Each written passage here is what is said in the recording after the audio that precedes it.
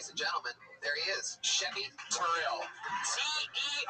T-E-R-R-I-L-L. My Chevy. Chevy. C-H-E-B-Y. My Chevy. So Twitter and Instagram, Chevy. C-H-E-B-Y. T-E-R-R-I-L-L. How about one more time for Chevy, ladies and gentlemen? Good. Somebody call Wayne, brother. I mean, couldn't you see that on Adult Swim? I mean, that's just such a funny idea. Like, and since it's true to him, he can get away with it. It'll be amazing. that's special Olympic shit. Damn. All right, next. Here we go. They should make a movie about Darth Vader. I think he's an interesting character. Maybe it's just me. There you go. A little more from your friend Hitler. What sucks about doing Hitler at the beginning of a show is if people aren't into it, you have to be Hitler for the whole show. You're like, God damn it, I'm funny as myself. Right, Hitler? This is true. I pulled another name out of the bucket. Put your hands together for Yusuf Ali.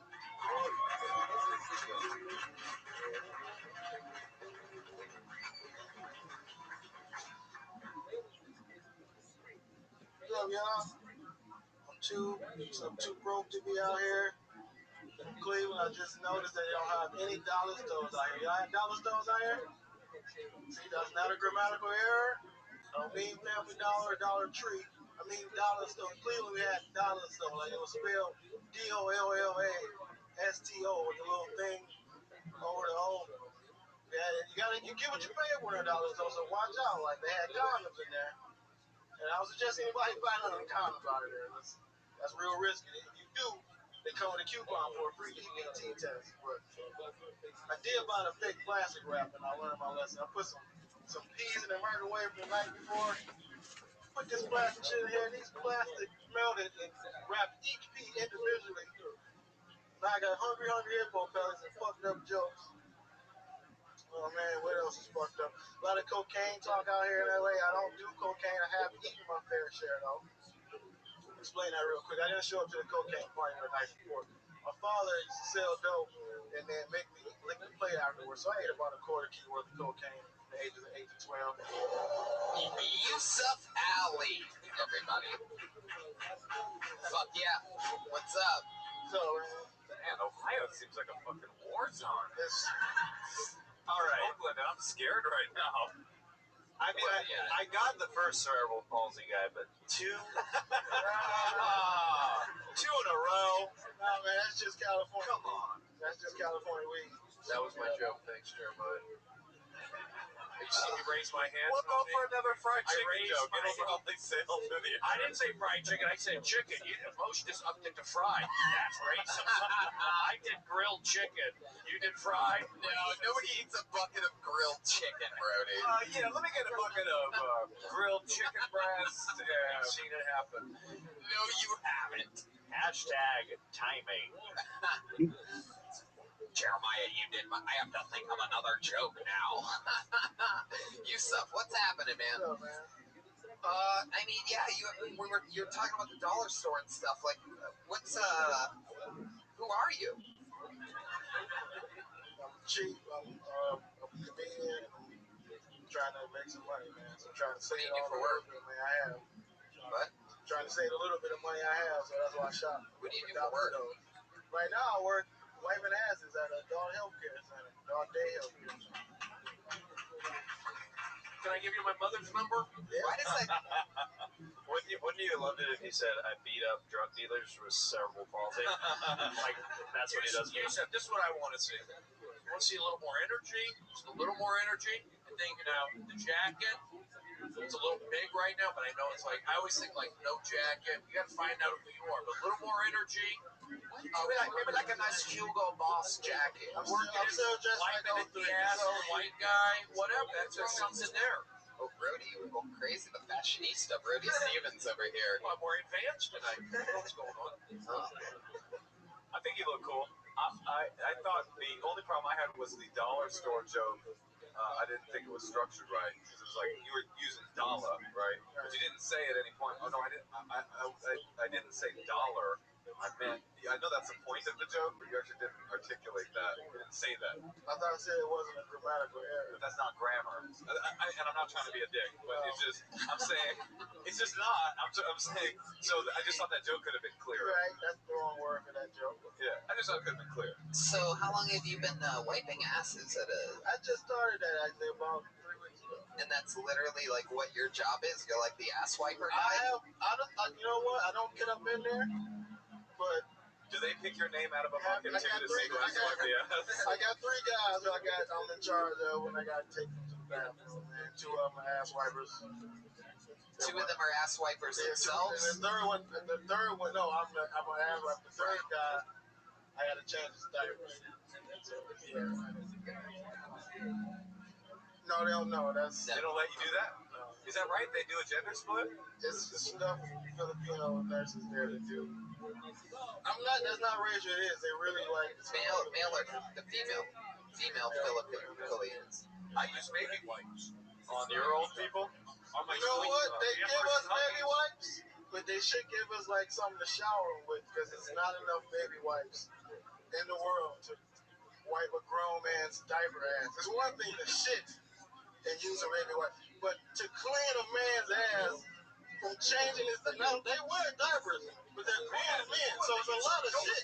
It's like smushed all around. A lot of shit. Cool. So I'll be like, Once you drop the dollar store material, you turn into fucking a performer. oh man. He's like, they don't have enough baby wipes. This one looking bugging for the audience. It takes a lot of patience and baby wipes to wipe a grown man's ass.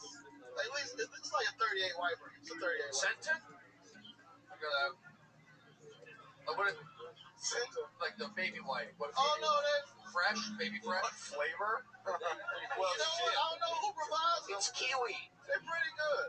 They're pretty. They unscented. Yusuf, what do you think It's an ass flavor. Oh, what? Shove it in, Hitler. Go ahead. It's an ass flavor, baby wipe. There you go. Yusuf, what do you think flavor about? of Oh, ass. okie dokie. Now it's a thing. It Here smells we go. delicious. Now I'm Mexican. I'm Mexican Hitler. You know that's funny, Tony. Because he said he's Mexican Hitler. He don't sound German or Mexican. Now you get it, man. When you're wiping these people's asses, do you ever like think about contemplate things? No, I just gotta make it mechanical. I just think like this is not a human being. This is not an ass. This is just a job. This is just a wet wipe. That's like art. I gotta think of it like art. Yeah, what's up with your No, nose they while you're give doing us masks. mask? But do you put extra something like some Febreze or something? Did somebody say mask? You just gotta take your mind off of it. That's the only thing you can do. Right. It cannot be an ass. It gotta be, like I said, it's artwork. We're all gonna need it one day, so I don't make fun of that stuff. Yusuf, I think that's an honorable profession. But unfortunately, I didn't. Two applause breaks for wiping ass, by the way. For those of you keeping tally, I've seen soldiers up here get less applause than what this audience is giving out for ass wiping tonight. No, man, I need comedy. Does it pay well? It's not minimum wage, is it? Man, it pays shit. You're right. It pays shit. It pays shit. What are the hours like? Part-time. Part-time. I mean, The clients aren't happy about that because they're shitting all day long. It's like, where's that comedian from Cleveland? I'm trying to get my ass wiped. He needs to clarify the grammatical thing too before he wipes my ass. Not grammar. How long have you been on stand-up? Long enough to know that's not grammatical. No, 7 years. 7 years. That was seven. The other number 7. Me and Chevy go back. Oh, you know Chevy? Oh, that's cool. Akron, Cleveland, LeBron connection. So, Also 7 in June. oh wow. I didn't want to say it, but then I thought about it, then I did say it. Okey-dokey. It was a good Just to let everybody know, for anybody who's listening, the things that Reagan and Watkins and Joel get to do, they have total carte blanche on the show. They get to do whatever they want, and it's always a surprise to me whatever they come out as. In no way are we Hitler. Yeah, in no way are we endorsing and supporting Hitler's genocide of the Jewish people in the 40s. Darth Vader, however, Yeah, we're into that. Planet Endor was sort of boring. You know what I mean? Actually, they didn't blow up Endor. In the end, spoiler alert, Endor didn't get blown up. I bet Hitler wish he had a mask he could take off right about now. No, nothing? Good thing they turned that mic up, Jeremiah. All right, Moshe. It's back on. Let's do this. So it's part-time? So it's like Uber? Like the budget? Uber. Go in? Do they tell you how much you're going to get paid for, like, depending on the ass? Or low. If it's a bigger You ass? get a little less if it's per wet wipe. Yeah. So, Oh, God. Oh. that's a good one. They use surgery. Oh, God damn it. We shit regularly as wiping our own ass, but ain't nothing like that ground up turkey shit. Oh, No doubt. No doubt. I respect that. Is there any other part of your job besides ass wiping? Wait, who's this new guy that just came on the podcast? This white boy over Oh here. yeah, I mean, we exercise them. Give them ambulatory exercises. That's cool. Yeah. What are they doing with Kanye West right now? Is that kind of stuff happening? Oh, come on. What? I know what he's going through. Kanye fucked up. Feelings matter, bro. Do you talk about any of the butt wiping stuff yet on stage? No, I could. It depends, man. Sometimes. Actually, my problem is I don't have like a routine of set jokes. I feel like tonight I didn't know I have to go with I just came up. No set. Don't repeat jokes. I repeat them. I just don't have like an order or like what opener. Like a set. So you don't have like a number one joke or number two joke? Or... I had no idea what I was going to do at 60 seconds. That's a funny joke from Jeremiah Watkins. I think Tony's question was good because I'm definitely more interested in hearing about you wiping the ass of senior citizens in your quest for Hollywood fame than I am a 99-cent store joke. You know what I mean? I think it's better than I think you should do the movie about that. And I'll do the cerebral palsy one. Everybody's getting a job tonight. The least powerful producers in Hollywood are on this panel. But I think it is true, Yusuf, is that, you were sort of in a tough position following Chevy because Chevy was so funny because he was talking about being cerebral palsy and being from the hood, you know what I mean? And you sort of just talked about, felt like dollar stores, like it doesn't seem as relatable. Whereas if you talked about, something as personal to you as having to wipe other men's asses to survive in this current climate, I mean, you got 2 applause breaks after your set by talking about being an ass wiper. Yeah. And I think you should embrace it. Something to think about. Overrate some ass wipers. Just scoop it. Just go for it. Yeah, just write it down and then spread it out and then, wipe up all the good jokes. I don't know. I think that's a rocky road ahead of I have other shit jokes prepared that like accent ass wiping jokes. Accent. All right.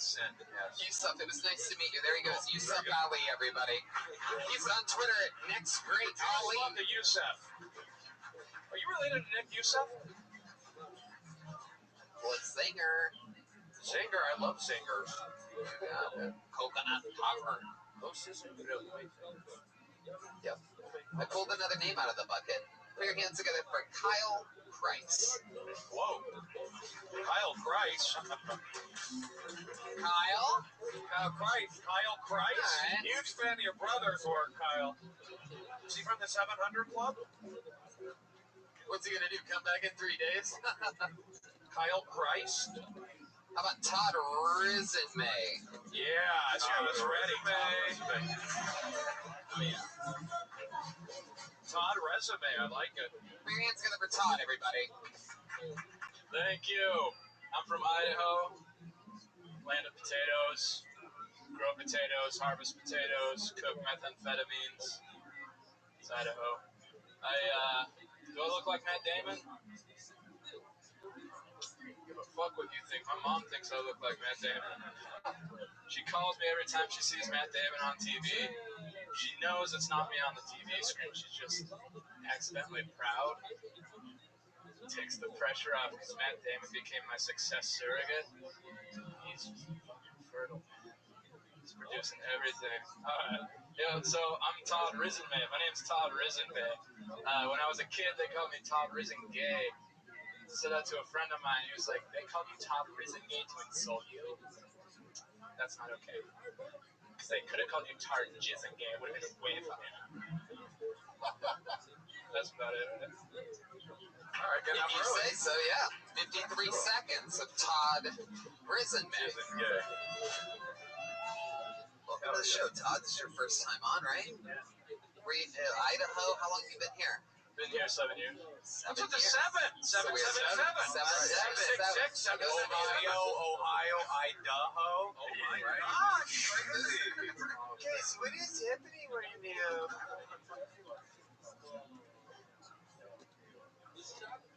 Whoa. Wow, he knew.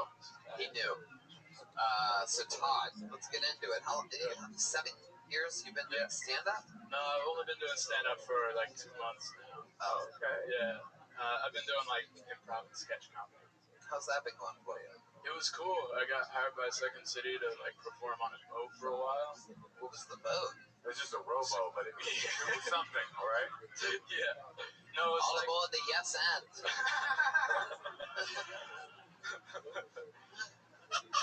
What kind of terrible boat is this, by the way? Can you imagine? Come on in and name a color while you're at it. Orange, you say? Where would you like to go? Can I get a location? That's cool. That's the captain?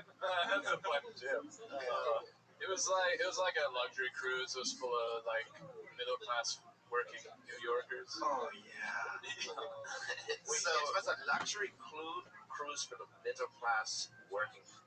How? It was cheap as hell. Like, Wait, you're Hitler again? I'm going just a slight short announcement. I'm going to take my armband off now because I have an armband. If we're a band, it's just too much.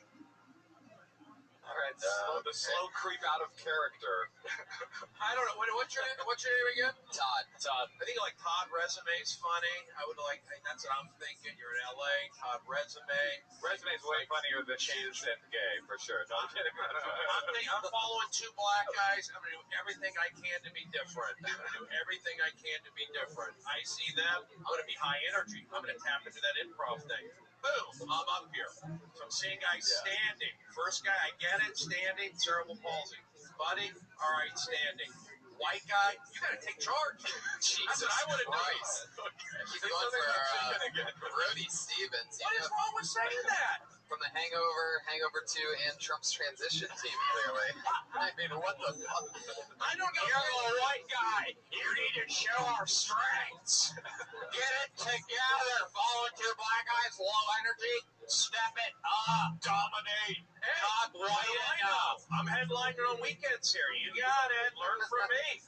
I get to do an hour on Friday and Saturday, but I'm wrong? Fine. I'm parking for free. My name's on the wall, and I'm doing Detroit on January 31st. Brody So don't tell me I don't know what I'm talking about. I crushed it last night in the OR at 11 p.m. Yes, thank you. Watch your language. I don't need to curse. I think it's time that you get whiter, Todd. So when I say stuff, let's start reacting. If he's headlining Detroit on January 31st, then he's definitely correct. Brody, the feature act, murder. Hangover 1, Hangover 2, due date. Thank you. You'll never take that away from me. Tosh.0 twice. Nobody does it twice. I did.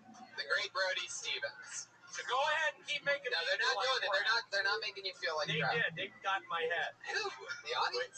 Yes. Todd, I thought that you, I didn't know that the guy was gay. I thought that would have been an important point of clarification. That who? The guy who was like, they called you Todd Resin gay. Oh, right, yeah. He did the like stereotypical gay voice. People were like, my gay friend. Yeah, I was like, wait, is this my gay? Gay? Wait, is this dude gay? What? You know what I mean? Yeah, he was gay. He's really No, gay, obviously, I heard the accent. But I should clarify. Yeah, that's a good point. Yeah, I got good points. I got good. It's not grammatically correct and make the guy gay. That's sort of all I got. Thanks, man. What do you do for work? Right now, Uber. Yeah. Uber. I just quit my catering job with like less than an hour's notice. Catering doesn't quite get the same ass-wiping response from this audience. I don't know, but you've fed people at times that are handicapped? Serving hors d'oeuvres and shit, yeah.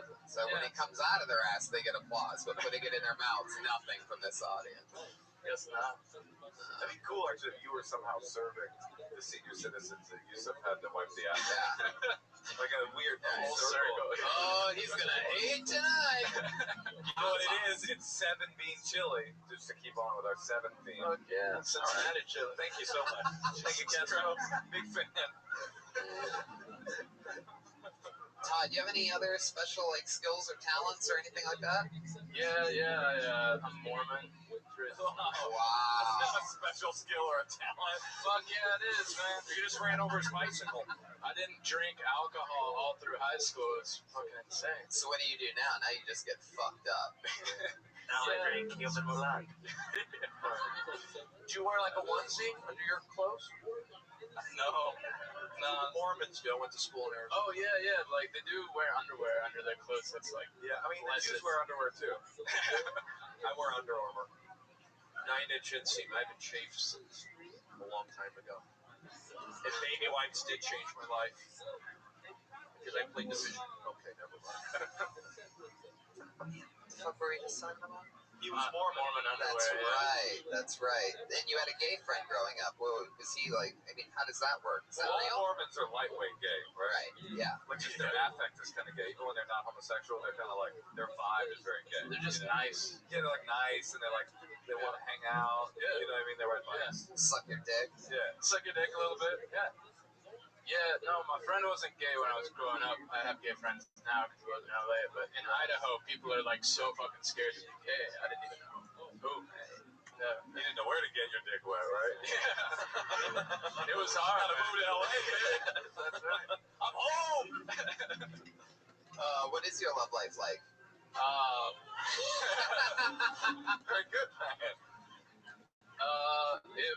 It was great for like having. I just broke up with my girlfriend like yesterday. So that's shit. You quit your catering job and broke up with your girlfriend? Wait, after Thanksgiving? Yeah. Broke up with her yesterday? Yeah. Tell us the story. It sucks, man. Yeah. Go ahead, You're gonna make say me it. fucking cry. Come on, do it. Cry. Use your real life and your emotions.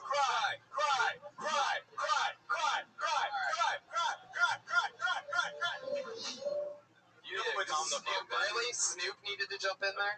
You know who would cry is Matt Damon. He would actually Yeah, you cry. would. So you don't fuck with me. Like say 6 months. Oh, 6 okay. months. It was we live together right now. You still live together. It's fucking brutal. Sorry. So why'd you break up with her? I don't know. We just started talking about it, and yeah, We both really like each it's other. really but fresh. We talked about it, and that was man. it. I don't know why. No, nothing like that. It's just Was the sex don't good? wanna be in a relationship. Was the sex part good? Yeah, the sex is great. She got a fat ass? Yeah, she's got a great ass. Great, that's cool, man. Awesome. I'm sorry for your loss, man. Thank you. Huh? Dude, No, there's. what about her boobs? What did they look like? Hey, watch your back off, Darth. Oh, sorry. Todd, Yeah. what was your least favorite thing about your new What ex-girlfriend? if he did start crying, though, when you asked about her boobs? He's like, your boobs are perfect. What was your least favorite thing about her? She Just lived say with it, me. Todd, let it Yeah, we were around each other too much. We moved in too quick. That's what happened. Yeah, motherfucking right, you did. You broke up Yeah. on Thanksgiving. Yesterday. You left over what? Get it? Left over. Yeah. Let's just say there's peaks and valleys to this conversation. 818 LA, die! Enjoy it. But here's the deal, people. Gotta pick it up a notch for me. Brody. I don't like it. Brody, you shoehorned a leftover joke in there. Come on, what are we talking about? Todd, what's going on? Yeah. Brody, you're now not using the microphone and doing what you were I doing want to keep before. it off the mic. I don't want negative energy coming through things. I'm trying to be positive, but I do my own thing. That's what I do. Yeah. Let's focus on the old Todd. I did. I gave a great leftover joke. I got nothing. I got nothing. There's nothing more fun than when Brody is so interestingly, artistically, Artistically? What did you call me? openly bipolar, right? That sometimes Not at all. Really? Not at all. It's called blue-collar Jewish from the Valley. Do you think the Chicago Cubs would let somebody who's bipolar hang out with them? Do you think the Comedy Store would let me do an hour every Friday and Saturday Absolutely. night if I was bipolar? I definitely No, they wouldn't. Let's quit talking about my breakdown and get back to his breakup. Yes.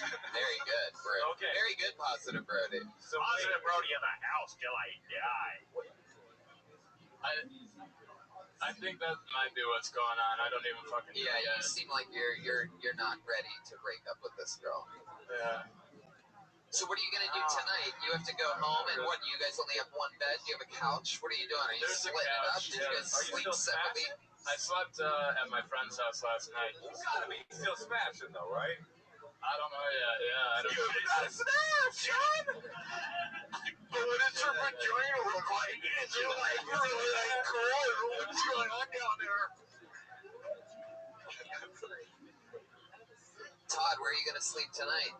I think we're gonna sleep in the same room. I don't know what the fuck that's gonna be like. Yeah. Or one cool thing to do is to make sure you wake up before her and be staring at her really intensely when she wakes up. You know what I mean? That'll get her back for sure. Yeah. Yeah. That's what Brian does to 12-year-old girls. Oh, that's... Maybe it sounds like you're not really broken up at all. Nope. I'm sorry, Yeah. I want to change the subject. Go ahead. Why did you move to LA? You just been doing stand-up. Oh, for improv is why you moved to LA. Is that right? Yeah. I moved. I found out what improv was when I got here. I've been too scared to do Why stand-up. did you come to LA? You weren't doing He didn't plan to. He got on an improv cruise ship and just went. No, because improv in Idaho is pointless. Like, can I have a one-word suggestion for potato? No, I haven't finished the framework. No. Thank you very much. I'm here every night, Saturday, Friday, hour, main room. This is my room. Yeah, it hurt, right? Yeah, no. Yeah, you know what? These people are pieces of shit, Brody. You're right. Yeah, I don't know. I moved from Idaho because it sucked there. I wanted to be an entertainer. I was supposed to go on a mission, like a Mormon missionary mission. I was Where were you like, going to go? you don't know until they tell you where to go. I think you're gonna be doing some Mormon missionary tonight when you get back with that fucking this dirty whore that you call an ex-girlfriend. Wait, I wonder if have you ever known a Mormon who got the assignment and was like, yeah, actually, I'm not going there. I'm out of this religion. Like, because the location was so whack. No, not yet. My brother went to fucking Mongolia for 2 years. Wow, that sounds actually kind of cool. From Idaho to Mongolia? Yeah, I guess so. Did you say it just Gabriel cold Valley? as fuck. What if it was just a Mongolian restaurant? Do you think being raised Mormon made you a little bit more of a freak in bed? I doubt he's a freak. I think it made me look at weird porn when I was in high school. Like what? What kind of porn? Like child and stuff. No, Todd. Don't overthink it, Todd. What kind of porn was weird? Like just cuckolding and shit like that. Well, you're a cunt. Please explain that to me. I keep hearing this word and I have no idea what it is. You really don't know what it is? I can't tell you, but I can show you. Yeah. Jeremiah, if you don't know what it is, then that means you are one. Cuckolding porn is where a guy has his wife fuck another guy in front of him and he gets off on it. I mean, Sure. so are you into that? Maybe that's the problem. No, Maybe that's why you and your girlfriend didn't really get along. Maybe you didn't actualize your true sexual reality. Maybe what you need to do is just bring the young Jew home and I'll smash in front of you. Yeah, And I'll bring you guys back together. You know what I mean? it's a good theory. Yeah. Yeah. Your voice isn't seeming like you think that's really a good theory. No, I think I stopped looking at weird porn when I finally had sex, and I was like, all right, this is what I do now. I don't even think cuckold porn is It's the weird. first time you had sex where you were like a freak. No. Because I remember the first. It's a personal story. But, Well, Hitler, what was the first time you had sex like? but the first time was terrible. But after the first time I had sex. Do you understand? Yeah. The difference. There he is, Adolf Hitler on the ones and twos. Well, Todd, I mean, there you go. What's the weirdest kind of porn you like? I like everything. I like everything. Brian just Have you ever looked at gay porn? You ever jerked off to gay porn? I've seen gay porn, but I haven't jerked off to gay porn. Yes. Roasted, dog! Straight out of Idaho! Jeremiah with some pent-up energy over there. Yeah, I mean, who knows what can happen? Who knows what can happen? I'm very much on the opposite end. I just like, I'm pretty much like Cream Pie City over here. It's I love Great Pie City. pretty much my There's a woman in go-to. the back applauding. It's just so wrong. It's so wrong. These dirty people having sex and coming inside of each other. I like it. That's an interesting theory, Brian. But yes, on porns there are dicks and vaginas. There's both things. Well, no. It's not all about the cum. It's about the journey to the cum. Exactly. It's an entire adventure. You don't just watch the end of the Right. movie. It's a cream pie. The pie is not all about the cherry. And most of the It's all time, about the whole pie. a lot of the time, you don't even make it to that part because you just know that they're so fucking gross, and they're gonna end up doing that. You don't even have to. You don't even have to get there. I like. I'm into BBW. I'm into that. Really? What's that? Beautiful women. Big beautiful black women. Yeah. I mean, I like that. I like that. Is that true? Do you really watch that? What happened? He's in BBAA now. Aphrodite made it. Aphrodite.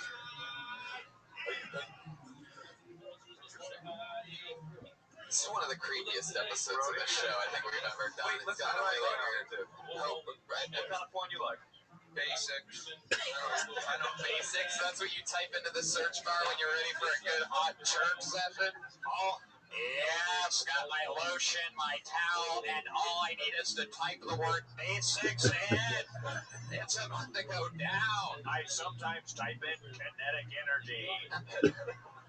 Brody not enjoying himself, guys. Fine, I gotta laugh off that. So. Yeah, no, it's funny. You know what? Here's the deal. I know. Well, there we go. I can throw something out and then things happen, but you guys are doing great. I'll just chime in when I. By the way, he's checked out the podcast and is literally reading Breitbart right now on his phone. This is no, I like it. It's got stuff happening. I have a question for Todd. You ever get caught by your family jerking off? Yeah, like 4 times. Wow, Yeah, that's impressive. Yeah. What's that like? How does that go down? How's that so easy to do? It said 7 He's times. like, son, it's not that you were masturbating that bothered me, it's that you were masturbating to the video of your mother fucking that black guy I found. 4 times? Cuckold joke. It's a cuckold joke. Yeah. I've never seen or heard my parents have sex. I've smelt it. Oh, there you go. Big laugh right there. That's funny. Yeah, I'll do that joke on the road. Big laugh. Todd, you might be one of the least discreet masturbators of all time. 4 times getting caught from your parents is just impressive. Like, what do you have, like one of those rotating hotel doors in your bedroom or something like that? No, it's the doors weren't locked. What happened? No locks on the door. Oh, you were like kind of teasing your parents a little bit. No, man. You just have They're your like, come in if you dare, Daddy. No, they took the locks off, and I just They jerked took the locks off because you were jerking off so much? No, they already were like that. Yeah. Did you ever circle jerk with your dad? Dude, you're getting down. That's a Mormon thing. No, serious. It's a good question. You got it. I got Salt Lake City Circle. I've had my mom walked in on me going down on a girl once, like a full on, like inescapably. I mean, it was really. But like, how deep were you in their vagina? It was like, I guess my head was actually inside of it. Yeah. Oh man, it's crazy. That's cool. Chris Farley's not doing it anymore. You are now.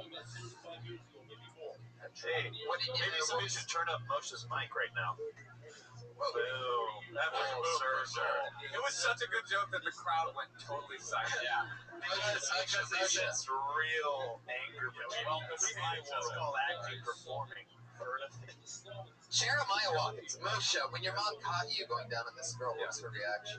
She actually, it was interesting because I was like full, you know how it is, you're fully prone and you're not, and I had the blanket over my head and somehow my ab muscles at the time were so Throbbing. I just jumped up like from fully prone position, I somehow jumped into the air, flying like a superhero, pussy-eating superhero, and I like Ellen DeGeneres, and I just landed on top of her, like covering her with the blanket, and I heard the door just kind of like slowly shut.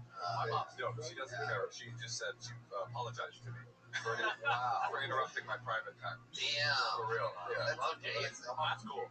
I jerked off on a spider once. Oh, yeah. That's a smooth, Wow. that's a smooth segue. Yeah. You jerked off on a spider? Yeah, I gave it Charlotte's Web eye. There you go. I got it. I'm resorting to material. Twice. That's the second time that you've done that. What is the worst time you got caught jerking off? What happened? Yeah, what was your punishment? Yeah. Did you get punished for jerking off? You would just sit down and talk to me and passive aggressively tell me I wouldn't go to heaven. Well, what happened? Okay, so what happened is for the first time you got caught jerking off, were you on your laptop? Were you in your... I was well, Are you reading the Book of Mormon? No, I was in the computer room just at the laptop like a novice. The computer room. Yeah, my dad's office, yeah. That's what it is. The computer room in It's a so Mormon crazy your household. dad told you were going to hell if you jerked off. It's just so fucking crazy. Yeah. No, it's Yeah. like built into the religion. He didn't Yeah, really but have they to. all do it. So who's in heaven? Nobody? One boring dude with no balls? That's why I fucking left, man. One reckless guy like, fuck. Yeah. I'm waiting for somebody to come look me up.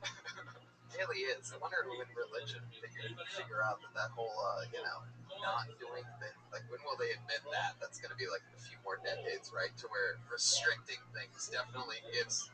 Right, Jesus is here. But I mean, Oh, it's he's like, here? He's being extra creepy. For you podcast listeners, we have a Jesus Christ lookalike that. have you ever masturbated on a girl's shoe? No, not yet. Oh, have you, Brody? Uh-oh. I gave her a... Yes, I did. Oh, what happened there? What happened? She was wearing Crocs, and I was staying at a friend's house, and I went to a roommate's room, and You gave her Charlotte's Web eye? call back. It didn't work. I gave her Charlotte's Web toad, web feet, web toad, something there. One time I completed on a Beetleborg action figure. All right, Tom. What was There he goes. What was the figure Todd like? Riz&Me, ladies and gentlemen. There he goes. He's a Todd_Riz, R-I-Z. We tried to come back on that one. I'm going to go back to the internet. Want some more comics out here? Let's do it. This last, we're going to get back to the bucket in a second. This last Tuesday, I was at Roast Battle. Moshe Kesher, you were at Roast Battle, and we got to see one of the greatest roast battles that I've ever seen in my life when one of your fellow castmates, Jeremiah Watkins, one of our fellow castmates, Jeremiah Watkins, huge member of the Wave of Roast Battle, very popular part of the show, they battled for the first time, and they got... In a great battle, they got upset by a few guys that we've heard of before on this show. They've been on this show a few times. It was the upset of the century. It really was. In the roast battle world, it was the upset of the century because they battled. We've seen them on the show. A group called the Verzi Triplets.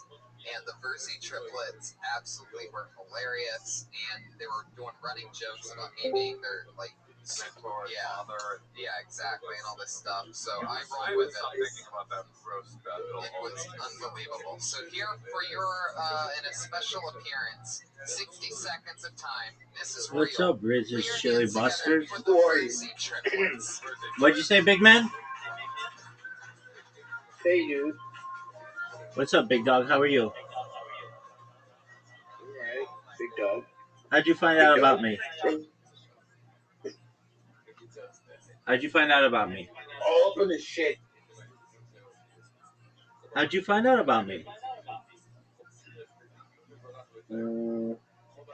I got my friend hooked me up with this shit. He was like, yo, man, Check it out.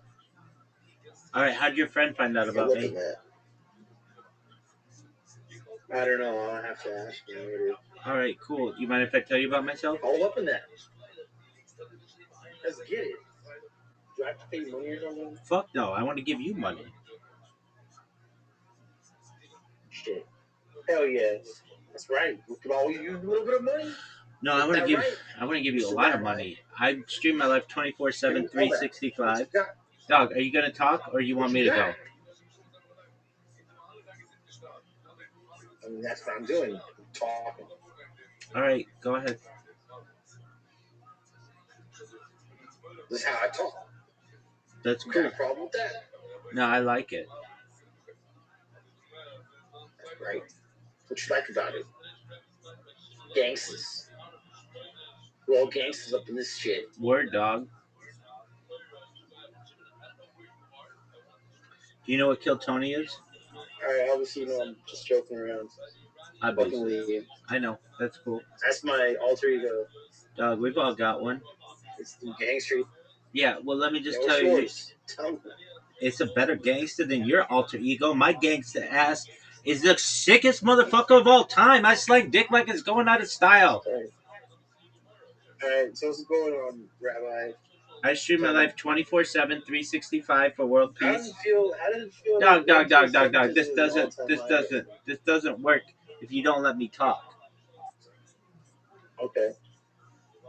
I stream my life 24 hours a day, 7 days a week, 365 days a year for world peace. I've been doing so for more than 4 years. My streams go back to the pandemic. We've seen the death of a queen, the birth of AI, the coronation of a king, and everything in between. This is a real-life Truman Show, real-life Big Brother. Have you ever seen the movie The Truman Show or the television show Big Brother? Yeah. Word, dog, then you know what it's like. The Truman Show. Absolutely. I'm live right now. Dude, go to the top of this Discord. You'll see a red circle that says 24/7 live YouTube streams. Oh, I see that.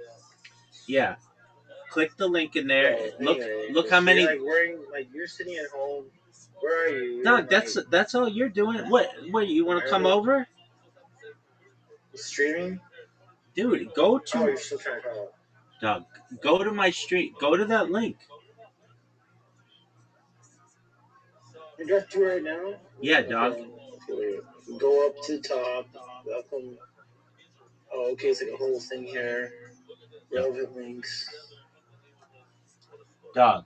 Incorrect. Okay, but like. Do you see the red circle that says 24/7 YouTube streams? The red circle. Where's the red circle? Is there a red circle somewhere here?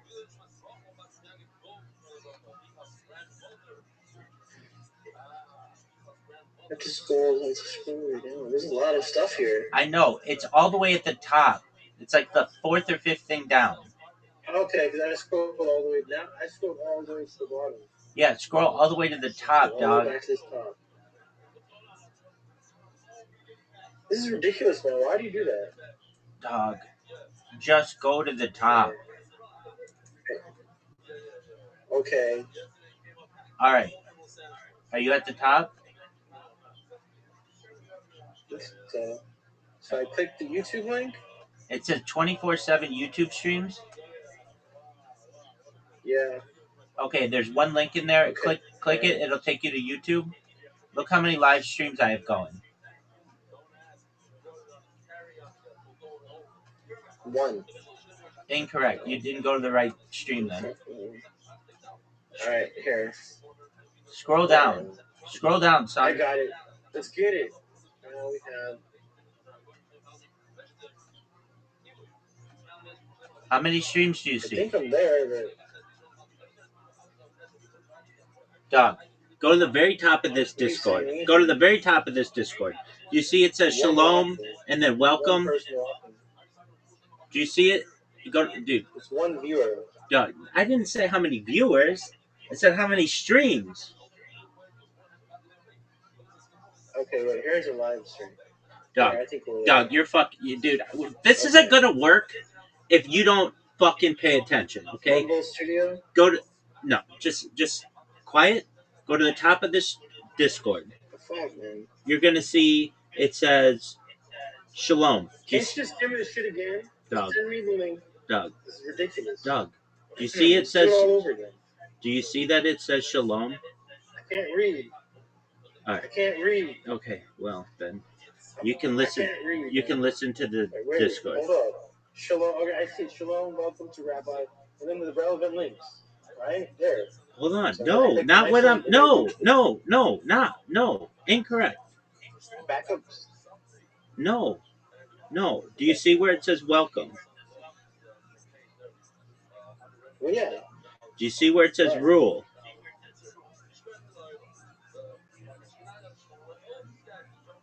It says welcome to Rabbi Rothschild.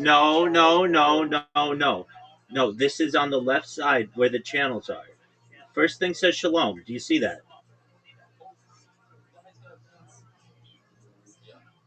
It's the very top. It's the very top thing. All right, shalom. Right. And then you see welcome, right? And then you see rule. And then you see announcements. Do you see that?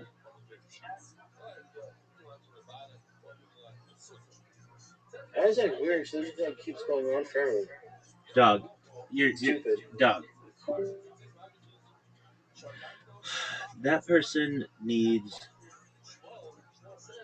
an attitude adjustment. I don't deal well with that shit.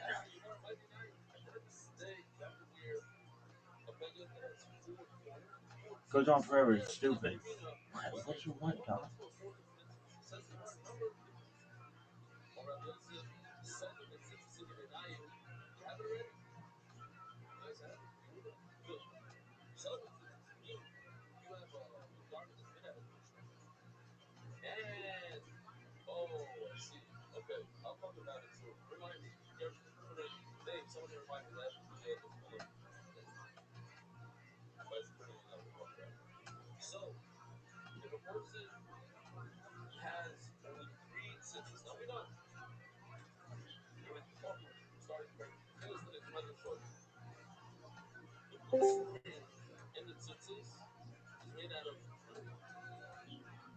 Basically, Arrow is an aerodynamic lifting body with a twin turbine-driven rotor system, capable of propelling it 300 knots. In other words, it's a fast twin-engine jet chopper. One can express it in those terms, except this jet chopper can disengage its rotor system and ignite these two additional turbines. 9.6 seconds after ignition, Arrow can exceed Mach 1 to sea level of 65,000 feet. In other words, Senator, Arrow is a Mach 1 plus chopper that can kick butt.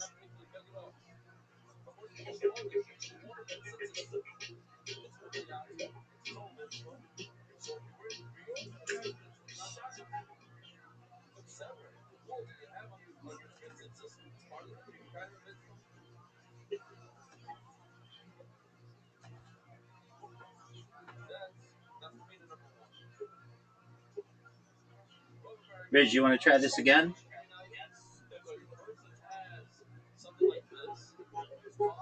Riz.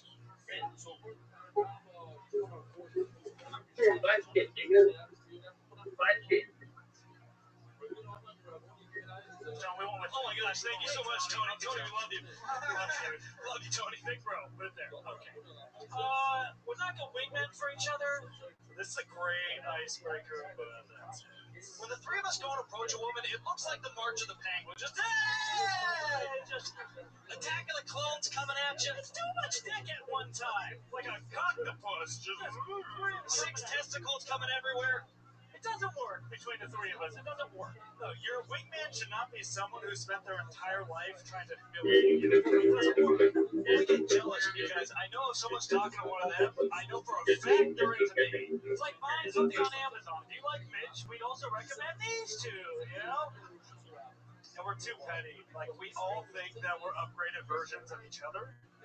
I just think we're different stages of evolution. Like, he's Homo erectus, I'm Homo sapien, and Mitch is a homosexual. You hang out with a Mormon one time, and everybody thinks you're gay. Okay, it doesn't work bad. And nobody here... Exactly 1 minute from the verses. There you go. This is one of my favorite parts, because now they get interviewed and they have to share one microphone, and then they fight over it like little babies. How about one more time for the Versi triplets, everybody? March of Penguins is funny. You guys stick with me over here, guys. Let's pull some focus. How are you? Oh, very good. That's enough. That's enough. It's a live show, guys. Ronnie's right, man. This audience sucks. You guys aren't getting into it.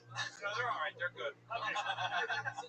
Don't turn on them. I don't think the Verzi triplets have the power to be able to recover out of that spin out. Were you guys in that wrestling movie with Steve Carell? Fuck yeah. 3 people are dying right now in this room. This looks like wrestlers. At the Improv, good guys. Good to see you. You gotta talk into the microphone. Enjoy it. See, Thousand Oaks area. Very good. You guys were in the valley at one point. Okay, Verzi triplets. Stick with me over here. All right. Okay. Verzi triplets. Wait, how are you all totally jacked? Is that part of your genetics? Or are you all in the valley? You guys all sleep on the top bunk? We do chin-ups onto the top bunk. That's what we do. Wait, are you really gay? No. You didn't have to react so violently. Jesus Christ. None of us are gay! Don't ask us that!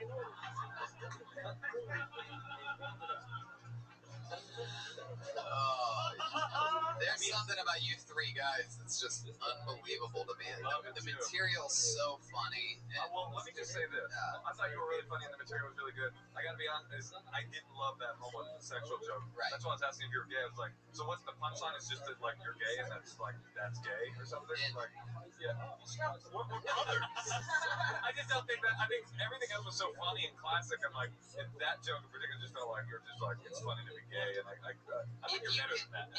Yeah, I think you guys can sort of get away with it, but the answering to Moshe's no, which I agree with. I think you guys can get away with it because you are brothers, but we all smelled it from a mile away. So if you figure out a way to get to it quicker, you know what I mean? Like, you just gotta just rattle them off. No, I love a good gay joke, but when it comes to us, it's just like a person's gay and that's hilarious. It's like, okay. The word gay is not much. And what do you say about you make out with one girl? What do you say?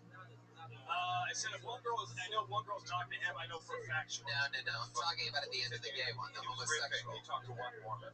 Yeah, I was going off Todd, which actually we know Todd. We did improv with him. Really? Oh yeah, you guys know each other from Whitest People Ever convention, right? Yeah. That's cool. Thank you. What if you guys did that old trick where you set up a date at a restaurant and then one of you got up from the date, went to the bathroom, another one came back? That would actually be pretty awesome. Switcheroo. Yeah. My favorite part of your set, to be honest, is when you guys were talking over each other right at the very beginning. Like that's just funny to me because it's just chaos. That's it. I like chaos. that. The Sklar brothers and Sklar brothers talk over each other a lot. There's something funny about you. Like you don't even know where to look. So where did you all three of you are talking? That's funny. Actually, they laugh. So real quick, You did. Well, I consider motion professional. Verzi triplets, how old are you guys? 24. How do you make your money? We work construction for my dad. Oh my Oh, yes. You god. live in LA? Well, we're all one. 805. Yeah, it's Trump. Yes. Yeah, we're the Trumplets. That's funny. Good stuff. Where are you guys from? Ventura? Simi Valley. Whoa. Wow. You got it. Stearns Road. I would have gone to Royal High School. You went to Simi? Yes, dead hair. You got it. Stearns Road. You know where that is. Lots of names, streets. All right. So, what the fuck? Like, did you guys live together? Yeah. We live with our parents still. You still live with your parents, 24 brothers and sisters? We drive here. Are your parents triplets too? Yes. Funny joke. You share clothes. Sometimes, yeah, we do. Yeah. Have you ever dated the same girl? No, we haven't. It's kind of just like, yeah. Okay. Well, no, there's been like, You guys like religious, you mean? No. Oh, okay. There's been like one Are time. you guys Eskimo triplets? No, not yet. Maybe with you, Tony. Maybe with you, right? Okay, I mean, who knows what can happen? I've never had triplet sex before, so Also, I'm into creepy shit now. You guys even ever come close, like giving a massage all at once to someone? This massage just to deal together. Three-way massage? That actually does seem like to be a mind-blowing massage. Six strong, It's a new business. Tiny hands. Do you repeat each other's thoughts? Does that happen? That sort of thing? Yeah, yes. You just did it right there. I have a question. No, they didn't. Did your parents, was it like surprising when you were born, or did they have like, were they trying to get, were they using? That was natural. Did they just think they were having two really fat twins? Don't fake laugh like that at me. Tony, sorry. I love you. And are you all? I don't want to blow this. Are you all equally? What about this? You blow this? Are you all equally close to one another? Like, is it 100% tie? Me and Mitch are closer than Sean. Interesting. Why can't Sean the microphone? Look at him, he's just like a my buddy golf. Whoa, there's a third one? Why do you think they have this angst against you? Why do you think they've teamed up against you? Were you first, second, or third on the out of your mom's giant pussy? I was second. I was the middle, but they shared a bathroom together, and then I had the bathroom with our older brother. They still do share the bathroom. Excuse me. They still do share it. You have your own bathroom. No, I have it with my other brother. You have an older brother? Yeah. Who is he, man? Iceman? No. Sean Astin. Host of Ninja Warrior. Stay with me, guys. Ryan Redfield. Know my references. We don't know. Somebody, you asked us that the other day. We've never looked at each other's dick. Tony asked us that yesterday. I did not ask. Tony, everybody was I walked by and somebody else asked you that, and I jumped into Tony it. said he'd measure. That's what he. We're going to do a new program on Kill Tony. Show Tony your dick. Wait, are you Italian? Breaking news. Italian. Triplet dicks, 2016. They probably have big dicks. They're Italian. Yeah. It's probably him, the one they don't like. Yeah. He's the one with the big ass dick walking around making them feel inferior. Yeah, we never actually looked at each other's dicks. I mean, we did look at his, and we walked into his bathroom one day together with our heads on top of one another as we turned the doorway. Yeah, you seem like healthier. What was I am healthier. That's why I'm in better shape than them. Why is that? Yeah, I work out. You do more cardio than them? I just like for 2 years, I just like nonstop every single day went to the gym. What were these lazy shits doing? What were you doing, Fats? Yeah, Mitchell, what were you doing when he was going to the gym? I like to drink a lot more. He doesn't drink. You're Mitchell? I thought you were Mitchell. We'll get it, Tony. Don't worry. Probably never will. Do you guys have a head writer? that's funny. No, just one of us has the best joke, and then we're just gonna go with it. Wow. Yeah, but okay, so you guys have like, you guys write all three together, or do you like make a joke? We'll do separate and then come together. Oh, you guys come together? That's cool. Way to feel that. Yeah, I think so. And then half. Have you ever seen your mom's vagina? Only a couple times, but. Do you remember anything about it? It's very good. A lot of hair. Really? Is that true? Yeah, I repressed. Remember, honesty is always the funniest thing, Percy Triplet. So, no would have done as well. He's got his nipples a little big. Mine's a little. Is that true? Can we have a nipple off here? Can we see triple nipples? Wait, all right, let's see. Fat one. That's oh my God, he does. He has much bigger. Hold on, wait. He clearly has much bigger nipples than the other two. It's very creepy. No, I'm not gonna feel his nipple. Feel his nipple. Moshe, they want you to feel his nipple. It's got like a mass under it, man. I'm not even kidding. You have a mass? I don't feel your You got that checked out? Definitely not. You have something solid under there? Wait, you have breast cancer? Yeah. Feel that nip. Feel that nip. Feel that nip. Feel. You guys are about to be twins if you don't go get that checked out. All right, Brian. Hey, Red Band, could you tag this episode palsy, pooping, coming in triplets for the keyword search for this episode? Yeah. All right, cool. Pretty sure that's the tone of this whole thing. Well, Percy Triplets, congratulations. Hey, real quick, Tony, we love you, but last time we were on this, we got the last two times we got destroyed by Pat Reagan, and that helped us get a lot better. So I want to say thank you, Pat. Wow. Thank you, Hitler. It was so sweet. Well, I look forward to what you guys do in the future. So thanks. There you go. Look at that. Comedy friendships made here. I'm pretty sure Pat is the newest Percy Triplet. Get off the stage, boys. What are you doing? Hit the road, kids. Get out of here, you young. Stop touching me. Stop touching me. Little bastards. I know, those are my people. They're part of my new transition team. I'm excited about it. Really excited. We have a regular on the show. How about that? She performs a brand new 60 seconds, writes and performs every single fucking week. She's here for you again. It's the great Vanessa Johnston, ladies and gentlemen. Yeah.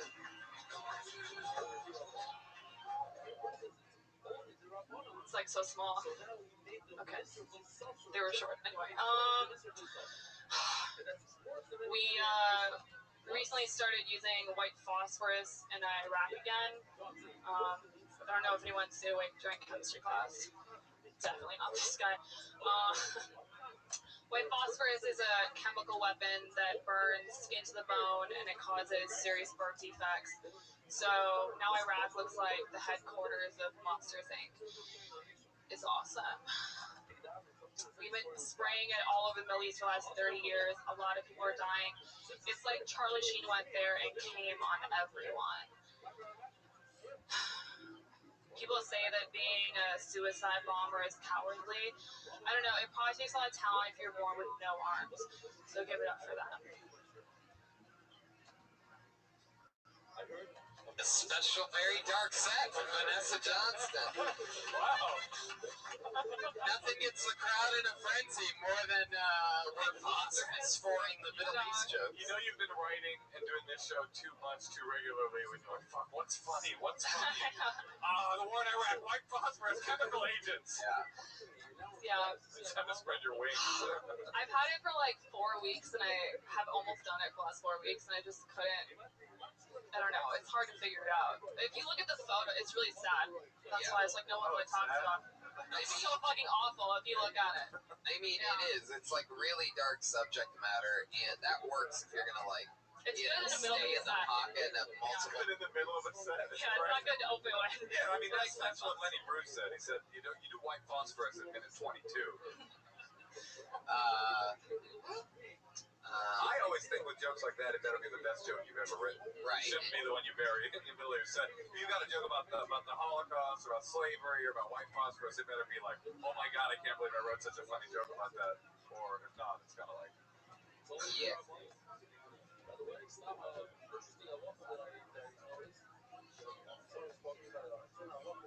Right. Well, I gotta say, I think I like you because I think everyone talks about bullshit all the time, and I'm sick of it. Yeah. Yeah. I listen to totally comedy 7 nights a week, and I hear almost 99.9% bullshit. yeah, but it also has to be funny. I mean, That's a lot what, of, you know, I could be like, yo, you guys heard about systemic racism in the prison industrial complex? Well, yeah, 1 in 3 black men will be locked up by the time they're 18 anyway. That's crazy, right?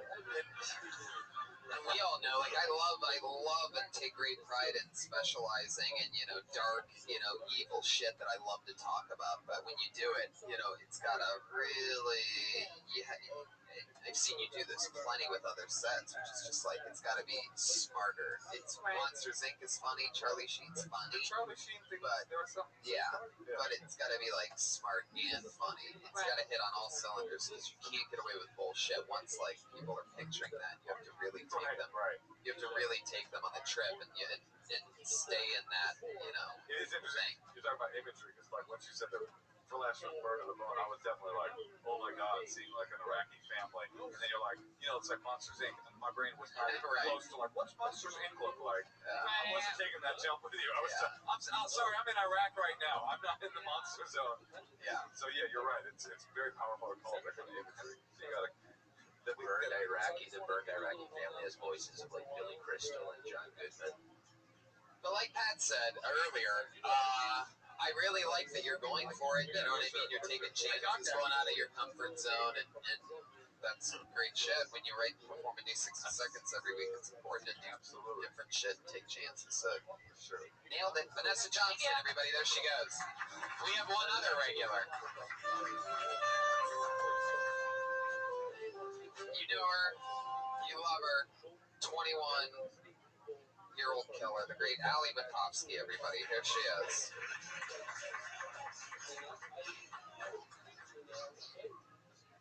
Hi. sex dream about my dad, which sucks. I didn't ask for it. I didn't want it. It just happened. And I feel bad because my dad doesn't know why I won't hug him anymore. I don't know what to tell him, like, it's not you, it's me. It's us, really. It's too volatile. We're like, no, you're a good dad. You're just a better daddy. I had a wet dream once. I didn't know that girls could get wet dreams, but it happened, and it's really embarrassing what I had a wet dream about.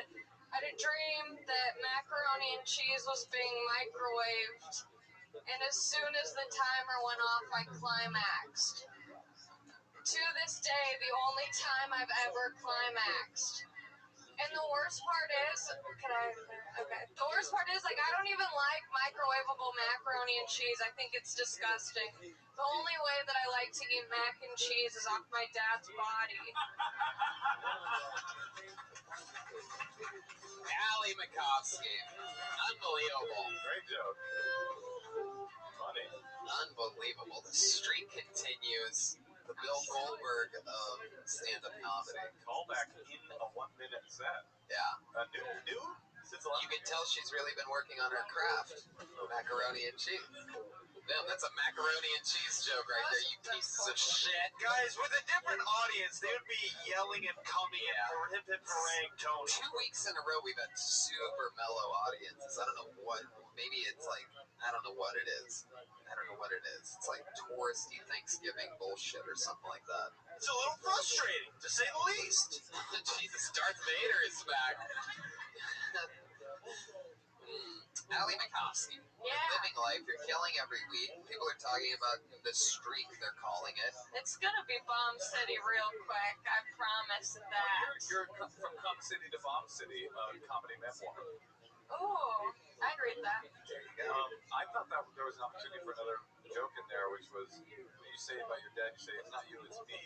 Well, it's both of us. And then there could be a third thing. Well, it's both of us, and then somebody else that's fucking the two of you. I don't know, like, I was thinking, like, not a midget, but like Judy Bravo, the midget from Midget from Yeah. There's some extra person that was fucking both of you. I just remember, I have the tag after that where I'm like, I just say, have you seen the knuckles on your father? Oh, that's funny. Those are some thick digits. I don't want to fuck my dad, I just want to fuck a dad. Has your dad seen this material? No, I'm so terrified. Yeah, I did have it. Is your mom watching the live stream She will be watching tomorrow. She said she's tired, so she's going to watch it tomorrow. She got live. She's tired. She's at home dreaming about macaroni and cheese. She's probably dreaming about my dad. She still loves him. Is that true? Yeah. Wow. I'm from Long Beach. Oh, okay, right down there. Texas too. Till I go. And maybe we should talk about that. You know, Allie, I was going to make a joke about you looking like Kurt Cobain. What? Nailed it. Anyway, you know, Allie, I was going to make a joke about, and Red Man, I swear to Christ. Allie, this is not Pat. I was going to make a joke about you looking like Kurt Cobain, but never mind. That's good. Okay. Guys, I'm telling you, with a better audience, that would have killed. And with a slightly smoother delivery. And a slightly smoother setup. Wait, can I read? Okay, so my mom's like a big fan of yours, and so I, yeah. So Really? Yeah, sure. Your mom likes me? yeah, she loves I'm you. a big So fan of your dad's. me too. So I texted my mom. I was like, Mom, Moshe Kasher is one of the guests on Kill Tony tonight. She said, wow, is his adorable wife with him? He knows sign language. See, already something in common. Dude, that sign language video that you did is one of the funniest sketches I've seen in forever. Oh, you mean the Portlandia? Yeah, Portlandia. That was phenomenal. Check out Portlandia. Moshe does this amazing sign language sketch. Well, let's just call out some of your favorite stuff that I've done over my... Stop the podcast right now and watch. Yeah, that's a cool sketch. I forgot to bring that up to you. I watched it like months ago. Anyway, sure, that triggered it. My favorite Moshe. Yeah, what was it? Allie, you did it again. Another great minute. There you go. Allie Makovsky, everybody. Killing it. Tell your mom I said I love you. You're so funny, dude. Brody, you have any like Cubs-like What the sage fuck? advice What's our for the great clip? Ali Makovsky? What would you, if Ali Makovsky was playing for the Cubs, if this was stand-up comedy, what would advice? What type of energy? Good effort. Yeah. You know, repetition. Get your work in. Yeah. Raise the target. Respect. Believe in yourself. She needs more Charlotte's Web For those of you that don't references. know, I am going to take a second here and say something. Is that Brody is an enigma, one of the all-time great, one of my favorite comedians ever. And this past year, I don't know how many of you deeply follow him like I do in real life and on Twitter and on Instagram. About a year ago, I mean, you've been friends with the Cubs for quite a while, this and that, but this year he started just at the beginning, preseason, you started going and hanging out with them. They were flying you around with them. They literally brought you like into the clubhouse. You were part of the thing, and you just went on an entire year adventure. And of all the years in which the Cubs have not flown Brody out everywhere, and literally with Brody there in person, the Cubs won the fucking World Series this year with Brody Stevens, like in one of the all-time coolest fucking things that you probably still don't literally believe, even though I just told you. Yeah, they didn't fly me out everywhere. They flew me out to a few things. I did conventions. My friend's a coach. I did comedy for him, and I just took it. I visualized it. My goal was to throw a bullpen in spring training. I still work out. I was able to throw a bullpen. And they say, who wants to go to the bucket one more time? Huh? One more. Why did I get cut off for that? Just kidding. Go on, Brody. Go on. Real quick. Yeah. And then they said, you want to go catch the first pitch? So I catch the first pitch. And then they go, you want to go to first base? I go, yeah, it was against the Dodgers. I go to first base. 1 inning. First show was pitching. Then he said I could hang out in the dugout. So I hung out. I did like 3 games, and then I put out positive energy, and they won. They had me hang out, you know? So you could serve I'm trying to create a job of this positive energy. Who says baseball is not boring? But the bottom line is, it was a great run. And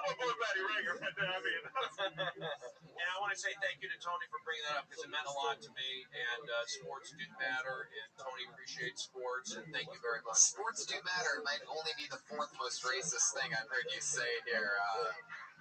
Yeah. It was a bucket of grilled chicken. Because it was bigger than baseball, and I really felt it validated a lot of my positive energy. Yeah, you're absolutely right. My friend who I grew up with, Tarzana Little League, he's a coach for the Cubs, so I saw winning. He was with the Yankees. I saw winning. So does and it's directly relatable. A lot of your friends are wildly. No, well, I took successful. that winning to do an audience warm-up. I treated audience warm-up like I treated baseball, and then I was able to do that. Then I put it into doing the HBO show. Grab the name now. Who's ready to go to the bucket? And I got the hangover based on positive energy. What can I tell you? I'm not an actor, but I'm in it. You guys want to go to the bucket one more time? Make some noise. This is it.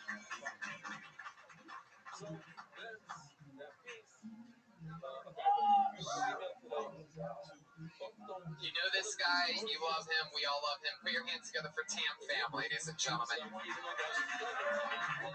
The Beast. Oh, look at other comics leaving. Oh, so sad. Hello, everyone. Because of Asian cultural pressures, I assume that our suicide rates were relatively high. But statistically, Asian suicide rates are actually very low if you don't count people who work in iPhone factories. I buy a new iPhone every year because I'm Vietnamese.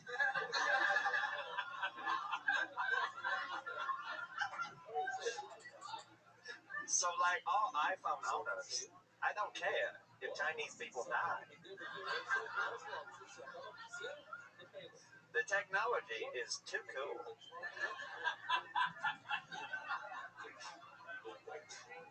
Pregnant women can now actually use their cell phone to figure out the gender of the baby inside them. How it works is, first, you lock the phone.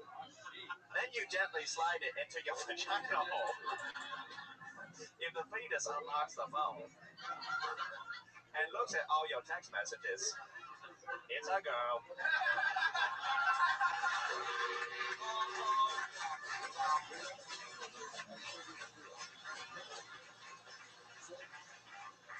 greatest thing I've ever seen ever. That killed so hard, and everybody listening to the podcast is like, wow. Yeah. That's not a podcast joke.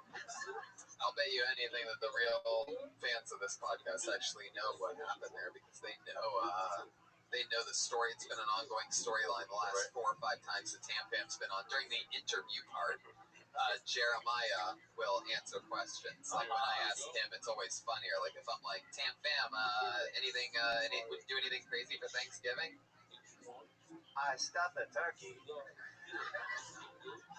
And my girlfriend. Well, we realize that this works continuously, that it's literally one of the funniest things ever, that there's just something about the way Tam Fam rolls with it and the way Jeremiah executes. And you can hear Jeremiah just trying to not laugh the entire time, so it makes it much funnier. I mean, hidden in that really funny sketch was that Venus joke, which is a straight up amazing, great one-liner. So let me guess on this. I'm guessing that you prepared this and you wrote out your jokes this time and had Jeremiah do them. Is that correct? Right. No. Wow. Jeremiah is the greatest improviser of all time. Leave me do it. No, I'm doing, you doing, him. This bit gets more and more better every time we do it. But ain't nothing like the first time, baby. Now you're like Frank Sinatra. Damn, Fam, I feel like you could end up making a living somehow just miming words.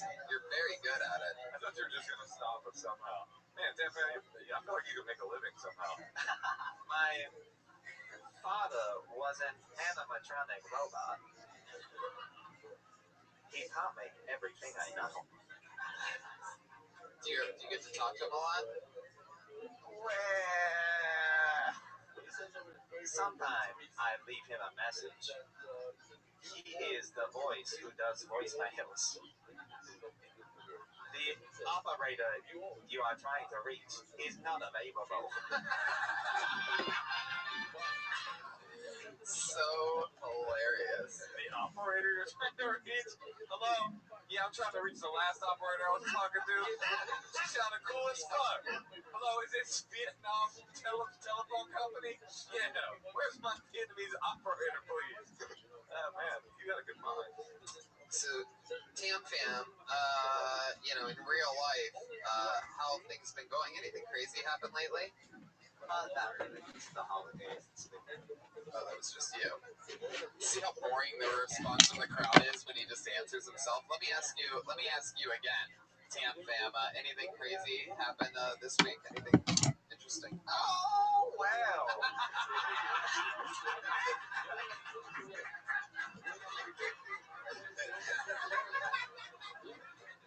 Oh, fuck.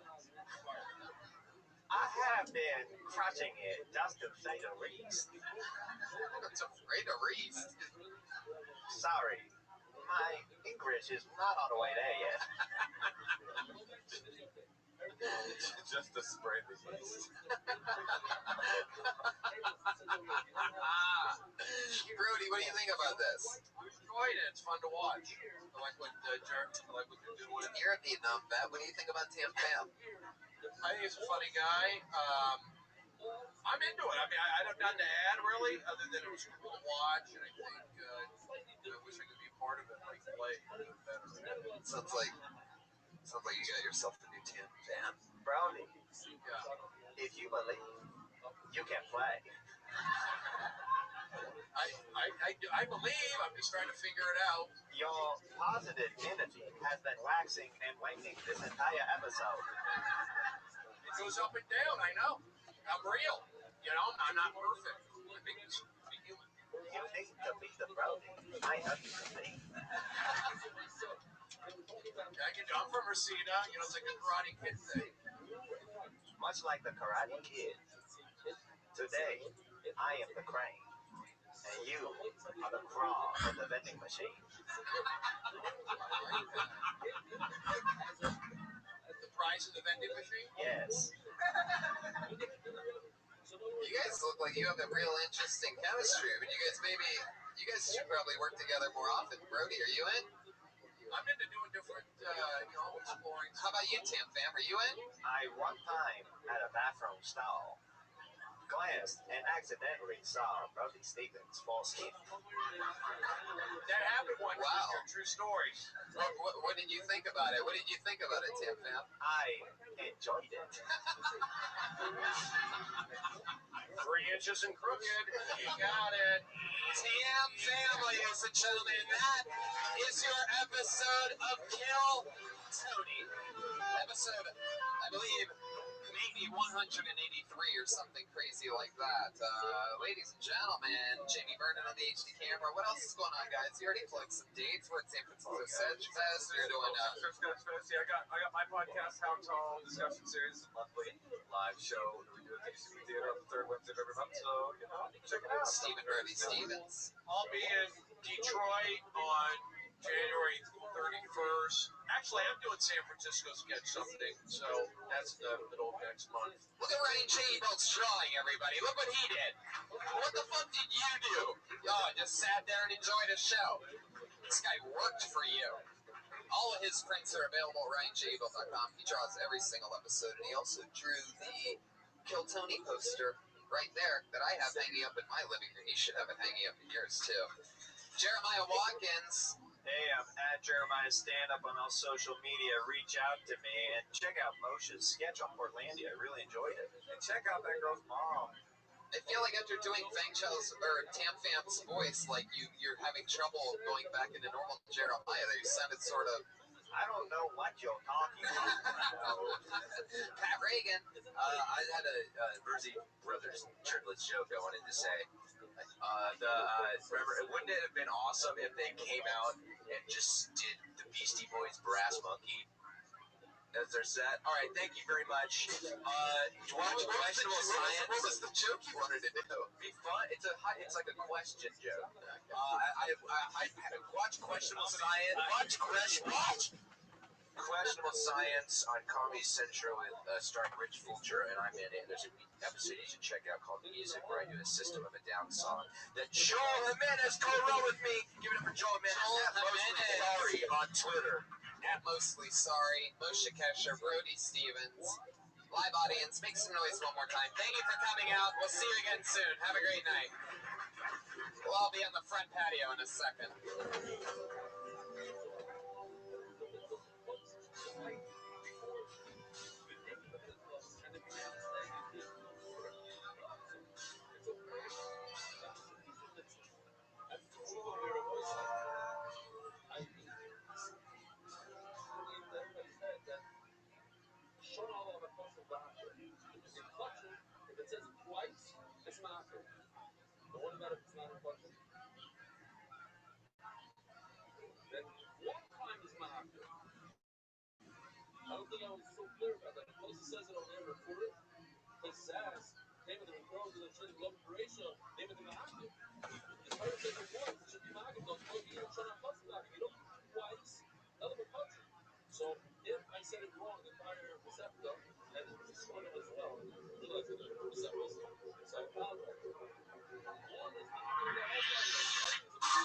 Hey, this is Rabbi coming to you live from the World Famous Comedy Store for a brand new episode of Kill Tony. Volume 1. Give it up for Tony Hinchcliffe.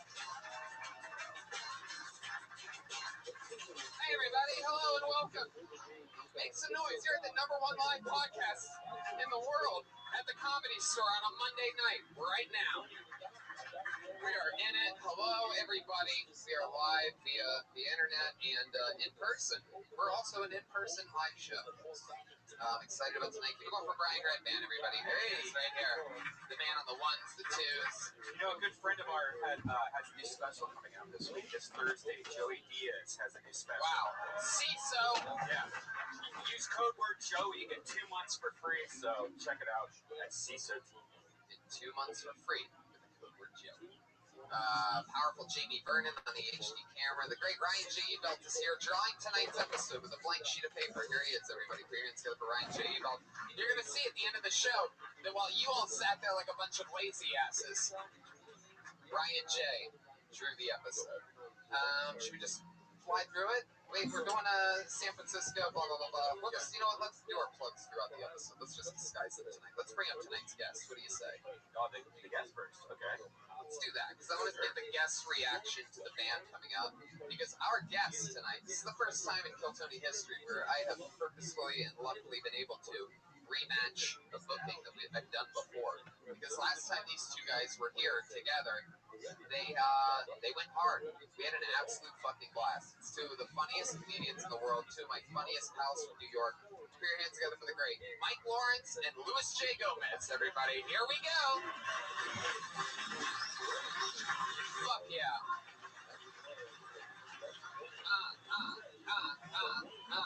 That's exactly how you guys sat last time. I'm so pumped about this. Welcome back. One of my favorite shows ever. You two guys are the guests. Make some noise again. Mike Lawrence and Louis J. Gomez, everybody. Live. Thank you very much for having me back, Tony. I'm very excited to be here. Excited to come back and judge your comedians and hoping to make somebody cry tonight. That's the goal. I hope I like so. that there's some Latinos here to make you feel comfortable, some fat bearded guys to make me feel comfortable. This is awesome. I scatter them all in. I want the guests to be cozy. And your comfort is important. And that's why it's also important that at times we get to see you guys a little uncomfortable. You have a history, both of you, of letting the band know how you feel about it. We have a band that you guys know about. Let's just do it, shall we? With a different entrance every week. These guys, two of the funniest, most creative people, three of them, and maybe four tonight, actually, I think, maybe. Here we go. Here they are, the Kill Tony Band, Reagan Watkins and Joel Jimenez.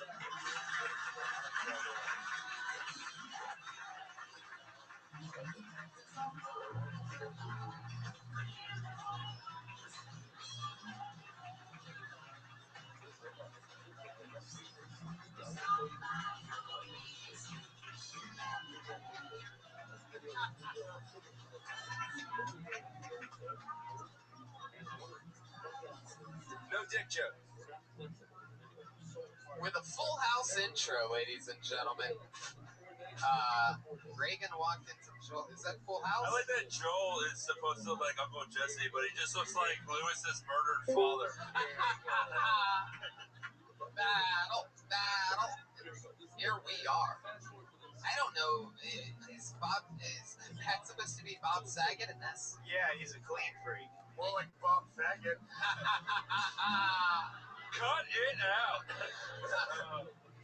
And Community college. And who are you supposed to be, Jeremiah? Joey Black. Thank you. This was very unconceived, I'm not gonna lie. You named two names that I still didn't get it. You just look like one of Uncle Jesse's like adult twins. Remember the 8th season when they had the twins? All right. The 8th season. You guys all look like you molested Michelle at a different time in her life. You got it, dude. You're literally stealing all of our lines right now. We had like 6 planned, and they're firing this, coming out all of the lines immediately. You look like you just gibbled Kimmy.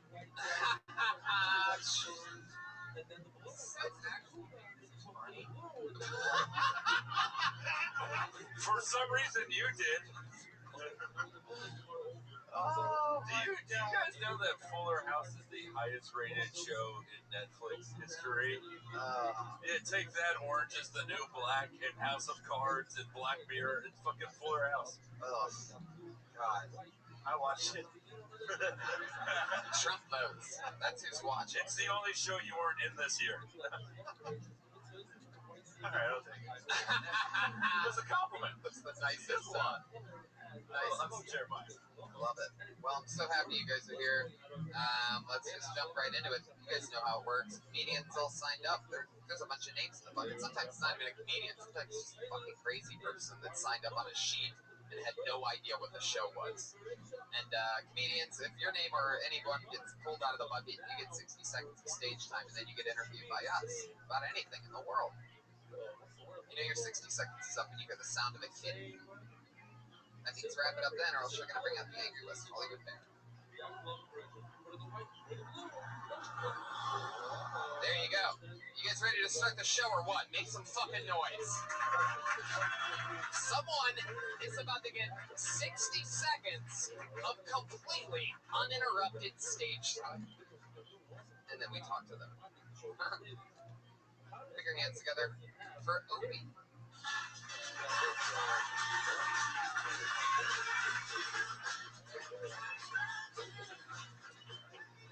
Hey, what's up, y'all? How's it going? My name is Opie. I've been traveling around for stand-up lately. It's cool. It's fun. My favorite thing about traveling for stand-up is when I tell the locals I have a show in town, and they go, "Oh, cool, man. What do you rap about?" That's my favorite thing, is that I get to pretend that I'm a rapper, you know? But I'm not a gangster. Like, I grew up in a rough neighborhood, but I'm not a gangster. So what I do is I tell them plots for movies I used to watch as a little kid. So what do I rap about? I rap about the time my uncle killed my father, kicked me out of the hood, and me and my homies came back and took the block over again. Ooh, it sounds so rough. Now that's Lion King, dog. Kuna Matata, bitch. I live in LA now. It's cool. The only thing is I'm the only black guy in my entire neighborhood. Learned a lot about white people. I learned their favorite way to say the N-word. It's with their eyes.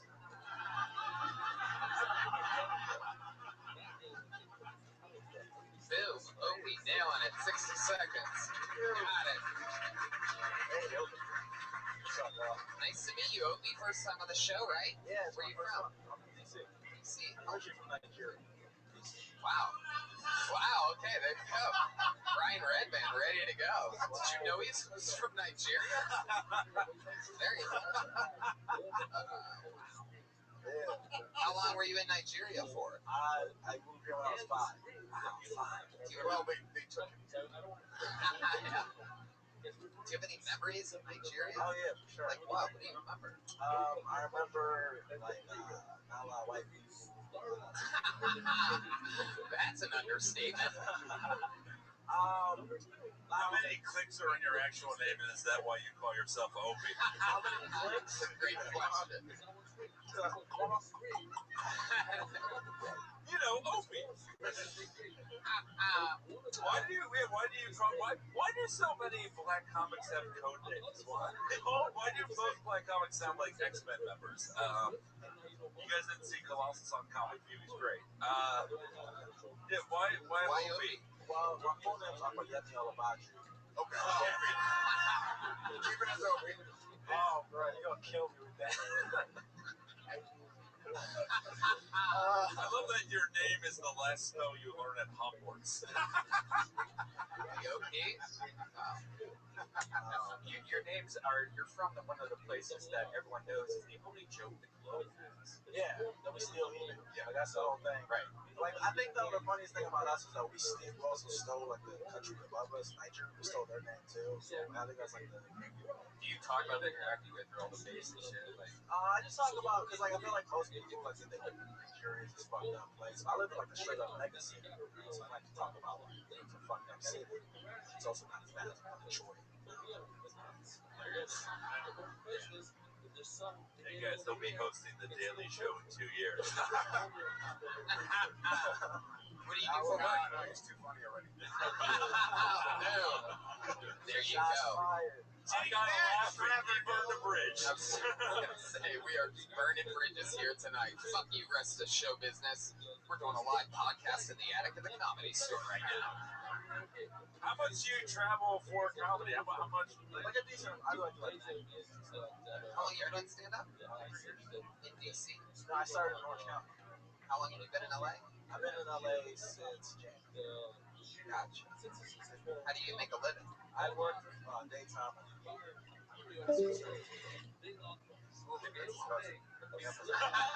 They sell bags together. I'm a digibada.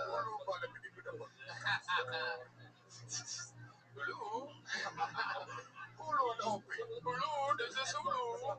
This is Hulu. We must bury your daughter Ciso.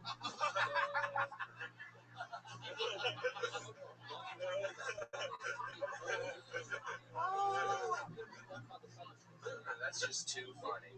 Oh, Pat, what does that mean? We really aren't enjoying your son over there? I'm just bored with the show. Well, what's going on? What would you like to see? What are we missing here? Give us the Carry spice. on. Give us the spice that you think we're missing. Keep going. Okay, no, we will. No, I demand more quality comedy from a show where someone dresses like Danny Tanner. Can I get the first one to give Opie a compliment? Yeah. Opie, I was impressed. I thought the two were good themselves. Both of them made me laugh. I thought you had a lot of strong stage presence. And I think the environment of being judged is a lot different than just doing comedy. Yeah. So you have four assholes up there trying to get the bar to pray to fucking God or whatever you're sort of fucking. He prays to God free.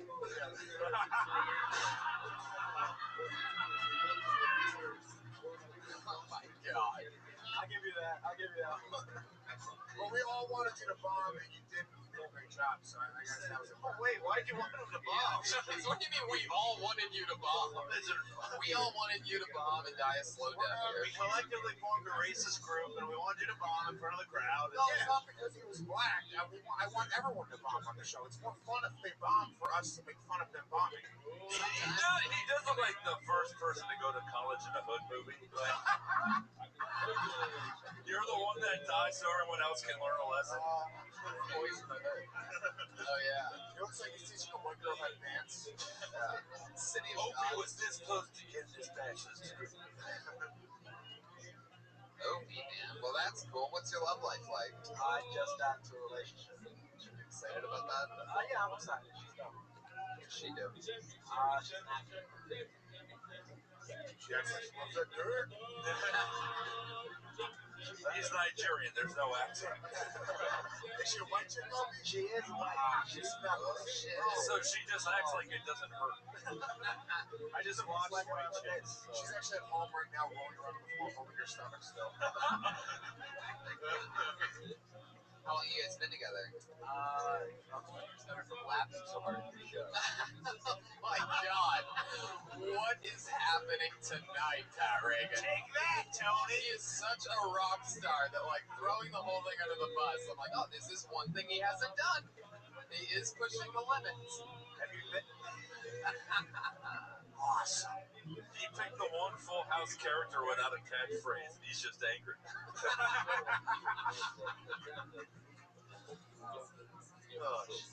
Alright, Opie, where'd you meet this girl? Tinder. So you hooked up with on Tinder? Jeez, wow. I can't give you some advice. I didn't have hooked up on Tinder. I just go through the pictures and I find something. Oh, one of the big insecure, like nice stomach. That's how. No, not like Yeah, that. good old massage. You get in her head, and then she's like, "Oh, I'm not worth shit." And then she's like, "All right, listen, that's not tonight." Yeah. It was just like, I called her a dumb cunt. Why won't she respond to me? Do you see your parents a lot? Like your parents. So not at all. I know you're not. I asked a different question. I asked if you get to see your parents a lot. I know you don't get to see her parents a lot. Let them never do. You're unbelievable, by the way, Brian. My mom lives in Chicago. My dad passed away. What's some like Nigerian stuff that your mom does that's different, like a culture that is Her voice, because we will give you a sitcom. yeah. I don't like doing my She had a good idea for a thing we could try. I like this done. I don't. You're damn right it has. That's fucking awesome. Never pulled that though. Hope you get your room. It might be lit. Are there any like cultural differences, like anything that really stands out to you? Like for example, we had a guy on the show a few weeks ago who said that his dad wipes his ass with regular towels. Yeah, so you can wear like white what? Like actual like towels. He doesn't like no flushing towels. Like no, he just wipes his ass and puts it on a special rack where his shitty towel goes. But I have He said, I don't do it. Shut up. I have a genuine concern. There already is like a famous Opie sitcom. Yeah.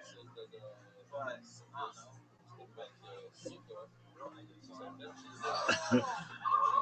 No, he just says it a lot. I don't know. I'm just like, I'm not too worried about that. Maybe you could hook up with another black comic and do a radio show and call it Opie and Anthony.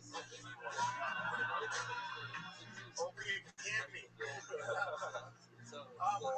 What's your last name? It's all about you. Just slow. All about you. Brian, you're out of control. What the fuck? Is it that one? Is it Jungle Bird? Oh my god, that is so wrong. Wait, why did they call that? Oh, I guess it is. Oh my god. It's unbelievable.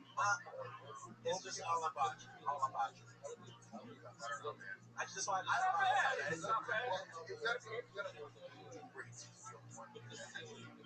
You're gonna start 30 years ago. I think your name's cool as fuck. Say it all at once, one more time. The whole audience just turned. Okay. The whole audience just turned into frogs. That was funny. I like that being part of this show. All right, Opie, it was fun meeting you, man. Cool stuff. Thanks, man. Welcome. Best of luck, buddy. There he is, everybody. Opie. He's on Twitter at Swanky Opie. O-P-E-Y. Swanky Opie, all one word. How about that? Just met Opie. Yeah. Good guy. Yeah, I'm down with Opie. Fuck yeah. All right, this looks like another new name. Put your hands together for Coleman Cox. How does Redman do it? Oh boy, look who just got blacklisted from showbiz. Let's get Opie up here for another set, everybody. Pulled another name out of the bucket. How about William Gilliam?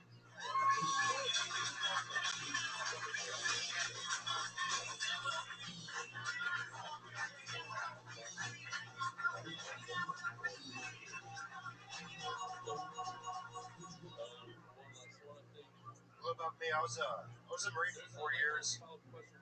Fought in Afghanistan. Now I'm going through a divorce. Makes me miss the days I was getting paid to kill. I had an issue when I got back from the war. I couldn't sleep, so I had to go to the VA. They put me on a test run of a drug called Amy. It's supposed to help me sleep and not have nightmares. So I went home and it took it. Something like an angel took about probably about 2:30 in the morning. My roommate had to run in and rip me off my wife because I had a nightmare. I was keeping her in my sleep. So the next day I had to go back to the VA. Let them know. Everything went. They looked at me. They said, "Well, did the drugs work?" I said, "Fucking great." I got home and the house was clean, the yard was mowed. It was like,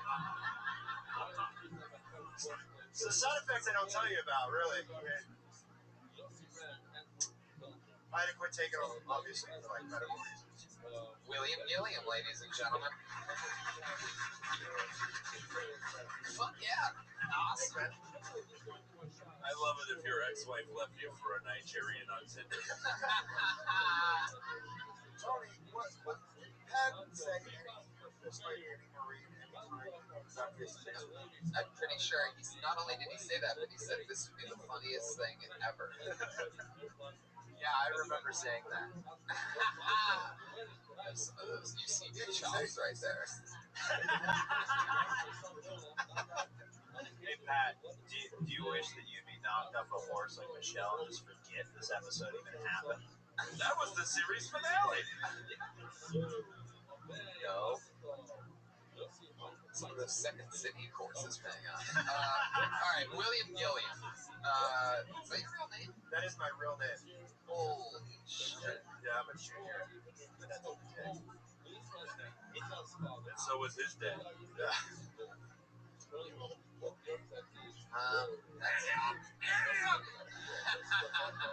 there's a wizard here all of a sudden. So that's fucking awesome, That's man. funny. How much of that is true? It seems like you really have issues with your wife. Oh, wait, we're done. Yeah, I'm going. Really am going through the divorce. Was it because you beat the shit out of her in your sleep? No, Mostly women. Hey, this guy's got some good wife beating jokes. Yeah, we just argued all the time. We got married after we knew each other for 3 months. Ooh. We got drunk in Vegas. Oh, fuck. God, no. Came home married. Oh, Jesus fucking Christ, man. So it was 3 years of couples therapy before I was like, this is retarded. Yeah. She realized you weren't the professional baseball player you look like. No, West Side Pimp, motherfucker. So, like, 3 years. Actually, what's funny is she asked me to rewrite that joke. It really happened after the war with an ex-girlfriend. But she's so fucking jealous. She didn't want me to talk about exes on stage. wow.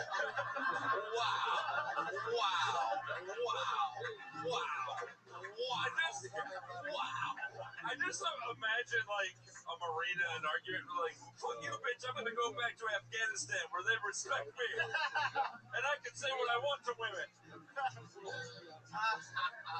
Muammar Gaddafi was a puppet dictator. So, holy shit. She was like, I mean, that seemed like, by the way, that seemed like something that, you know, Superorganism. fuck yeah. Alright, so, that seemed like something talking about how she didn't want you talking about exes on stage. I mean, you just responded like that was a normal crazy thing. Like, I mean, I can't even imagine. Is there anything else on the top of your head that, like, crazy as shit, this crazy girl that you married in Vegas? Other things? Any other highlights that you would want to share? We bought a house and she told me she was a medium. Shit. She was really an ex-large. Yeah. Five months after we got married, she's like, we bought a house and we moved in, and she's like, I'm a medium. I'm on my grandparents' place. And like, she's like, oh, well, I feel your grandparents' presence.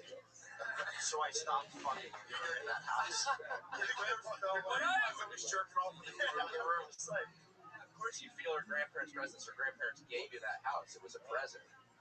Well, that's the kind of humor you want? I don't want that humor. I don't like it. I don't think it's funny. I just fucking said it because that's the game of the show. The show's a game. Play along if you want. What I love is... What, you think I'm talking bullshit up here? Oh, I mean, that every show is a game of comedy, right? I'm out of the conversation. William, what I love is that you've bombed Afghani schools and this girl's the thing you regret the most in life. How many people have you killed? I don't know. So lots of Afghani schools. It's one of those things. I used to have a bit about it, but it doesn't like hit hard. It's like it's not like speaking of my wife. Yeah. No, it's like, well, you go into a firefight, you get shot at, and then like you just destroy whatever compound they're shooting at you from. Right. When you go inside, everyone's dead. Like you don't know who got who. Kind of the knock knock. Nobody answers. You want to throw a guess out there, a number? I mean, if you had to, no big deal. Either way, if you don't want to. I know.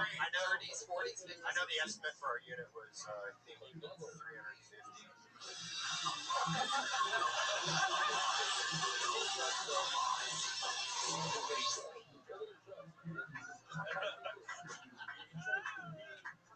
Oh, God.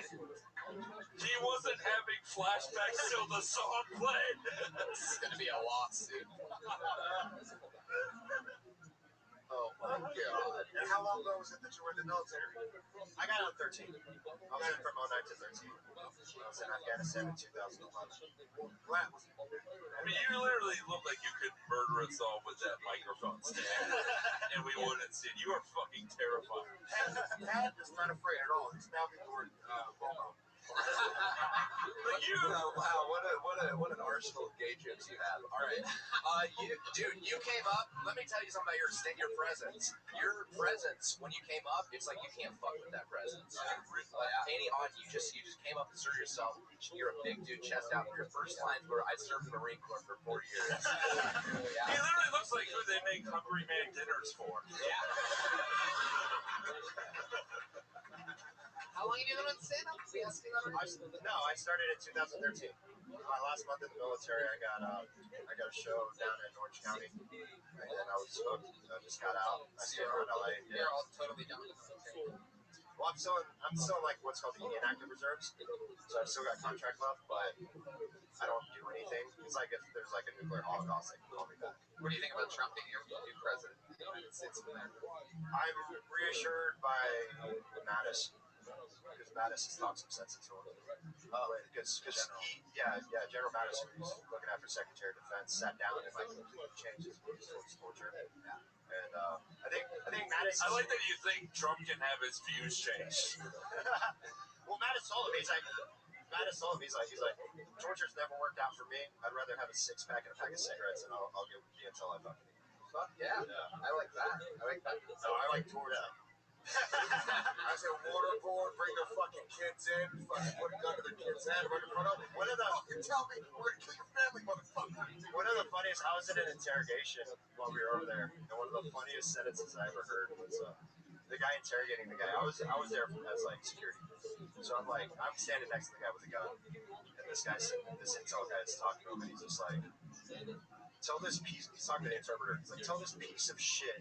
He's a fucking pussy. He has no balls. He would show more honor by helping us help his country than him just rolling around like the faggot that he is. Is that Luis J. Gomez? Don't you mean Luis J. Gomez? Oh, right, everybody? Switching the polars. Yeah, you faggot.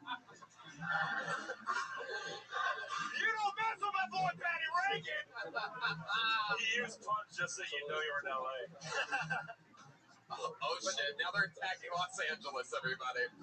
And then the interpreter looked at us and he's like, we don't have words like that in our language. And he's like, well, fucking come up with something. Make sure it's just as demeaning.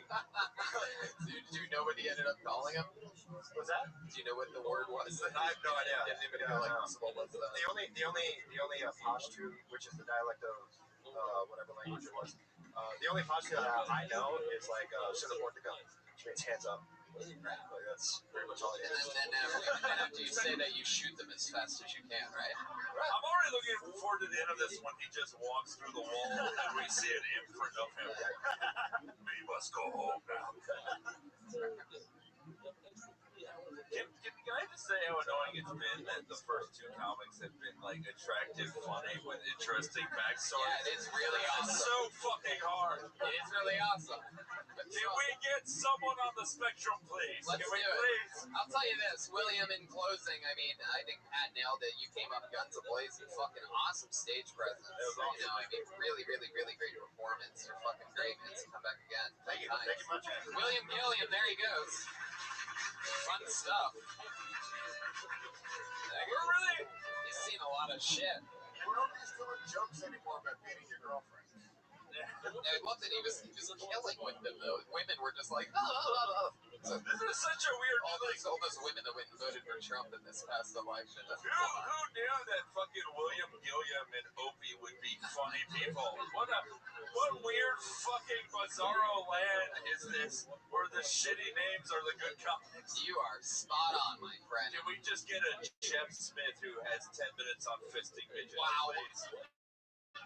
This is fucking crazy. This guy made his debut on this show last week for the first time, and we all absolutely... Another person we can't make fun of because he's too new. Alright. But he's actually not. He's experienced and killed it last week, and it's going to be a lot of fun. Put your hands together. Make a lot of noise for Chevy Terrell, ladies and gentlemen. Chevy Terrell. What's up, y'all? Tell you, I'm a diabetic. And I gotta be careful because women always want me to go down on their vagina. And I gotta make sure that vagina is sugar free.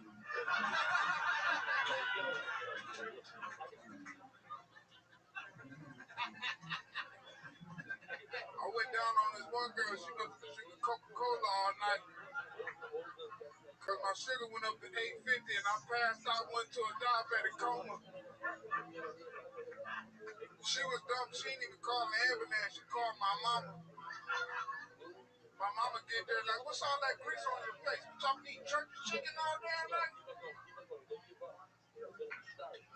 Because of diabetes, I got that erectile dysfunction. Erectile dysfunction ain't but nothing but your dick playing possum. Chevy Terrell. Do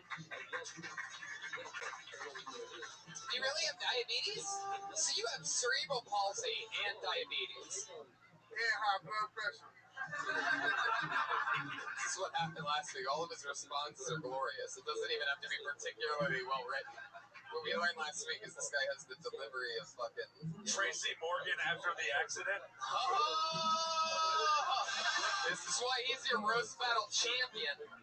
Defending, reigning roast battle champion Mike Lawrence. He's funny, dude. You're really funny. You gotta get something going on. But you're gonna die probably in a couple years. I already died twice. Really? Yeah. How'd that happen?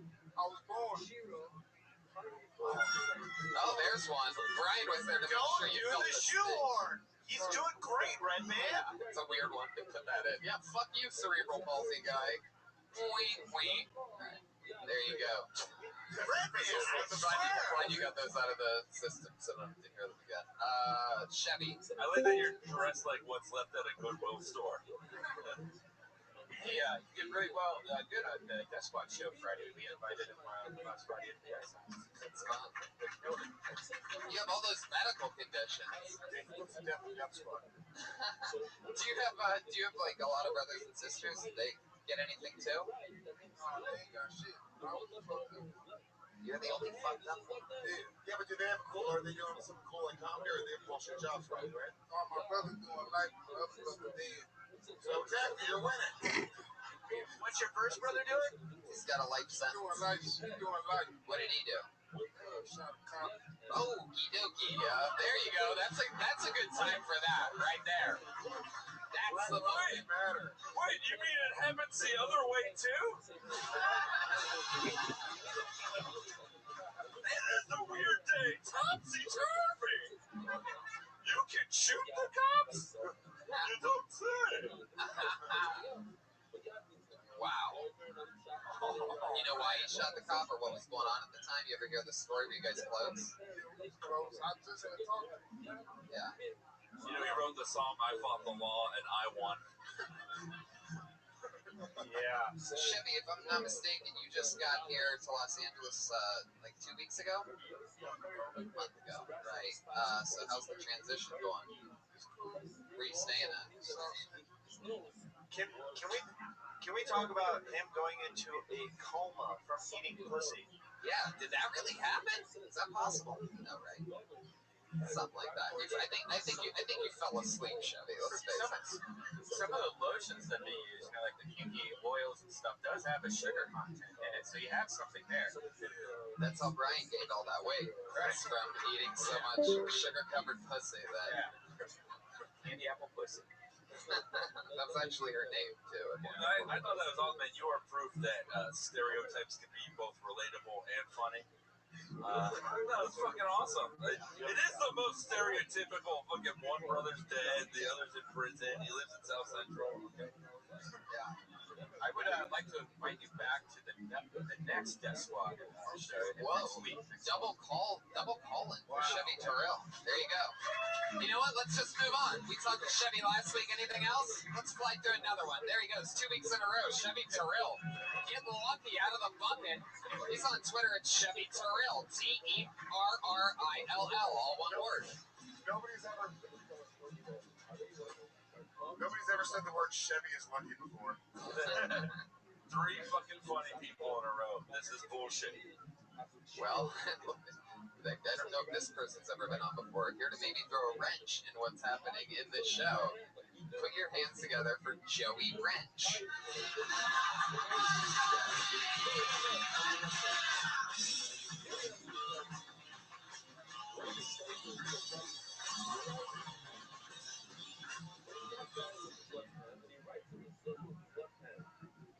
So, I recently found out it's not okay to give another man a shower loofah as a gift. For my little brother's birthday this year, I gave him a shower loofah. And he's a Marine, by the way. So he's not really into exfoliating his skin. My little brother, he's a Marine. He fights for our freedom. Whereas me being the oldest son, most women refer to me as adorable. I don't think that's what my father wanted in his oldest son.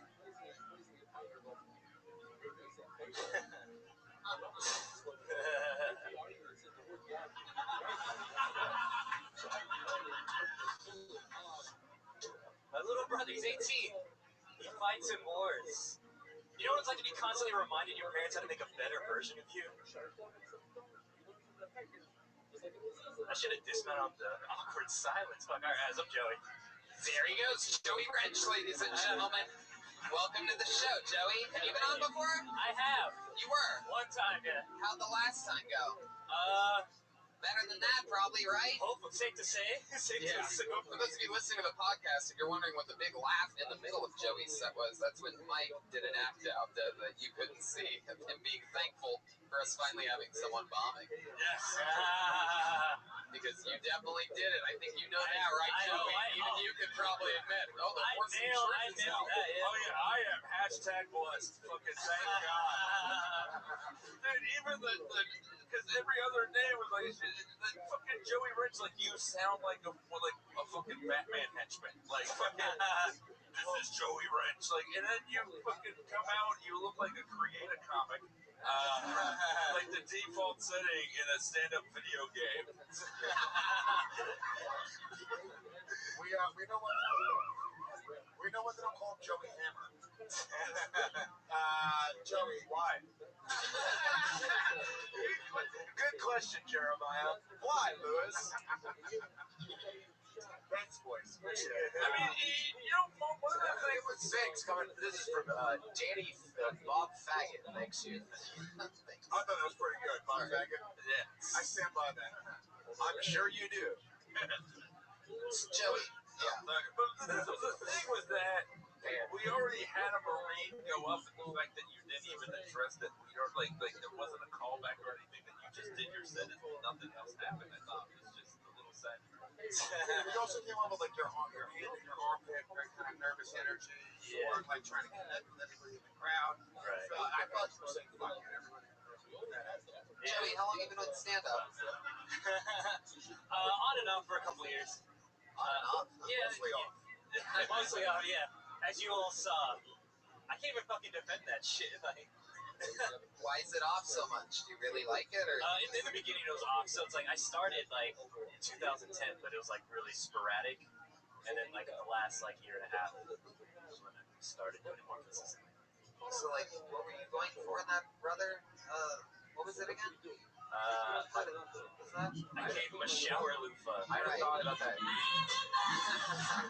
So there's a couple things going on there. It's first of all, Lewis said, your original coming up thing is just very, you're not really backing it. The loofahs aren't really an exfoliating thing. It's more of a scrubbing thing, which makes sense if you count that as exfoliating. But Tony, in fairness, his brother might need a loofah to exfoliate his dry skin from the arid climate of Afghanistan and Iraq.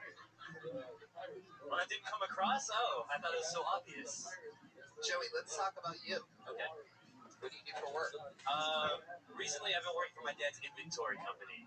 I've just been counting shit down. Joey Greco Sr.? Yeah. From Cheaters? Nothing? Okay. So is your real name Joey Wrench? Yeah, it's German. It's not spelled like the tool. It's something said German. You look a little bit darker than German. What do you mix with? Mixed with Filipino. Wow. Oh, Yeah. you're not like Filipino. Yeah, I like Joey Goebbels. Yes. Like Jumbo. Yeah, like Goebbels. I like the animal. Let's go on with the show. You do what again? I've been working for my dad. He runs an inventory company. So what are you counting inventory of? Jews. Yeah. This is getting very suspicious. Commander Wrench. We put them in the showers and we clean them with the loofahs. That's some good racist improv right there. Siegfried, I mean Joey. Joey.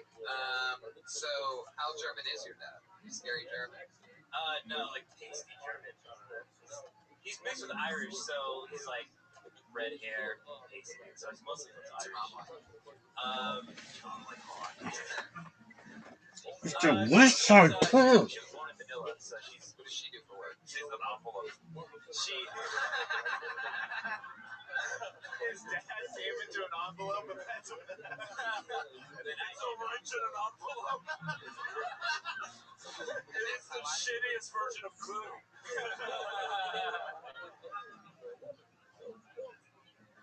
My mom, she works. She does inspection for like a delivery company, like a trucking company. She makes sure everything's.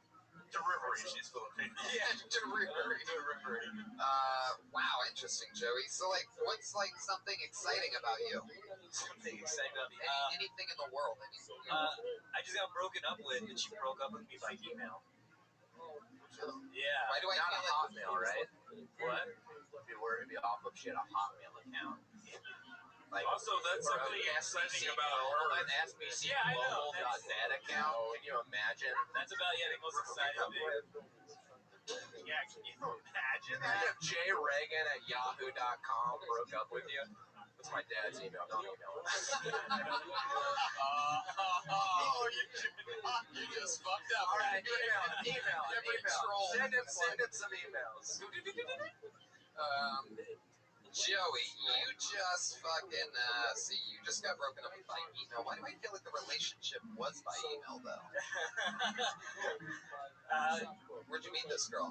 I met her in an improv class. Oh, Jesus! That's why you're so unfunny. Now it makes sense. You took a class. I know.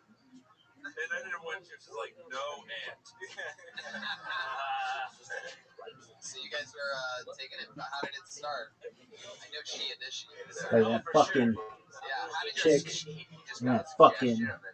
What's that thing called? How did she initiate? He had to spend $400 Copper to tone, meet her, so bitch. she's technically a prostitute. You got a prostitute to take an improv class. I paid for it. She's halfway through. She's like, "This is the dumbest, dirtiest shit I've ever done." Ain't no dog pulling down these drawers. What? What? It would be great if she broke up with him during an improv scene. Sorry, I just can't do this anymore. We're waffle farts. Yeah. But that's really the most interesting thing about you. Is that you're broke up with me. I think that's your problem. You're not going for anything interesting, right? No. You're really going for the problem is you're aiming for an uninteresting thing. Okay. Even in its best capacity, it's things. You know what I'm saying? Yeah. So there's something more interesting about you than that show. What is it, Joey? But you're doing a better Danny Tanner impression than Ted Reagan is. That is true. That's like bland and inoffensive. My two favorite things. Growing up, my dad used to get mistaken for Bob Saget all the time. Oh, that's a wacky thing, Did Joey. anybody call Bob Saget? Okay. Yeah, did they? No, they don't have homophobic Puerto Ricans in Germany. What else is there about you, Joey? Dark. Come on, Joey. There's something in there. Something dark? Joey. Look inside yourself, Joey. What's the With the roots, Joey. Go into the depths of your soul. good friend of Joey. friend of Kill Tony, Lucifer. So what is it, Joey? Let's get into it. Come on, man. We're gonna fucking discover some shit tonight. We're gonna exfoliate and go deep into those pores and see what you're hiding underneath there. Yeah, man. We're about to save your life. It seems like torture right now. He's like a priest molested me via email.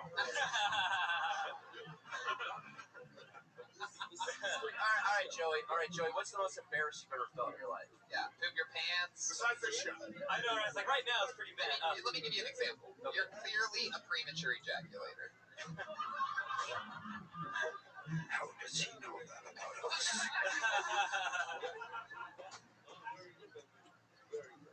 I mean, I can't say yes or no to that. Either way, you're gonna label me as a premature ejaculator. So you might as well just tell the truth. Well, there's only a shitty literal answer. There's only one way to do it. Prove it with my butthole right now. It's true. Well, shit. This is the part of the show where Jeremiah bends over and we find out who's a premature ejaculator.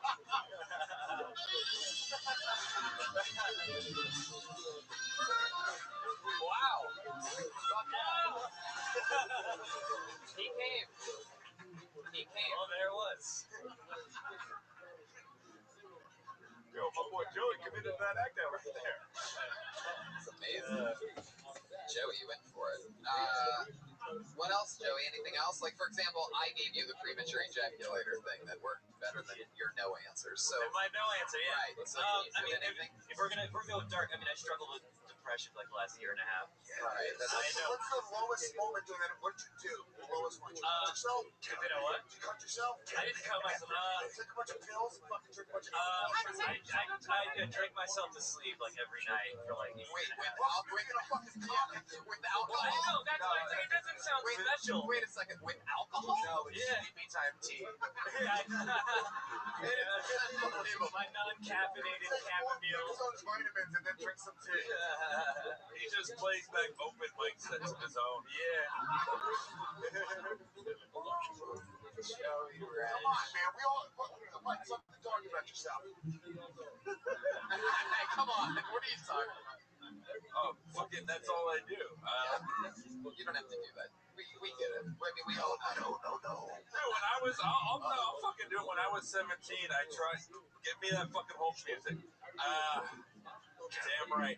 I tried hanging myself in the drama school with the fucking rope, the theater rope, and I was hoping that the drama teacher would find me, and as I was dying, I would go, end scene.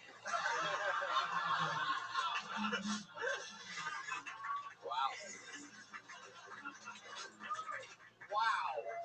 All right, Joey, your turn. Yeah, yours is one more entertaining than mine. I tried to hang myself last year. How'd you do that? A belt in the closet. A belt in the closet. What happened? I didn't tighten the belt enough and it gave and I fell on my ass. Oh no, you're like, I can't even do this. Yeah. You want to cut yourself with chicken wire and like string chicken wire across something and then go on some sort of like drive like a go-kart or something straight at the chicken wire and it'll behead you. That's the stupidest thing I've ever heard. That would never behead you at all. Spine is very strong. Chicken wire. Chicken wire with a go-kart. Yeah, totally. You're on 20 miles an hour? Maybe 30. I mean, like, we've done this depression thing, but, like, anything, like, goofy ever happen to you? You ever, poop your pants, do drugs or anything? I remember if you do kill yourself, this is the most popular thing you've ever done. I know. Thank you. This is the only recorded document of your existence. Thank you. Also, so fucking live. Now, if you hang yourself with the belt and you actually nail it, we'll go back and listen to this episode with that guy actually did it. Yeah. You know what? If only he could commit when he's on stage, like he did in real life. Are we telling pooper pants stories right now? Because I gotta get one. Really? Yeah. So I was doing this this one nighter in Arizona with Dean Del Rey, and I got a notification that I had an audition back in LA in the morning at like 11 a.m. So Dean and I woke up at like 4 in the morning to drive back. What if he kills himself during your story? Yeah, that might happen. This is gonna finally push him. And I farted like while I was driving in the car while Dean was sleeping. Yeah. And I realized that I had pooped my pants. But I had to get to that audition, so I kept driving with pooped pants. 5 hours and Dean still doesn't know about this. He still doesn't know about it. You're releasing it exclusively on Kill Tony right now. So he sat next to your shitty butthole for 5 hours. I asked Dean how he slept. He's like, I slept like a baby. And by that I mean I smelled poop a little bit the whole time. Need to wash my mustache. Oh, man, the way the story will go down, though, is that I once said something and made Jeremiah poop his pants on a chair. All right. Joey, Did you have a stain? Did it soak through? Like, I mean, were you worried about that? No, it went like through the boxers, but I don't think it got through the back part of the jeans. Did you do it like a moisture test? I mean, no, it was. that's enough. All right, Joey. Hey, Tony, you know, that reminds me. I mean, unbelievable. Wait, what? That Back off reminds the me. track after, okay. I was at church camp. Oh, boy. We were building houses in Mexico, and I took a little detour, a late night detour to shower. It was a communal shower. We were sleeping in communal beds, separate from the shower, obviously. And so I schlepped over to the shower, and I was shoving stuff on my butt. And then, don't worry about that. And then I shit, and then I had to. Anyways, I shit in the communal shower, and I had to spend like an hour and a half firing hot water in the shower to melt it into the drain. And then I went to wash the stink off, and I couldn't get the stink off no matter what I did. I was scrubbing my hands raw. And then I woke up, and I went to bed. I woke up in the morning and just waited for anyone to be like, "Hey, does anybody smell that?" And no one did.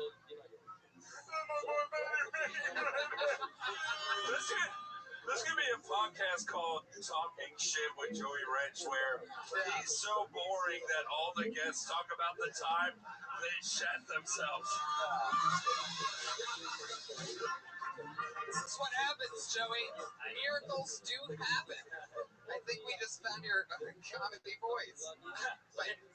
You've been the best part of this show through no fault of your own. All at my expense. Lovely. He said super off and on, like a horrible, answer. He doesn't really love it that much, but it is an escape momentarily from your issues, right? Sure, yeah. Yeah, that's pretty much it. I think people use comedy as an Yeah, escape. it is. And I get the feeling you actually have a therapist, right? I do not. You know, can't afford one. No. I know. So were you like the funny kid in your group of friends growing up? No, I was quiet as a kid. You just talk to your collection of bland sweaters. Whoa, feel the burn on that one. Whoa, but talk to your sweaters. I've never thrown a punch in my life. So You're such a I know. or delivered one. Joey, oh wow, Joey, what happened? Why do you think you're so boring? What happened? Your parents were always together, and and you probably come from a little bit of money, right? First of all, what kind of a question is, why do you think you're so boring? That's interesting. Why? I like that we keep calling boring. There's a lot of people that are boring for 27 minutes. There's a lot of people that are boring and uninteresting, and I think they're just nice people. Yeah, that makes sense. Right? They shouldn't. Yeah, it's an interesting thing. You just had a bad set, man. It was 1 minute. You might be really great. Whoa, look at this. Look at the polar of this over here. I mean, look at his eyebrows. They're on fleek. I'm sure his set's probably on. Wow. And with that, we're going to let you go. Joey Wrench, everybody. There he goes. We're going to move on. Joey Wrench. Redban, I like that. The pillar of hope, Brian Redban. Come on, guys. He's just having a rough day. He's going off to be the next Verizon guy. Hold on, but I almost feel like if you weren't the funny kid in your group of friends growing up, Oh, man. I don't know, man. Oh, yeah. I mean, absolutely. That's the one rule. You gotta be funny, you know? Totally. Comedy attracts the least funny human beings on earth. Oh, yeah. Sometimes, That's what they should do. They should all get the fuck out of the way. So comedy used to be, I'm funny and I want to say something, and now comedy is, I wish I could play music, but I can't. So I don't have a talent, so I'm doing it. Comedy is self-expression, but the problem with self-expression is that it ultimately feeds the modern capitalist society that we're living in. There you go. I pulled another name out of the Self-expression's bullshit. That was a real loud faggot answer. I pulled another name out of the bucket, and the name that I pulled out of the bucket is Eric Lampert, ladies and gentlemen. Here we go. Eric Lampert.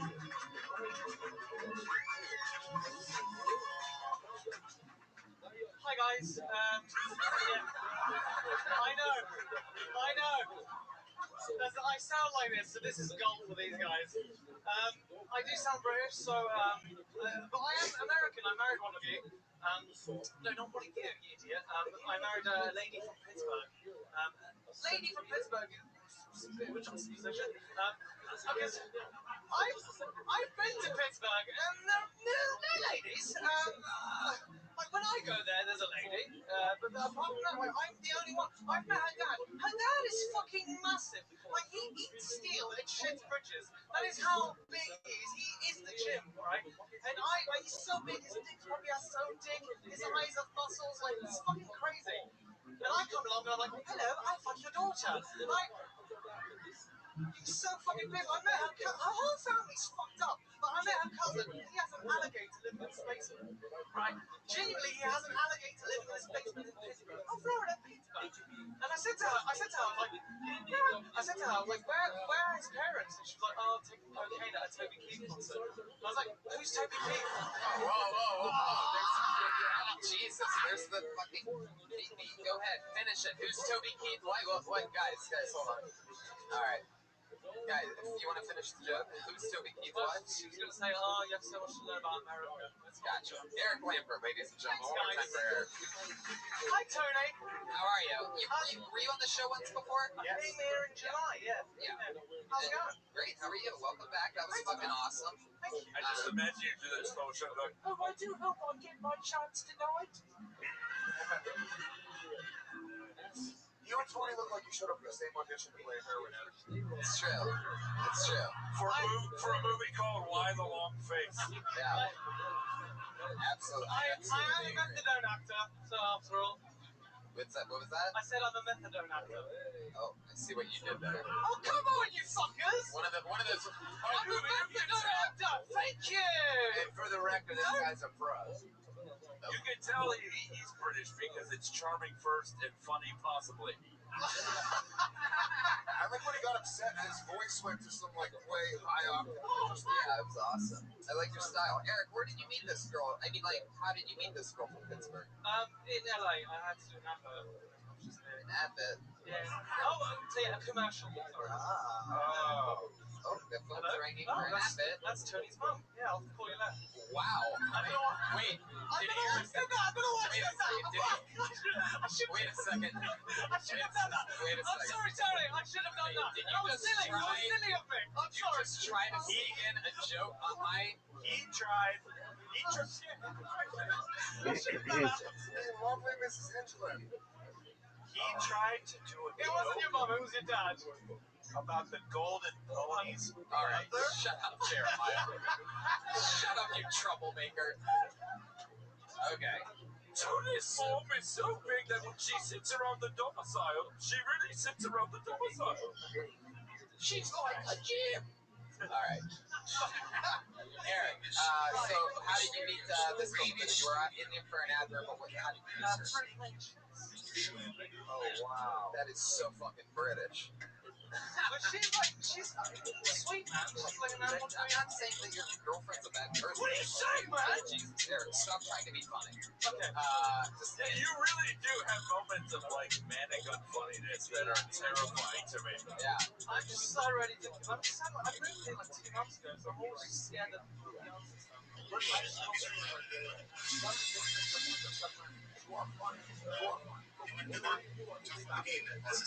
So Last time, okay? Why are you trying to fucking touch yourself? Because You really do like. there you go. Welcome. Look at Voldemort fingers. Look at his fingers. Oh my God. What the fuck? they're pretty long. I mean, my wife doesn't complain. It's pretty. Jesus. Oh, wow. No, this really is like fucking Dr. Jekyll and Mr. Hack, where like you'll be really charming and all of a sudden be like the shittiest 80s road comic I've ever seen in my life. Thanks, man. Doesn't he look like there's nothing sincere about you? And it fucking bothers me. Yeah, you seem like a real con What do you want? Like, clearly everyone that comes on, and What do you do for No, the first 3 guys were great on Rothschild. Eric, shut up. How do you make a living, Eric? stand up. All right. How do you Standing up on the street. That's not funny. Right, I didn't say Come on, Eric. How do you make a living? No, that is it. Like, Really? You're a normally, I only do more. I do more than that. Yeah. No, I understand. Actually, did a show. I love it. Okay, got it. Really basing it off of me. Well, I'm basing it off the center. No, but that's the rule of the show. You've been on the show for 5.5 minutes now. Yeah, I know. What's going on here? It's so bizarre. What's going on? Since the band of bread, here's the salt.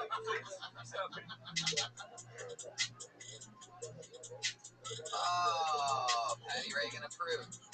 What drug? No. Oh, Eric. Eric, how long have you been in America? 2 months in America. 2 months. Yeah, so I came in July for like 2 weeks, and now I'm back again. You were on the show then. You were about to say something. What happened last time? You were on the show something. I was just like, So what have you been doing that's fun in Los Angeles? Being a waxy British guy. getting my TMP license. TMP license. It's boring, but yeah, it's boring. There's a lot of time. Stores take the wacky guy. I'm pretty long, yeah. So is the girl in Pittsburgh? She's out here. No, she does it. Yeah. She's an actress. No, she's an animal behaviorist. Trained to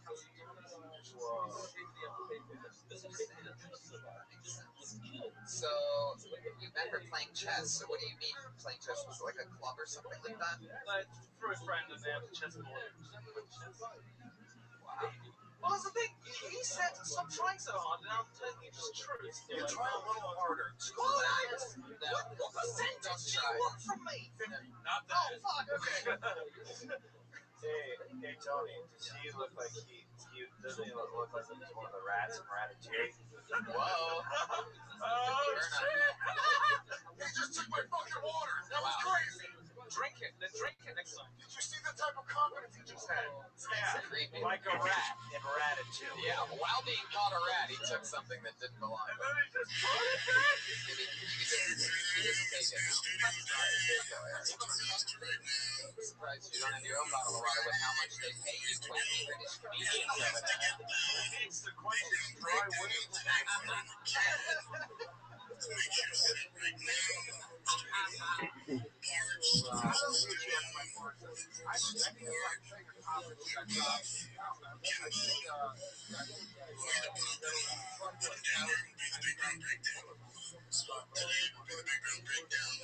Yeah, cool. Like, how long have you been doing it? About 8 years. 8 years. So you're used to doing the Edinburgh system of like an hour a day. You also have to be able to play it set. Like a lot of stuff.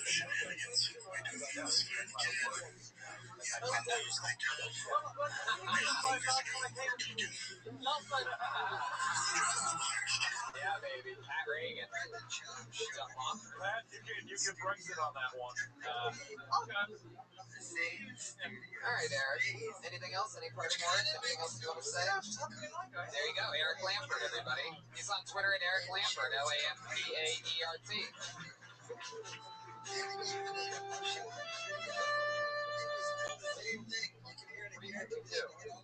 Let's go back to the bucket. Which reminds me of a poop story. I have a poop story. Oh, Joel Jimenez, you have a poop story? Yeah, I was chaperoning these kids once, and Do you tell all your stories with your eyes closed like that? That was incredible. Go ahead. Go ahead. Go keep telling the story. I was chaperoning these kids. I was wearing shorts.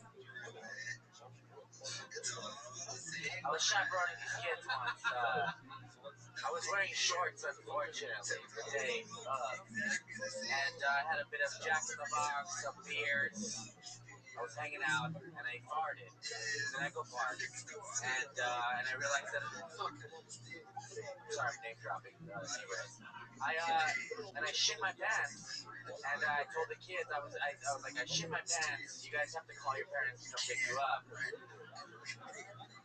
And one of the kids, thank you, that's exactly what it sounded like. That's my boy Red Fan over there. And the kid said, no, you didn't. And I said, look. And then I turned around and I showed him my shit. That's the end of the story. All right, moving on. Back to you. Wow, that was terrible. Holy shit. That was incredibly bad. So really, Joel, if you think about it, you're actually chaperoning. Wow. What do you like the ending to that story? Like, so I turn around and I show the kid my shit. It has nothing to do with pooping his pants. That would have been awesome. Or like Jack in the Boxers. Alright. Hello. Alright, let's see what happens here. I pulled another name out of the bucket. Put your hands together for Mikey McCurdy.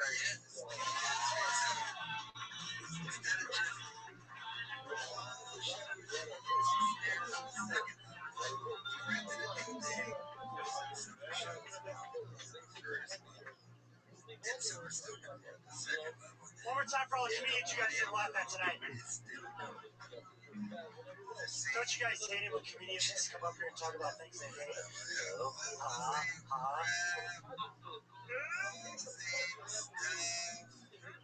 My name is Mikey. No one takes me seriously because I'm in my 30s and I still go by Mikey.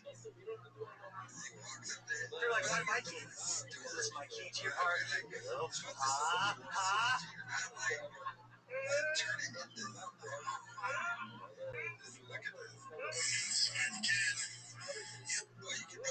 you look like me, you gotta be spiritual. That's a kid. I try to tap into my subconscious and found out I was self-conscious.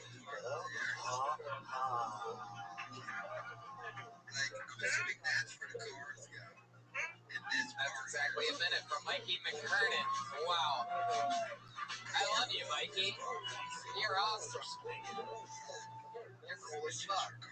How long you been on stand-up? 8 years. Yeah, I can tell. That's awesome stuff. Thank you. First time here.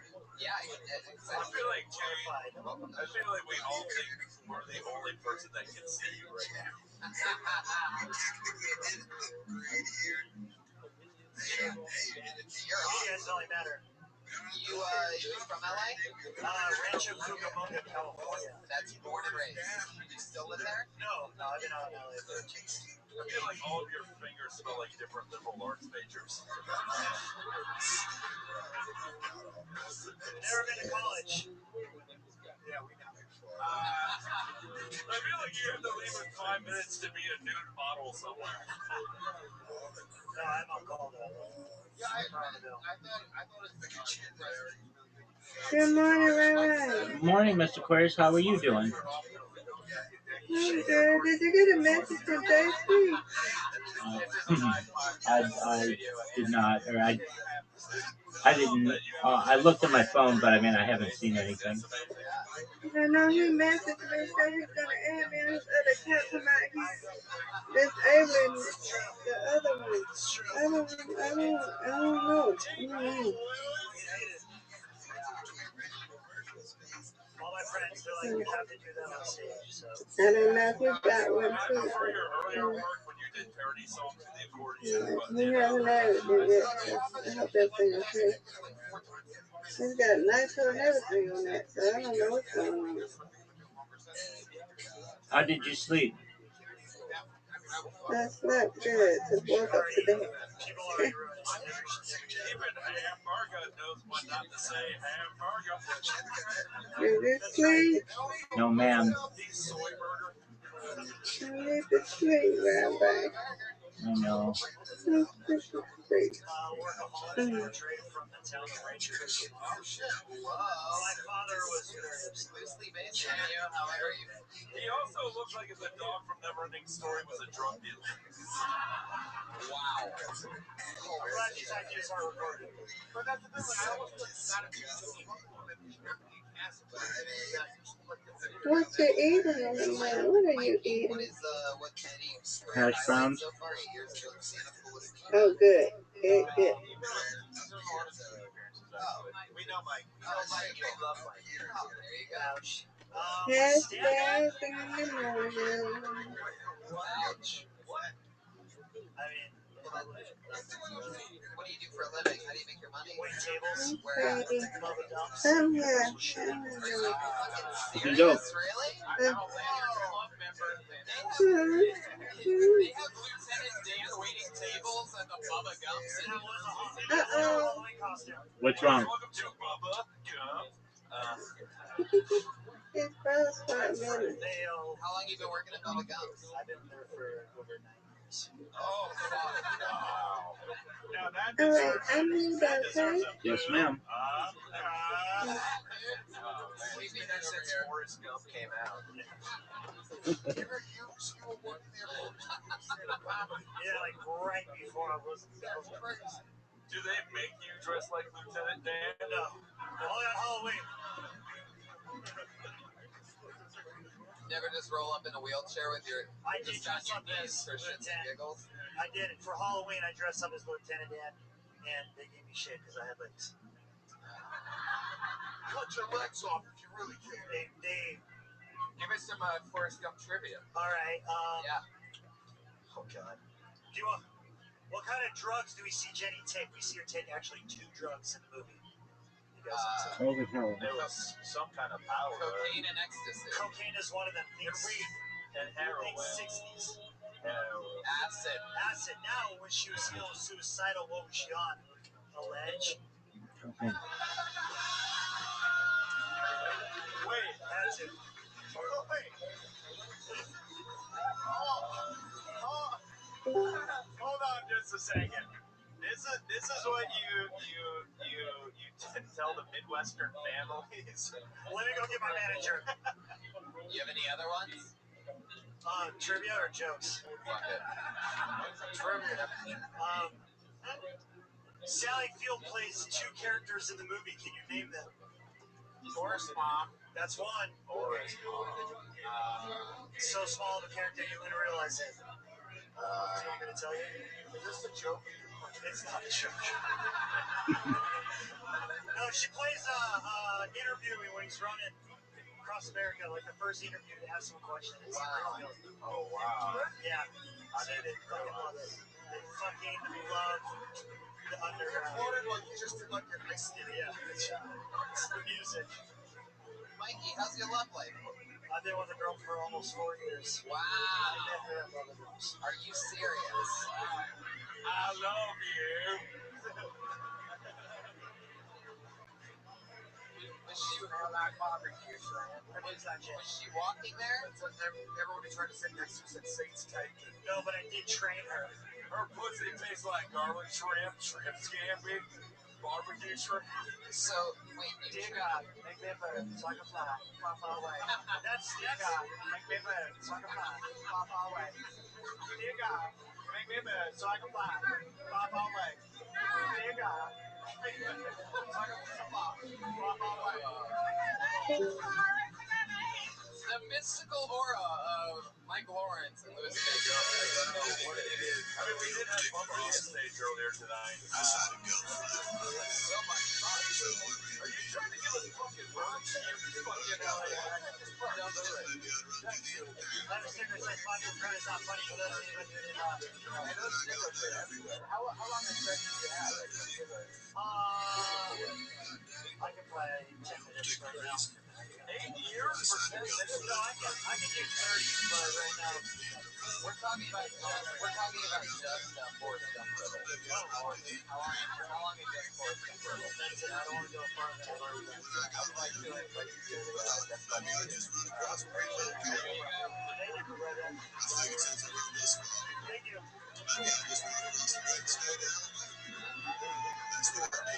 Yeah, Mikey McKernan, ladies and gentlemen. He's on Twitter at Mikey McKernan.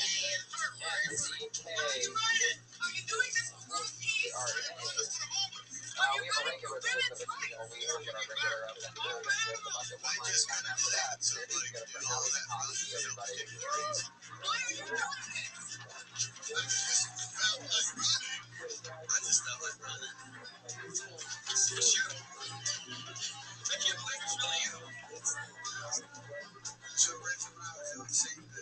Whoa, what a surprise. This is an honor. What a treat. I was with this guy the other night, and he told me I had the body of a 16th century painting. I realized that I don't have to have sex with a guy to become clingy. I can just become clingy. You can tell me I have the body of a 16th century painting, and I'll stick with it. So I like it. I don't like it, but I think mouths are convenient places. Because, okay, it's like the first thing I say to a guy when we're hooking up, I'm like, just fucking my mouth. Because it's just an easy cleanup. Okay, here's my infomercial for mouth. It's convenient. It's a convenient pussy. You can make it as tight as you want. I I think there should be, okay. Anything else? Anything more you want to add to it? You know, I don't think it would have worked out. She writes and reports a brand new minute every single week. That's not in the bucket. You can't write great jokes and coordinate apparel with the band, you know? I mean, that's very impressive. All I can say after that set is, This is the first time I've ever seen anyone dressed as an oven mitt before on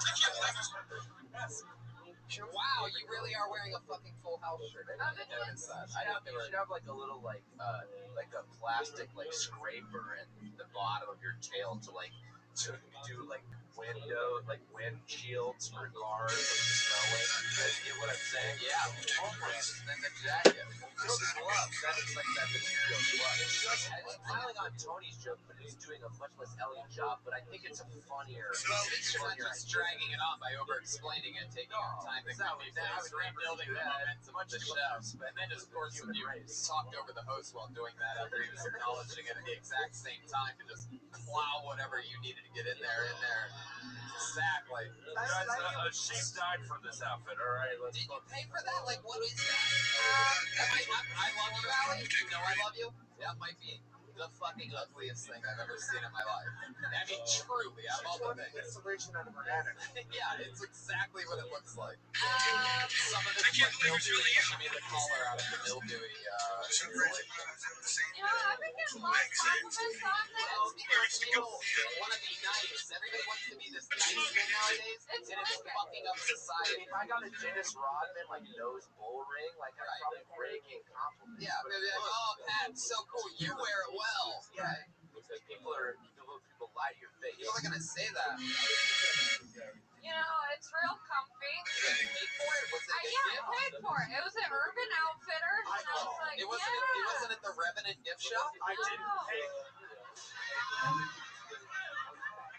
It looks like you're inside of a bear right now. Also, it's really, like, I did wear a bra to work today, and okay. The way the waitress walked over. And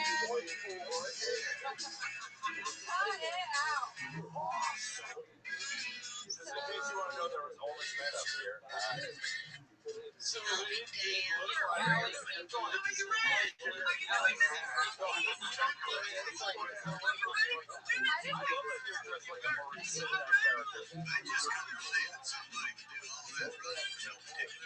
Marie Sindak, if you don't know, wrote Alice in Wonderland. Are you running for women's rights? Fact checked and said no. I know. That's a test.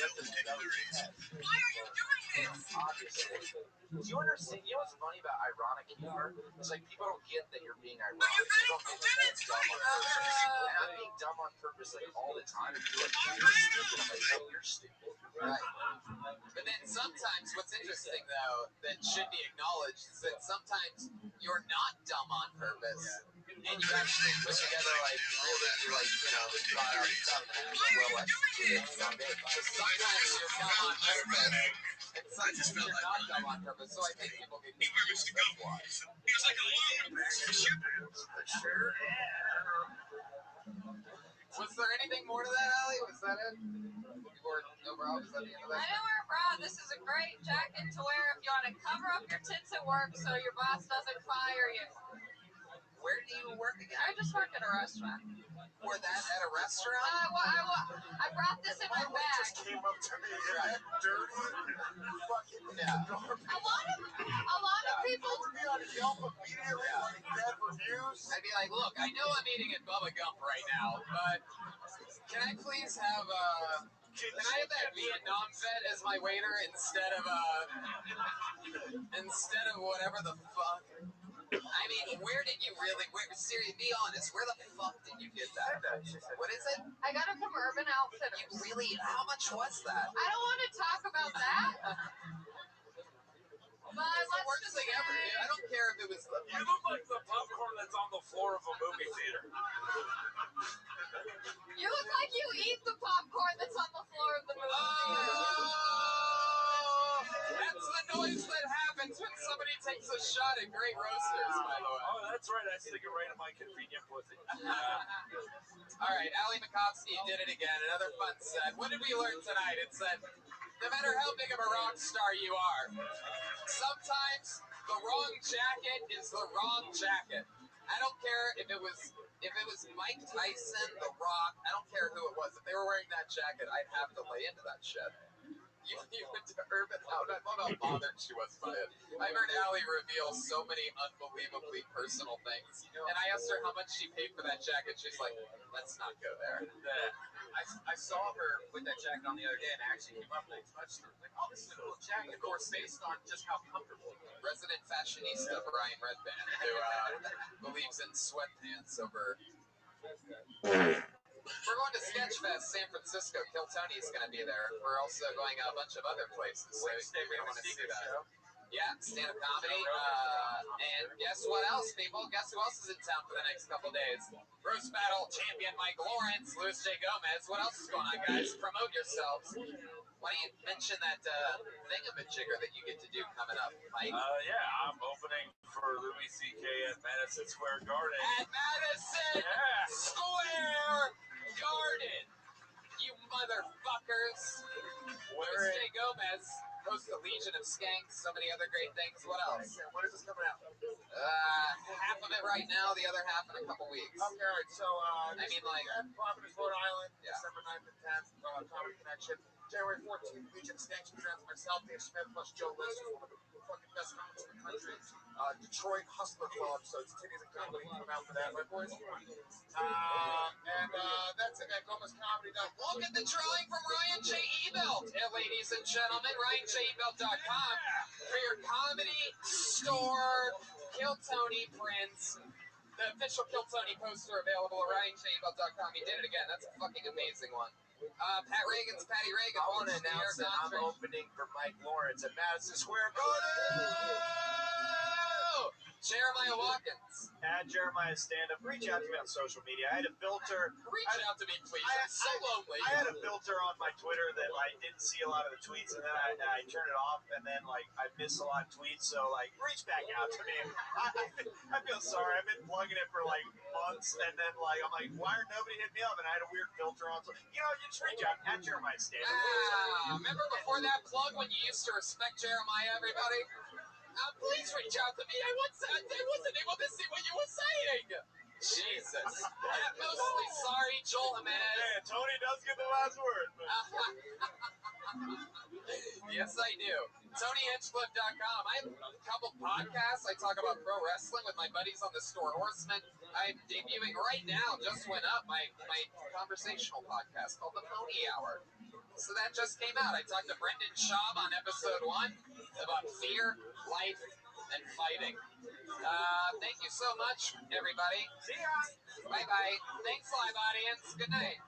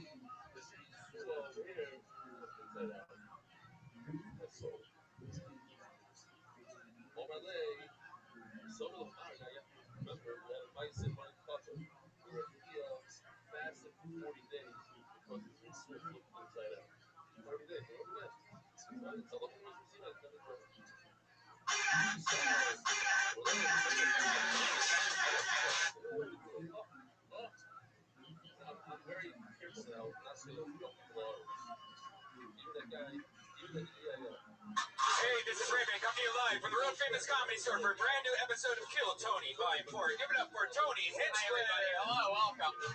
Another beautiful day. Hello. Here we are. Monday night. Keep it going for Brian Right Band, everybody. That's close to Brian. That's a terrible idea. Jamie Vernon on the HD camera, and Ryan J. Evelt's drawing tonight's episode, everybody. He's got a blank sheet of paper in front of him. He's drawing tonight's episode as he does everything. All Kill Tony prints are available. Ryan J. Evelt. Just had a cool article written about him from Jeff Tremaine's production company. Our friend Rick Kozik over there, my friend and neighbor. Put your hands together for the camera guy. Camera one for all your Jackass movies that you've laughed at your entire lives. Yet some of you aren't clapping for that. It's pretty impressive almost. Real respectful of the art. These fucking comedians up in the gullet up there. Hello. That's right. Okay, so let's just jump into it, shall we? See if they guess or band first. We're doing San Francisco Sketch Fest. That's exciting. Kill Tony at San Francisco Sketch Fest. Kill Tony at Movie Hour just got announced. Austin, Texas. 420. There you go. That confirms it. So we're doing those shows. Anything else? You're going to be in Brea, California, December 23rd, and San Jose, December 30th.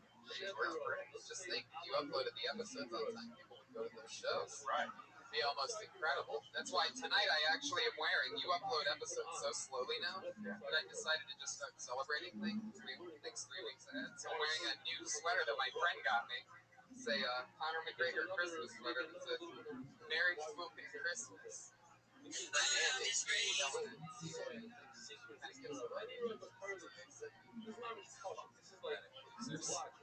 Alright, so let's get into the show, shall we? Let's do the band first. Everybody loves the Kill Tony band. I know I do. There's been a lot of just exciting artistic boundaries being pushed with the band lately. That's a fun way of putting it, right? Boundaries have been being pushed lately with the band.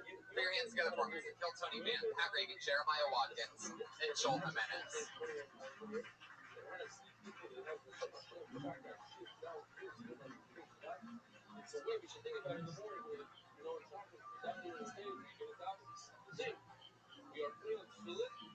Here they come. Okie dokie. Wait a second. Let's stop it. You know what? Let's bring up tonight's guests. Put your hands together for Maz Jabrani and Joe DeRosa, everybody. Here we go. Yeah. Boom. Maz Jabrani, Joe DeRosa. Here they are. Fuck yeah.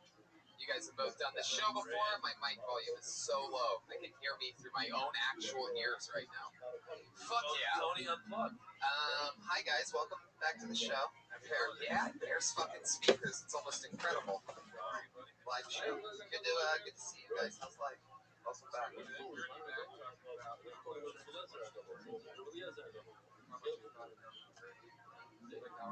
Yeah.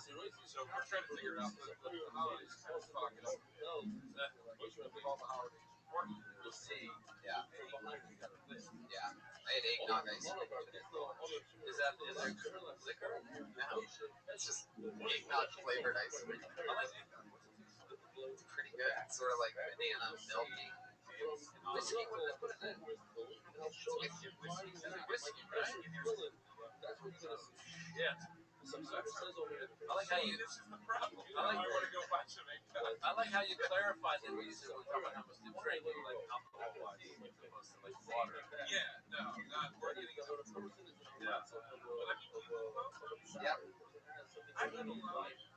Yeah. Funny about that. If you're home,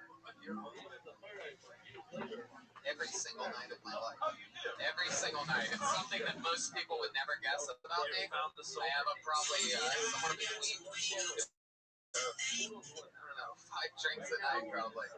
I'm 32 and I've been living this exact lifestyle for pretty much 10 years. In fact, right before tonight's episode, Brian and I had a one-on-one talk, and I literally mentioned about how I never take a break. It's pretty interesting. And I smoke more weed than probably, unless you're as close to Snoop Dogg as I am, probably anybody you know. What is your drink? Whiskey and Coke combo. So, because it's last night I was smoking.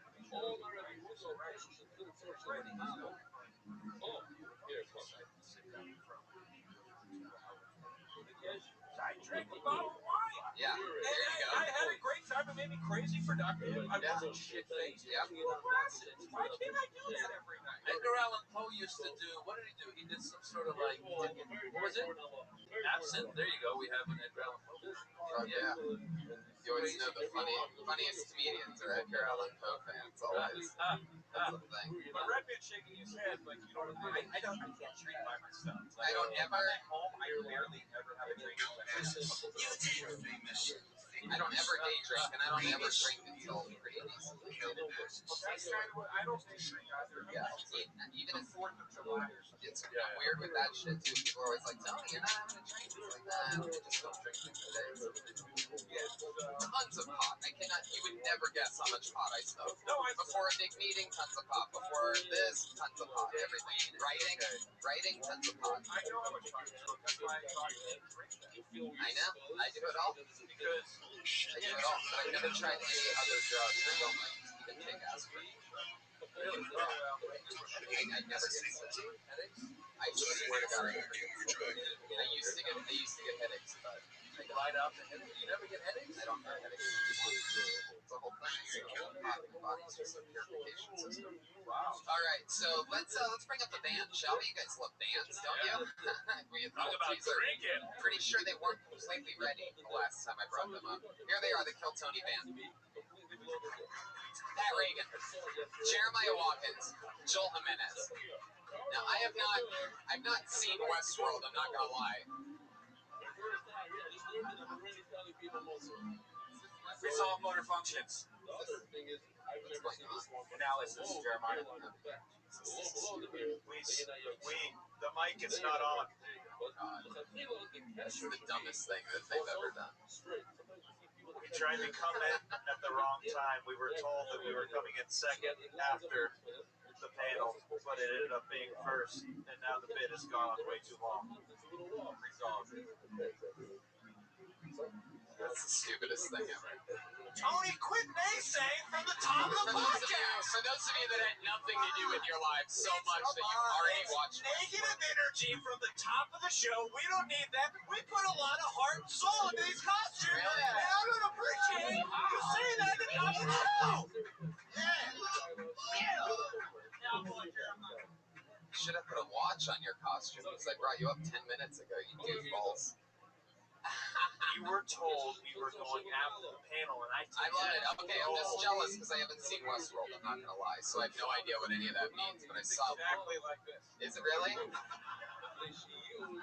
Thank you. Spot on intro again from the band. I thought you guys were just a bunch of punk-ass Steve Irwins when I saw you walking out. I don't think it's going to fit Jeremiah. Cowboys who like air and virtual reality. Is that what Westworld is? I haven't seen any of it. It's a strange show with great actors. Anthony Hopkins, Jeffrey Wright. Who else is in there? Pretty much explains Lost in a couple seasons. The guy from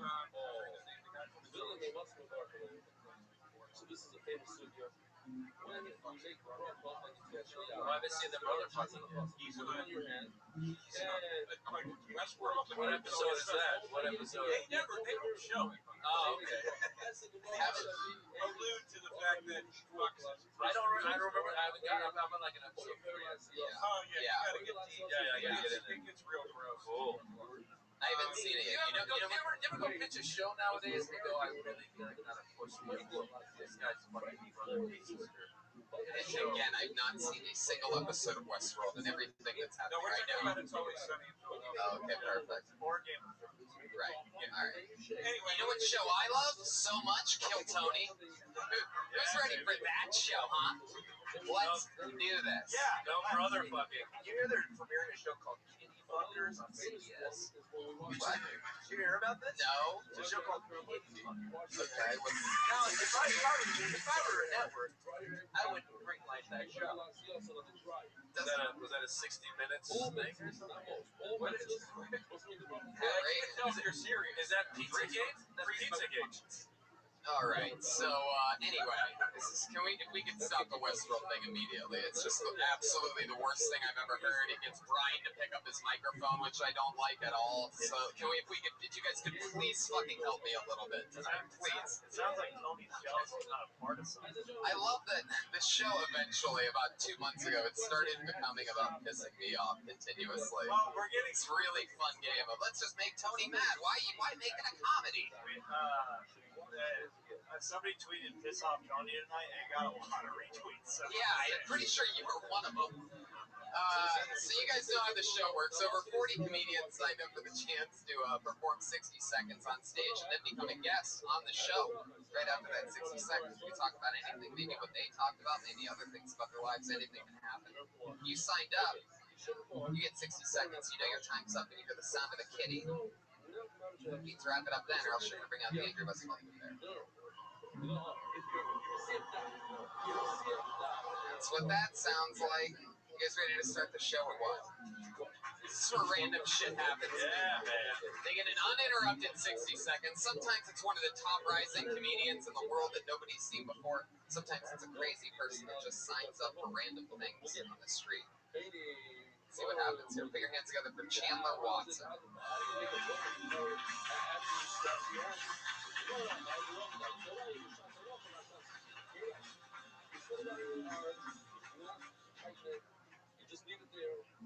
Yeah, so I just figured out how much of an asshole I am. I was sitting out here on the patio about to sign up. I was drawing to the dude as my pen, and I got pissed. That don't make sense. You sitting by a sign up. Of course, the motherfucker has to use your pen. I'm like, I feel like saying sorry, but then again, I can't do it. It's like, I need to apologize. I just can't. And then I was thinking back, like back in the future. Fucking like, listen to fucking shit. You doing all right, man? You doing good? I'm good now. Shit. But yo, I'm like a big fucking asshole. I can't help it. I used to make bets with chicks that I could fuck them back in the day. And if I was a rapist, it would have been really easy. It's like, yo, remember that bet we made, chick? Yeah, come about that money, but it's like, I would do it anyway. It's not like I raped them, but it's like, I would forget about the pussy, and it was like, oh shit, we what? You remember that $20, bitch? Yeah, you gotta owe me that. It's just how it went. I can't help that shit. Fuck yeah, Chandler Watson, everybody. That's pretty awesome. You broke 30 seconds in and just checked in on this random guy that's eating French fries in the front for a second. Yeah. And then you reset, you got your footing back. I've never seen the insane succession break to. That's usually where it goes from. That was impressive. Yeah. That was interesting. So it was the part where you accidentally said "Back in the Future" instead of "Back to the Future," and it fucked your world up immediately. Everything stopped. Back in the future? What am I talking about? How are you today, sir? It was impressive. I feel like I had to acknowledge him. He's looking at me like, nigga, where you going with this? That was the black version. Was Back in the Future. Yeah, exactly. I like too. You only had 60 seconds. You had the balls to riff at the top. Yeah. And I'm going to middle riffing on what I experienced walking in, and then crowd work. And then, Yeah. And I don't even think he answered. He just moved right on. How are you? Anyway, what's up? This poor guy was excited to tell you what kind of day he's been having. He said he was good, and then he asked me a question. Chandler, how long have you been on stand-up? 4 years. Chandler, what do you do?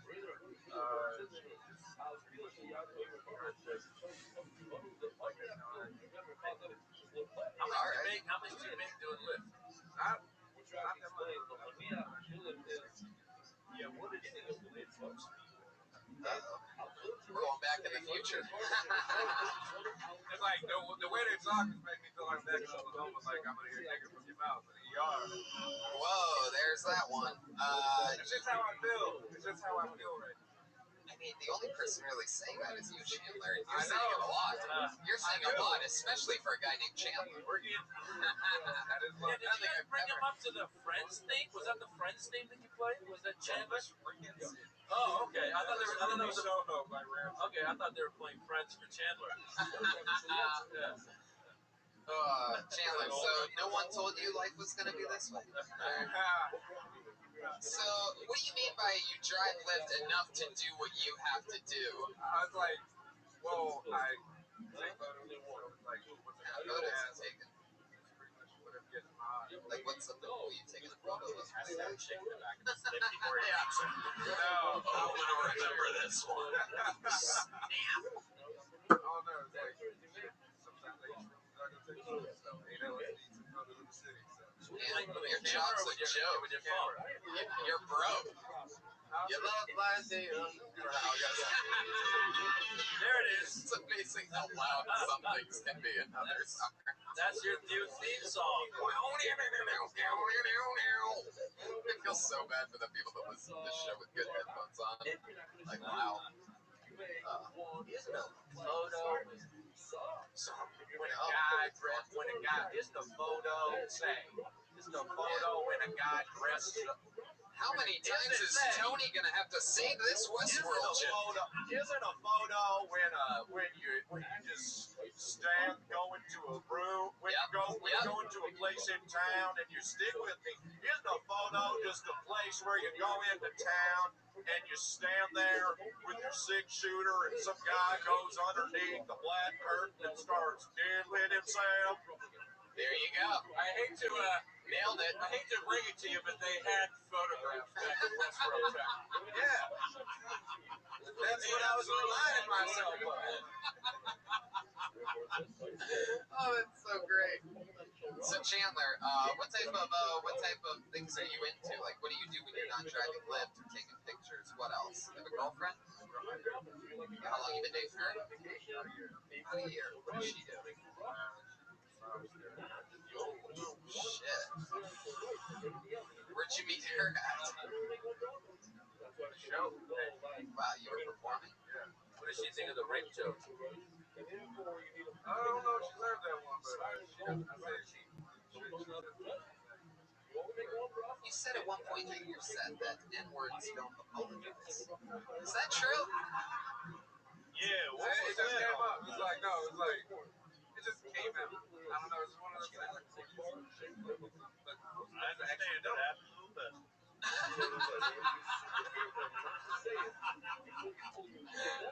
oh man. That was good. That was good. If you guys ended the Westworld thing right now, then like you would have gone out on top. Just remember that as the show goes on. So Chandler, wow. So she's a massage therapist. You've been dating for a year. You have a place. You live with her.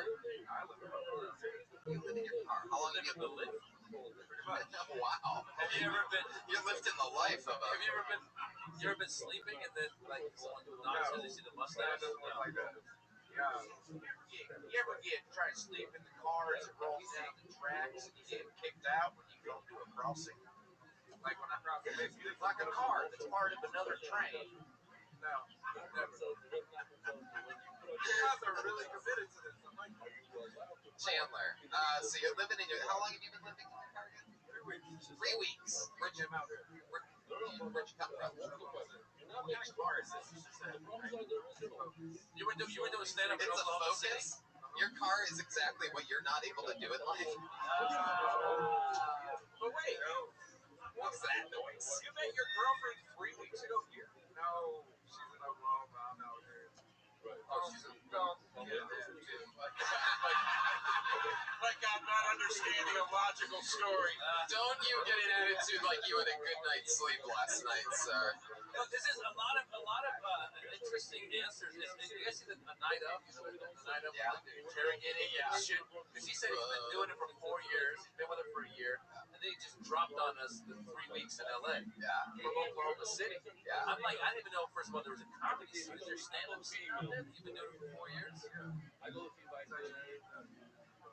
But not good enough. I know a lot of comics in Oklahoma. The only difference is instead of crowd work, they do a thing called cow work. Oh my God! I can't believe that got a legitimate laugh, and I cannot believe it did. But it was amazing that it did. I'll give you credit for that. Somehow, this is an extra good audience tonight, or Does your bed smell like farts and assholes and shit like that? Whoa, there's Brian. There's his farts and assholes, everybody. If you're wondering, has Brian's comedy grown in the past week? Nope, not at all. I mean, if you're sleeping, Farts and assholes. if you're sleeping on a like if you're I know. and somebody's sitting down the whole night. I know what you're getting at, Brian. Farts and assholes, we get it. Bed probably has it. It doesn't smell. No. So wait a minute. So 3 weeks ago, you turned to a girl and you go, "I'm going for it." Do you always hold? I gotta ask real quick. Do you always hold your hand like you're holding Paul Bearer's urn for the Undertaker while he's waiting? Do you always just summon the urn? I don't. So then the Undertaker does his tombstone pile driver. That's what you're doing, right? It amps him up. You know that's like his final level. No matter how the match is going, if Paul Bearer stood outside of the ring and did that, Then I guess. yeah, we just need 5 pro wrestling fans for being committing to that. Were you driving lift out there too? Is there lift out there? Or is that too liberal for Oklahoma City? Okay, there is. You gonna have a Christmas tree in your car or just an air freshener? What did it say? Air freshener. Didn't you listen to his set? He was threatening to not break equipment. Oh yeah. Craziest thing that's ever happened in your lift, Chandler. It's only been 3 weeks, right? When you're driving this shit in Oklahoma City. For a straight Taco Bell. Like he wanted me to buy him Taco Bell, and he was sucking my dick. I told you not to tell anybody about that shit. Wait, he would buy you Taco Bell Too easy. and suck your dick. I'll buy you some Taco Bell if you let me suck your dick. Is what he said. I'll buy him tacos. So buy me Taco Bell and I'll play with your taco balls. Oh, come on, get out of here. Oh, Put your fucking Jimmy Jam. oh. is that a chalupa? Is more. Just keep saying random Extension shit. of the jug. There's a snake. What was your answer? Oh my God, Jeremiah Watson. Wow. But my answer was no. I thought about it because the mouth to mouth and nobody would have found out. But I didn't do it. Wait, mouth to mouth. Wow. So wait, he wanted to make out with you or he wanted to suck your dick?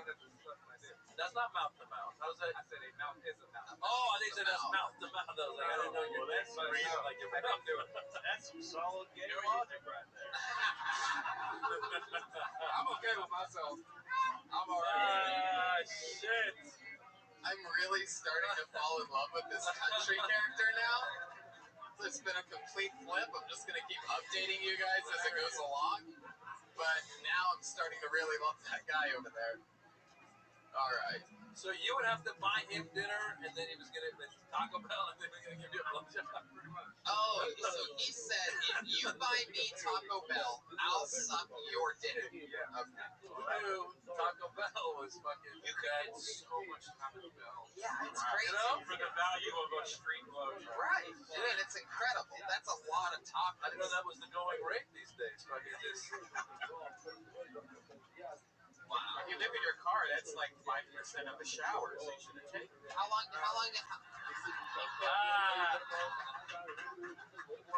a pretty good theory, actually. That's our creator right there. He's a black man. That's 10%. So you said that you thought about it for a second. If you had to guess how many seconds you thought about it, how long? How many seconds would you guess? Like 3 potholes. Jesus. So that's like 10 seconds. My God, when you hit the potholes, did his teeth clench together? And 3 potholes. My God, Jim. All right. Well, that's interesting. I'm glad I asked. Taco Bell for a blowjob. That's pretty classic. I thought like, okay, that's interesting. Like, was there any other fast food that you went by that he was like, all right, Jack in the Box, finger in your ass? No, I was gonna get there. You didn't go there? Man, I was thinking the same thing. Quiznos for anal. I was thinking the same. Can you talk about this? Like stage? I do do it that much anymore. I got stage on. You wait, been here 3 weeks? Yeah, you've only been lifting for 3 weeks. Your stories are fucked up, dude. We're about to find out that it's just a murder any second. By the way, talk about burying the fucking lead. He's up here like, something weird happened outside. Guy asked me for a hand. Why the fuck did you not tell this story?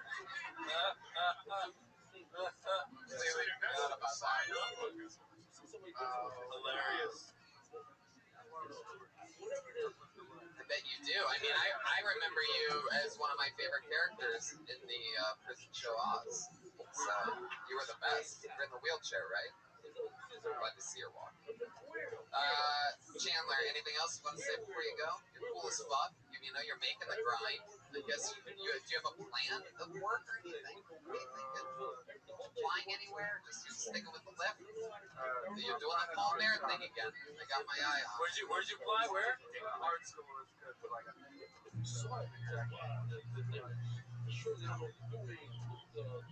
He's an artist, man. Do you ever use like? That's why he contemplated the blowjob for the taco. He's an artist. Artists are like, this may lead to a painting of some sort. He's a starting artist. Well, there you go. One of the newest comedians in town, Chandler Watson, everybody. He's on Twitter at _soul_rebel. The Soul Rebel. It's going to be a long drive home for him tonight.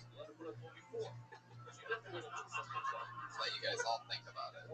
If he lives in his car, it's going to be a long drive at all, you fucking idiots. I keep telling him to stop bringing his work home with him, but he won't listen.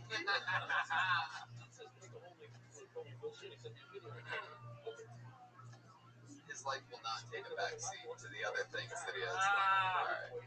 I pulled another name out of the bucket. Put your hands together for Chris Phillips.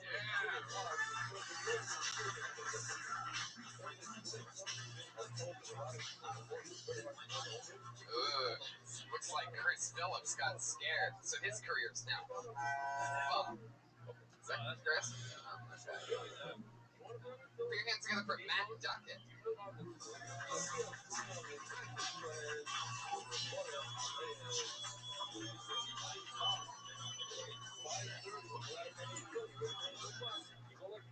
What's up, everybody?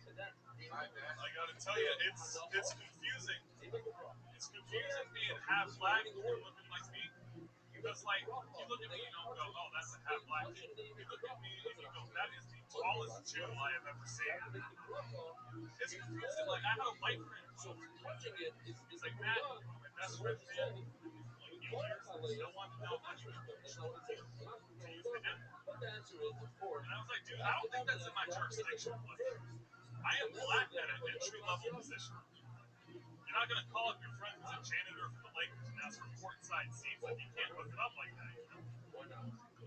I had to ask permission to use it. I grew up in an all-white neighborhood, though, so I had to ask my dad. But I asked my dad, he's like, no, Matt, you can't use that word. You're too light. I was like, nigga, that's your fault. Police officer pulled me over the other day. Police officer pulled me over. I rolled down my window. I'm like, oh, officer, give me some speed. He goes, maybe. That is funny as fuck, Matt. That's great. You're talking about real shit.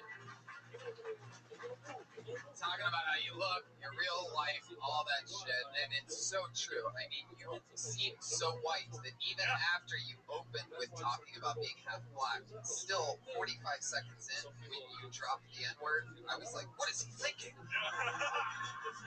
Oh, there you go. We just started the party.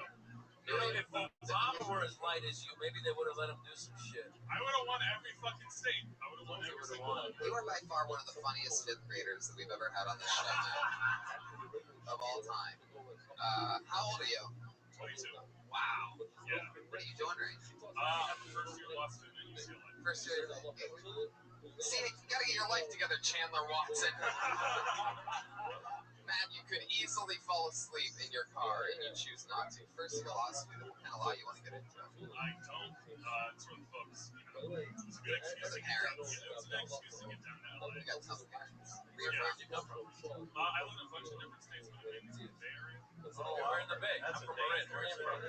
Marin, yeah. Yeah, I'm from Tampa. All right, there you go. Yeah. All right. Jason Kidd is from those parts. Yep. Go. Jason He's half black, half white. I don't know if you guys heard my Western friend over there's analysis on the Bay Area. What did you say?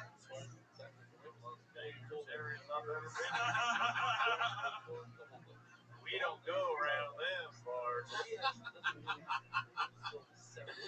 Oh, so you're 22, studying law. Where at? UCLA. UCLA. Man, that's so cool. come to a fork in the road. Oh no, I mean I've already I know I'm gonna get my degree around 2 years from now. Gotcha. Matt, let me ask you this: your parents are in the Bay Area. What do they do? My dad works in human resources, and my mom is at home. Does he work in human resources? He's the VP of human resources for the entire Black University, California. Yeah, man. He is the black one? Yeah. Oh, that's cool. And your mom just lays at home and just fucking recovers from getting slammed by that giant black. You see this dick coming. You see jokes. That's what he does. She's had bed rest for the past 22 years. There you go. Ever since you came out of her at that height. Exactly. Well, that's interesting, Matt. So that's fun. How long you been in LA now? I've been here since August. So your first year? Yeah. What's the... Like it? No, I fucking hate it. I actually just got done today with the 8-hour take-home final. I finished it at 4 and then Dude, I was at UCLA. I swear to God, I got undergrad, poli-sci, and I got UCLA to get my PhD in history. And I dropped out the first year. Get the fuck out. You know? Paying those loans, that bullshit is not worth it. Very Don't quietly planning. Someone just email UCLA and said something anti-Semitic. No, just get out. I'm serious. I'm not kidding. You're old enough. Your dad is the fucking human resources. If it doesn't work out, he can get you a job. What's your love life like down on the campus? How's that going? I actually met my girlfriend at UCLA. So, she's down here now. She works like PR. She's white. All right, Jason. Just a small town girl. There's some things that are... in a lonely world. Let me ask you something, Matt. What would you say is the blackest thing about you? Like, is there something you do, like at home or something, when you're like, fuck, I really am black? Well, I mean, I was recruited for basketball. I was gonna say, he looks like he's good at basketball. Yeah.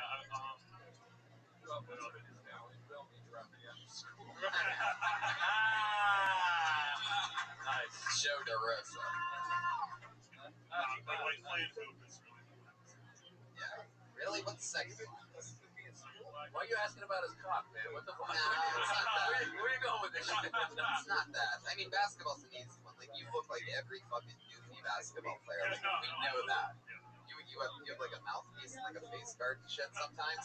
You ever break your nose and wear one of those? Like, I wasn't a face guard guy. I was a goggles guy, like Cream. Yeah, I knew there was fucking something. I was onto something there. Are you a shooting guard? What do you do? Yeah. I was when I was getting recruited, I was like a 3-and-D type player.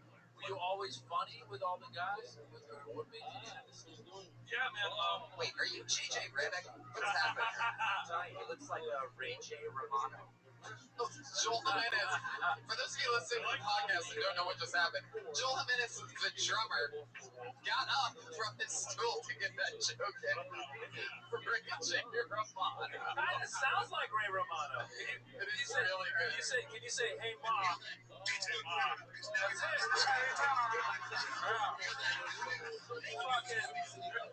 Yeah, he's right. Wow, Oz, you nailed that shit. Yeah, that's amazing.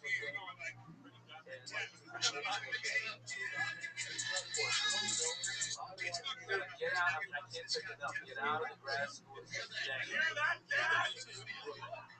What's the craziest thing that you and your 11-month long relationship girlfriend have gotten in the bed?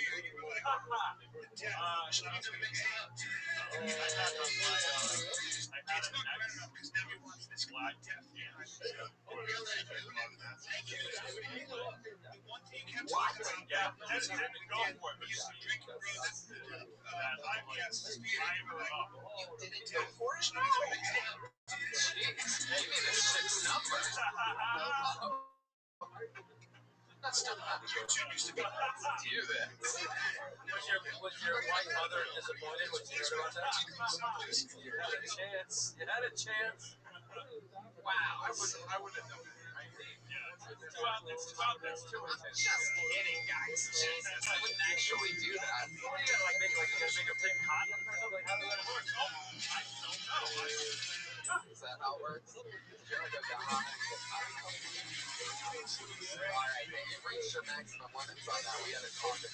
weeks ago.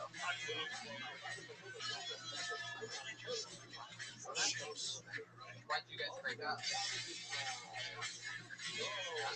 She wanted voting rights. She ran away.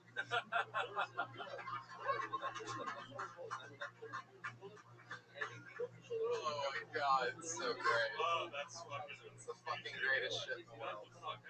That's why I ask those goofy questions. Fucking buffoons. Yeah, listen, you buffoons. What else, man? Anything else you want to say before you go? Little known fact about Tony Hinchcliffe, he calls them buffoons. Yeah. This is the second time in the last year he said this on the podcast, and it makes me more joyous every time he says it. I know, it makes me happy too. I like it that way. It's a funny way of saying it. Fucking pop. It's almost like a goat. It's not a word I like. No, please don't. Please don't. Sarsaparilla. Oh, very good, very good. So you guys both actually been on the show though, That was a fun show. I just heard all the podcast listeners vomit at once. They don't give a fuck. They know how great Moz and Joe DeRosa is. Yeah. You gotta book Tony. Hello. You gotta book this guy. That's clearly just jealous that I haven't gotten into your UCS team. Just kidding, Matt. I'm doing really good. I cast it in that. I hope. I love you, Matt. No, if you're actually serious, I will. There he goes. Matt Duckett, everybody. There he goes. Matt Duckett. He's on Twitter at Matt R. Duckett. Duckett. We're having fun so far. I like tonight's episode. I'm into this one. You know how many other people drop out? They shouldn't drop out. You know what I'm saying? Like the people you see, they're like, I dropped out of goal, but you're like, nah, you should have stayed in. Right, totally. This kid should drop out, man. Yeah, a lot of great people dropped out. Yeah, Geraldo was right. Yeah. Apto dropped out. How do you know that?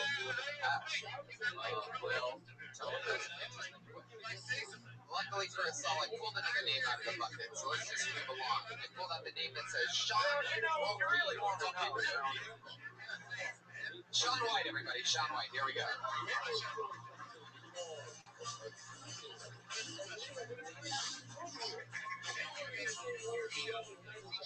All right.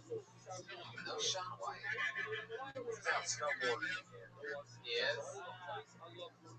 So where are you getting these references from? Oh, this looks interesting as fuck. How about Bobkov and Gronkowski?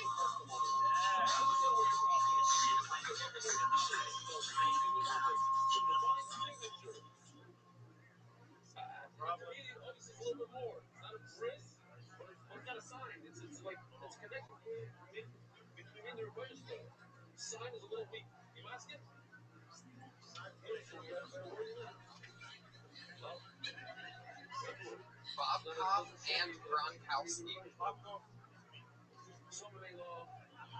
Gronkowski is his second name. Director, actor, producer, also a result of rape. He's German. And he's a complete lunatic. And they really want to proceed some point.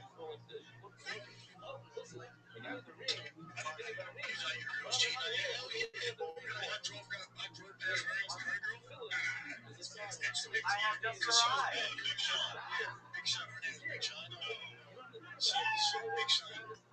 All right, here we go. So that was the 60 seconds that you're normally allotted. Hi, sorry, Gronkowski now.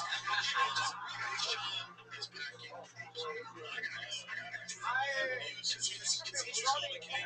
My apologies.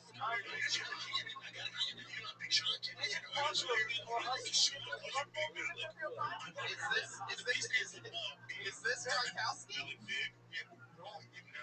We didn't bring that.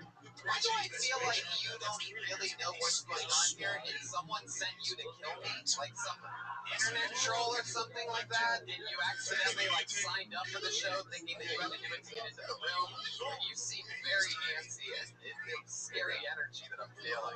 And I don't know if it's real or fake. You got me cold right now.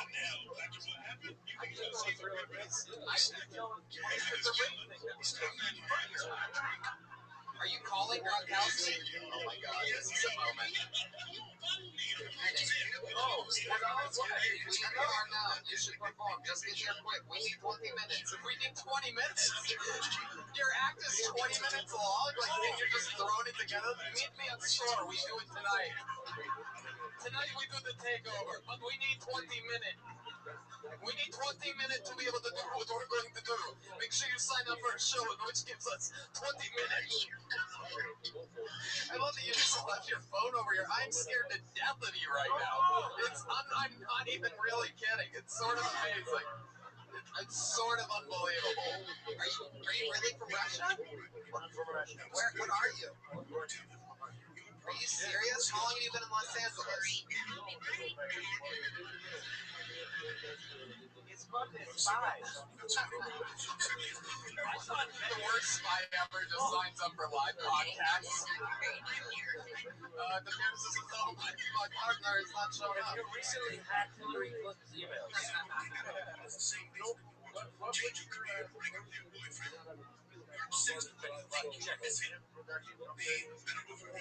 Porn, right? Porn? Tell the truth. That's better. Is your production company a porn production company? Very cool. Yeah. I'm sure the sci-fi movie you guys shot is where you make your real money, though.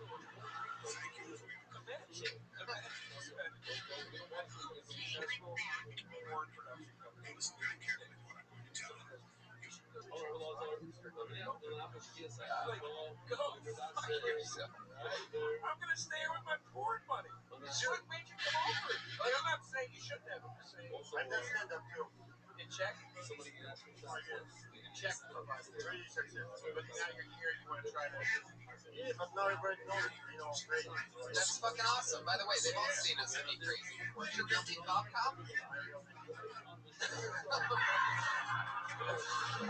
He's about to drop this accent any second. I fucking know it. And by Czechoslovakia, I mean Chicago. I just feel it coming. Come on, man, come to me. Czechoslovakia, they call me Bobcap Goldthwait. Bobcap Goldthwait. Show us your check guy. In Czechoslovakia, you need to check yourself. What do you think? Check yourself before you check. What do you think? You are like saying that it's like no, you're okay, Bob Cop. Bob Cop. Can I call you Bob Cop still? Yes. I'm Bob Cop. I see your check ID. I feel like this is a character in your Andy Kaufman. It feels very Andy Kaufman, right? Google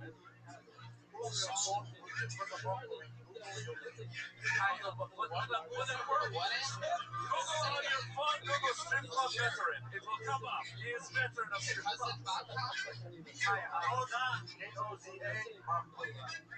Hilarious. Spell it again. Bob Cop. So wait a minute. Best of luck with Bob Cop, by the way. I will not spell it out. So wait a minute. Now that you're here, B.O.B. Go fuck yourself. Image. It came up. Who's running? That's the one thing I'm brave. That's his dick on top of the room. Gotcha. Okay. Do we have any other information on Kosovo? Who's running the porn business now that you're here? Oh shit! What's with the blue dick picture? What we wanted to do, Avatar? Avatar. So I took the picture. Wait a second. This guy's a fucking superstar. Bob Cop, is Gronkowski famous? I'm not joking. Is Gronkowski just a head with a blonde wig on? A mannequin head? Is that what Gronkowski is? Because there's pictures of you performing with. Yeah, but this was like 5 years ago. There's actually pictures of you on stage. But like.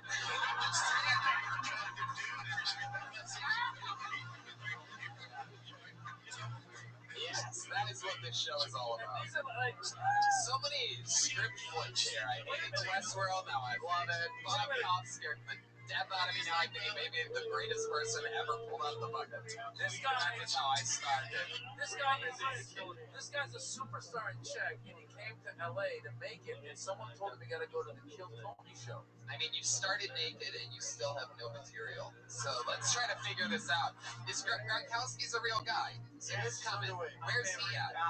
Maybe we like stretch for it. How about this? Let's move on. And you hang out there, wait for Gronkowski. When he gets here, just have You'll know. I'll tell you. No, you can't just Bob Koff, no. My kind of man. I'm about to die, guys. This can't be some funny thing where, hey, let's kill him live. It'll be so cool. It's the name of the show. I've been thinking about that shit lately. These people are scary on the internet, man. I'm very concerned. Have you ever killed anybody? Oh. There's someone named Corey is calling you. Is that Gronkowski? Absolutely. Unbearable. Where's Gronkowski from? Is he also Czech? Put him on speakerphone. Thanks for the ride. Where you're at? Okay, are we ready? Are we together? Are we not together? Okay, put him on the phone. Put it on the speaker, dumbass. I'm on a stage. Put it on the speaker. They don't believe that the hanging is real. We need the proof. Yes, Henning. I have this phone on the speaker, and you are talking next to the microphone. The whole room is listening. So, these people don't believe you are real, and you are on the way. So, please tell them something that they know you are real, and you are on the way.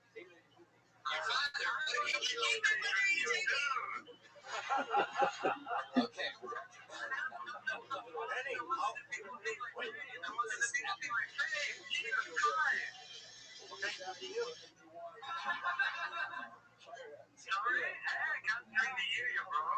Okay. I'm really disappointed, man. I hate all the people in this room. Tell them. Okay, how far are you?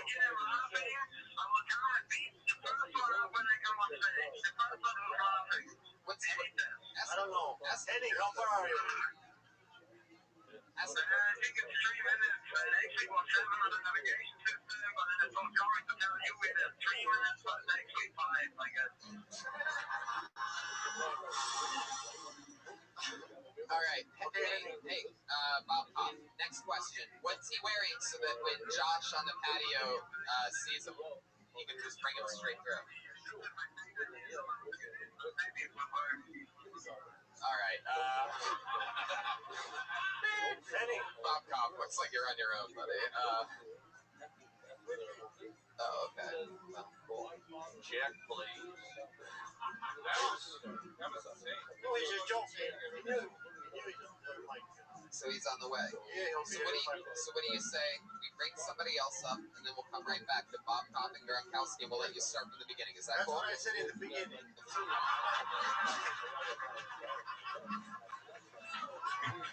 Suddenly he's a sympathetic guy. He really did say that. He did say that. I love it. I'm sort of scared of what's going to happen, but we're going to bring you back up in a minute. We're going to bring up Bob Kopp and Gronkowski again. There he goes. We're going to see you in a minute.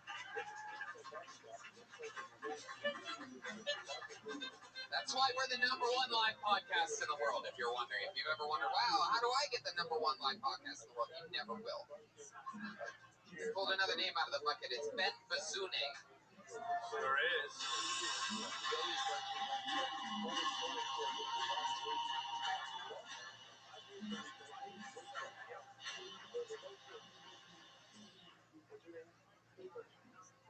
So, I don't believe in comic books it's played out. It's a big thing. But the concept of going to this for fun is the whitest shit I've ever heard of.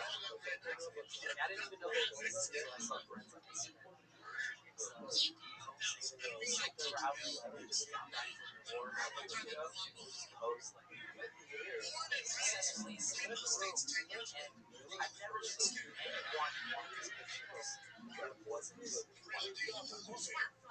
I've actually never been to a scary but my parents have.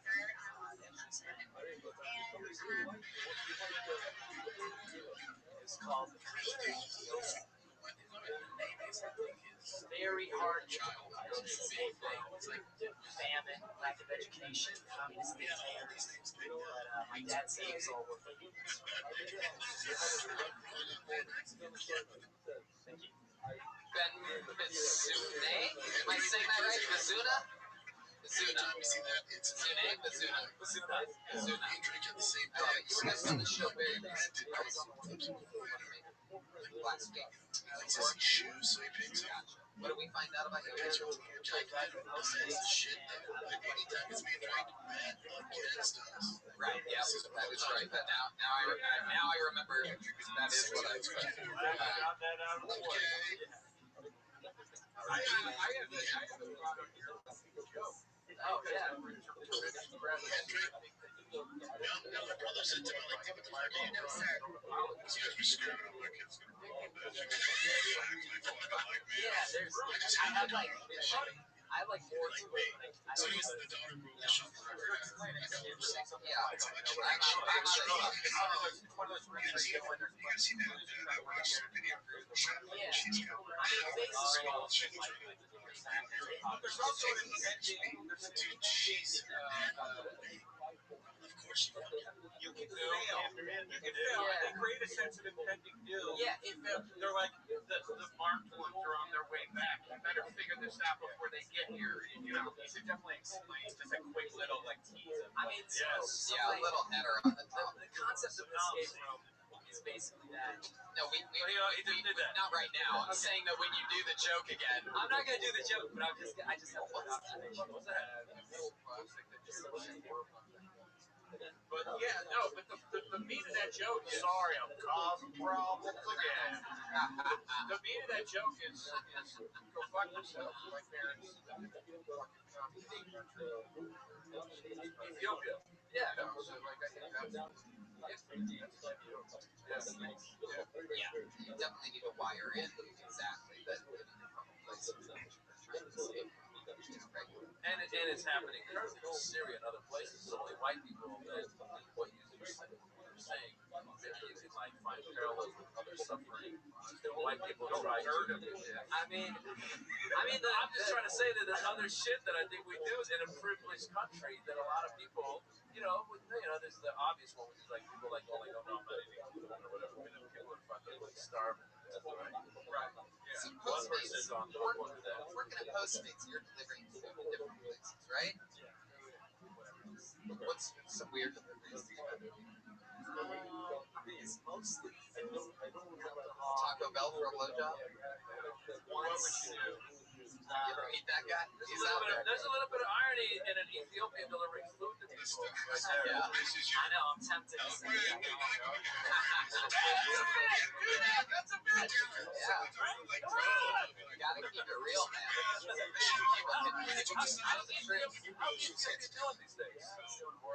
Still? Oh, jeez. Why don't we hear about that shit anymore? Nobody even wants to talk about Ethiopia. Nobody. Did you see the Olympic marathon? No, the dude who came in second was an Ethiopian guy who came across the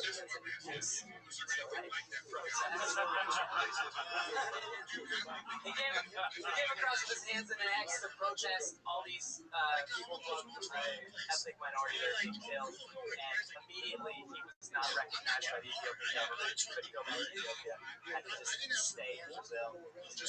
Wow. Yeah. He had to stay in Brazil. He was recognized as a Sounds like a pretty awesome punishment. Right? Go back to Ethiopia. You really fucked up this time. Yeah. I hope you like beautiful women in nice climate and no flies. Yeah.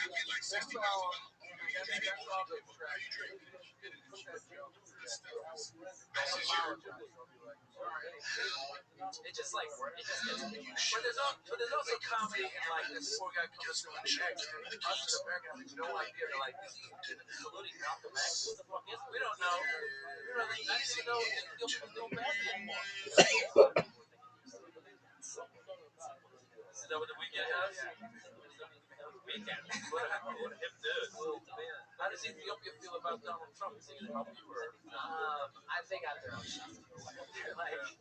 It's fun to hear. It's like yeah.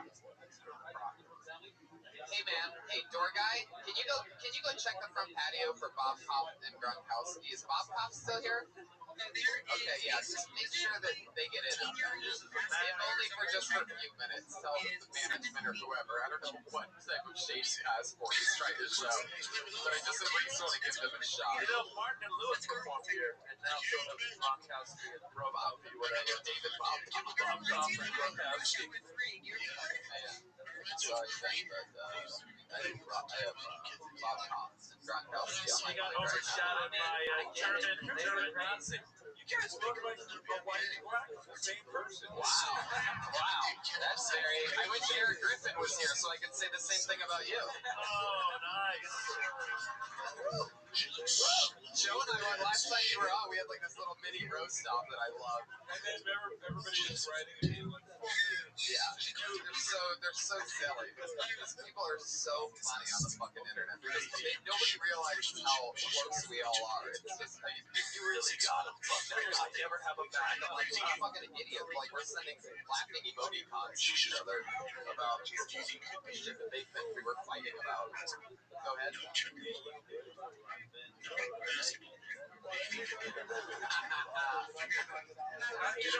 know what a negative is? Because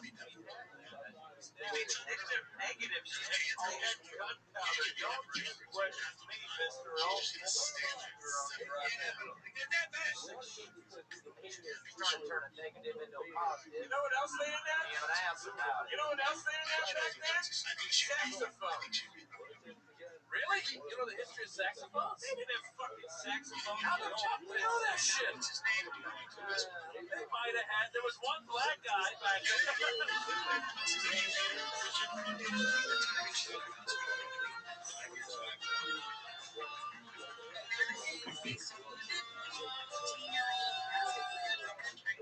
This show is out of control. Man, craziest, goofiest thing with fucking craziest shit you've ever seen in your life. I mean, come on, dude. It reminds me of the guy from Rush Hour 3. It reminds me of Kramer when he was playing with the taekwondo kids. I make music for money. Like, okay. Playing with the grown women. It's so sad. Get this big girl in the WNBA. They started doing like fart noises with his leg, and he just like did them as fast as he could, and it was so crazy. I love it. That's Louis Fartstrong. Out of all your years in Ethiopia, the craziest thing you've ever seen was a guy make fart noises with his knee. In Atlanta. All places. Well, you know, Tony, I'm Ethiopian, so I have to tell you, one time in Atlanta. I was born here. I was born here. No, I know. It's being silly. I like how Red Man used to do it. Did you know that George Michael of Wham, who they just played, sang his live aid? No, fucking idiot. Remember when Bob Geldof was? Remember that? You were saying they did it for not for Ethiopia. Nobody knows Ethiopia's having a hard time. George Michael said he was sucking guys' dick. Ben, you've gotten up twice in the past few weeks. Congratulations on that. It was good to see you again. Another new minute from Ben Mizooters. We're like famous. We're not even famous, but like they have like some sort of like social media clout where a lot of people are in relationships. Yeah. Now, everybody, wire in that Ethiopia stuff to the escape room. Hold on. Wait a second. Now, immediately put your hands together for Bob Hoff and Gronkowski, ladies and gentlemen.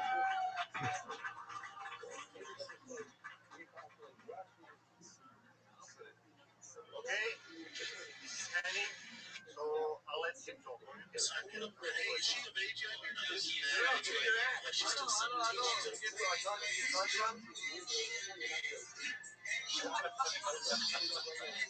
Was wollt ihr was wissen? Stellt noch eine kleine Frage. Oh, English. Yeah, my name is Evan. Hello. I met this guy. He's a really nice guy. He's very sensitive. He's trying every day. He's not scary. Only when you want to buy a car from him, then you will definitely. You need a second one. Okay, I told him already that you're a result of a rape. That was his cue. Is that just true? That's just true? Is that what you just said? Oh, wow. That's alright, so there's another new minute from Bob Copy Gronkowski. Bob Cop being the first guy in 3.5 years of doing this show that's ever gotten 2 minutes. So this is what we were waiting for. This is Gronkowski. Gronkowski, are you wearing lipstick? Well, the thing is, he's back to Germany on Wednesday. In 2 days. Sounds like he's, by the sound at the beginning of his act, sounds like he's pretty ready to be there. Oh, shit. You got me. Look at that. You burned me there. I brought my porn actress, by the way. Can you come here, Janaina, show your tits for a second? Porn actress. Sure, you guys came with a porn actress? Delilah? Yeah, she's already 21. Do you work for ID. What do you do for work? I sold some shares to my company. Wow, what was your company? It's called Group Gronkowski. What do they do? Shoot porn, like, actually. By the way, earlier when I guessed that they were shooting porn, even though really these are That's it. Show your schlong. He's my actor. He's Anaconda is incredible. And this is like, stand up, hey!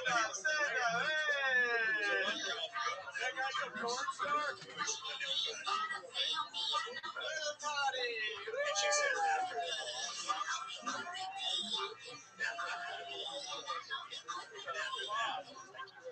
I have no idea what the fuck is happening. I know. I hope I don't get in trouble for it at any point. Did this just become a 3-person act? Is this about gangbang? Here's the question. Everybody settle down, everybody take a breath. We're gonna get into Joe DeRosa. Here we go. Yes. I still don't understand what the fuck is happening. I sort of was. It's sort of one of your bits. I want to see one of your bits. Do you have a bit? You guys are just having the time of your life in the porn industry. You're because I started and you didn't believe me. Like when I said my sister is a whore, everybody thinks like, why am I talking so bad about my sister? But when I say it's true, like my sister fucked most of my friends. And my sister, like the thing that entertains the most everybody is that she can suck yellow color for bananas. So, well, if you have a sister like this, then I'm about to start my 4th podcast with Gronkowski and Bob Kopp via satellite forever. I'm pretty sure I'm in love with you idiots. I got an idea. We gotta go check in your comedy. My girlfriend, whore, I serious. Seriously though, she fucked my friends. she did. Wow. She really wants to be. Yeah, she's sad now. Is she from Germany too? Yeah, she's from. Where's she from? Germany? Where are you from? Yeah, can we talk to you for a second? She might go to solve this whole thing. Yeah, my guess is that she doesn't even really know these two.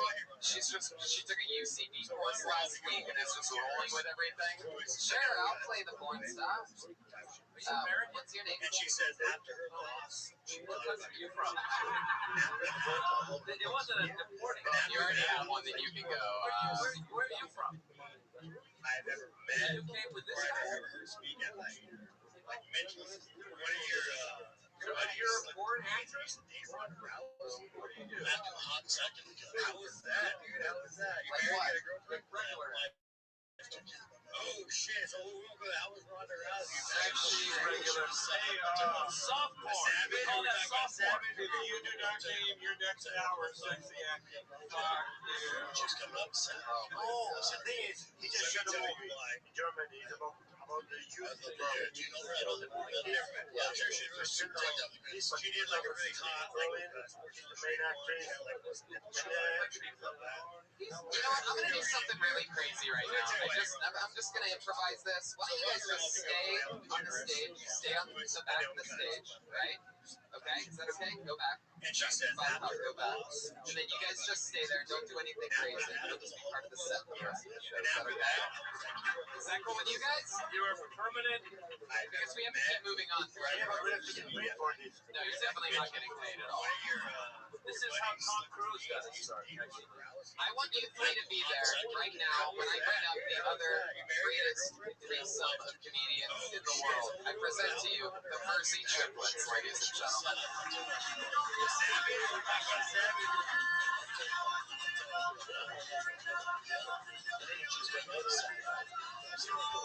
Let me tell you why.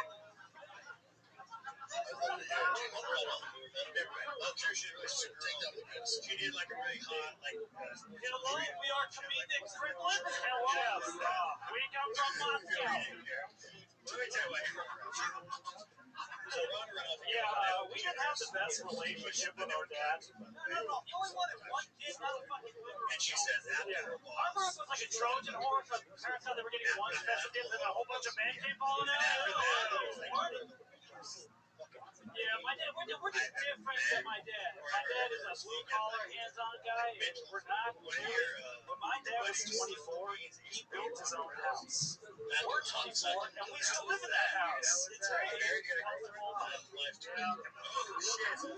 you so much in the back.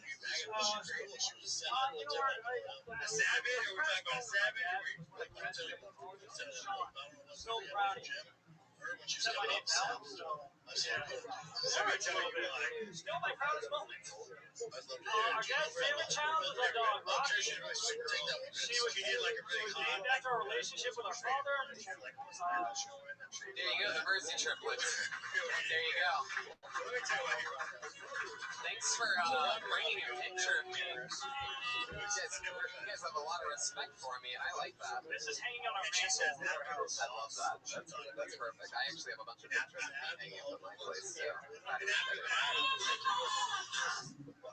These guys are the cleanest, most best showered comedians I've seen in my entire life. They are, right? Fantastic. Proud of you guys. Okay, there they go. The Mercy Triplets, ladies and gentlemen. Another 2 minutes from the Mercy. Give the microphone to Bob Cobb. Give it to Bob Cobb. Bob Cobb, what did you think of these three guys? I want to hear your thoughts on the Mercy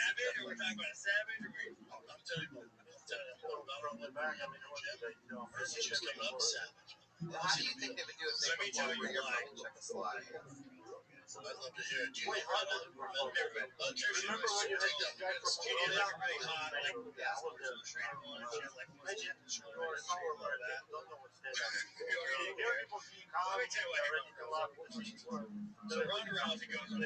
about the three of them in a board? Do that? That would work great.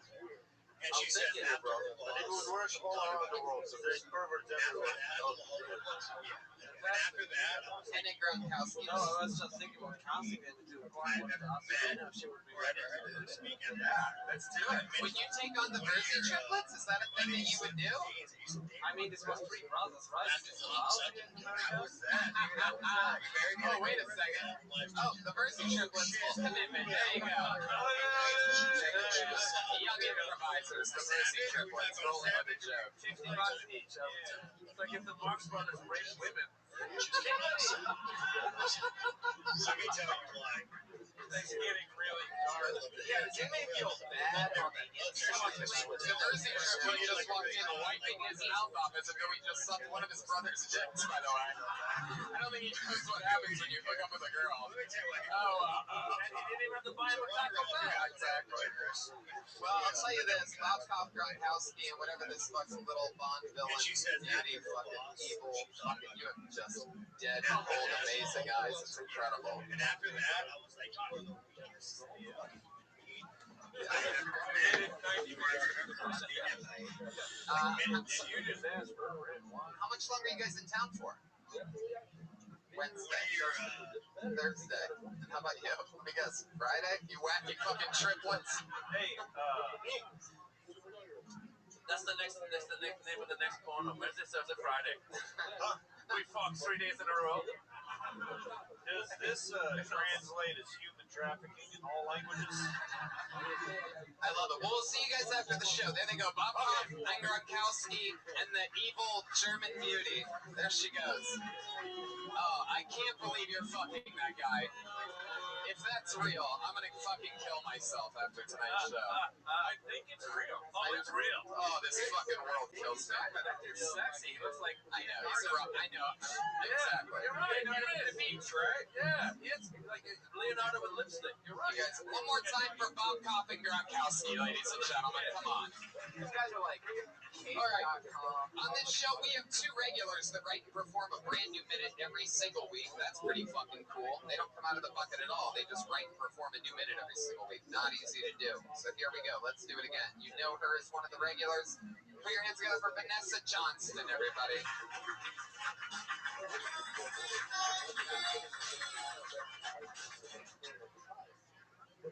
I didn't believe that sexism still existed until I started reading YouTube comments.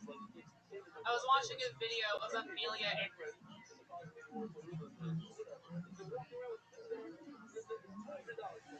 Earhart, and this guy commented and wrote, "Man, this horse sucks at flying. She should just do porn."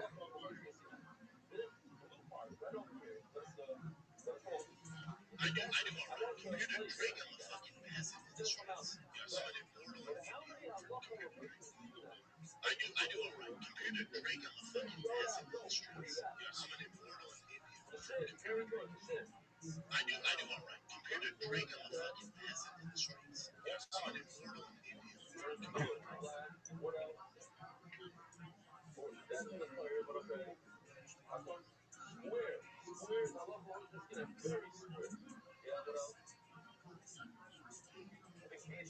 The talk in the town is the main event. Dumbass. If you gave me $100,000 and I could bet on one fighter that I can guarantee is going to be a world champion, dumbass.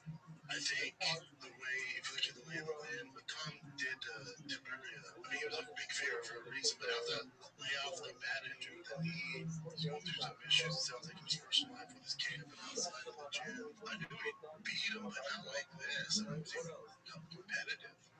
I think he beats Pavlich, but I think if he finishes before that first round, he drags Pavlich into the second, third, fourth round and beats him. But you look at the matchups, take John Jones out of it, I don't see anybody beating Thomas. He's too damn good.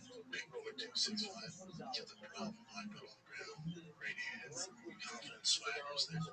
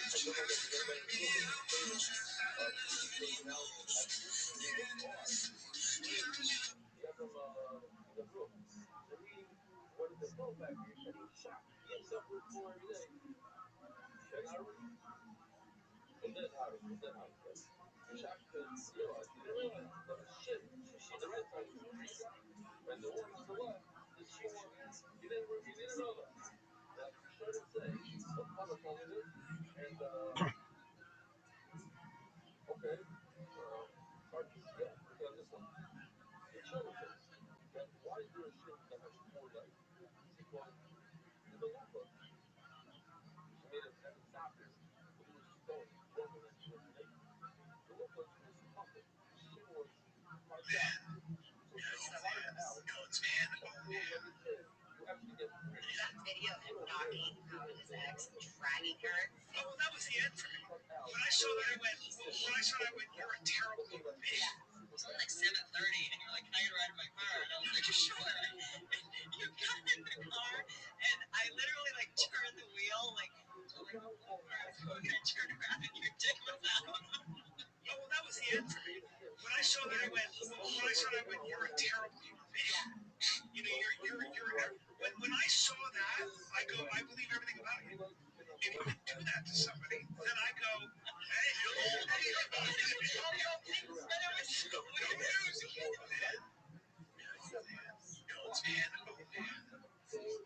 Hey, you know why they call me the Mad Dragon?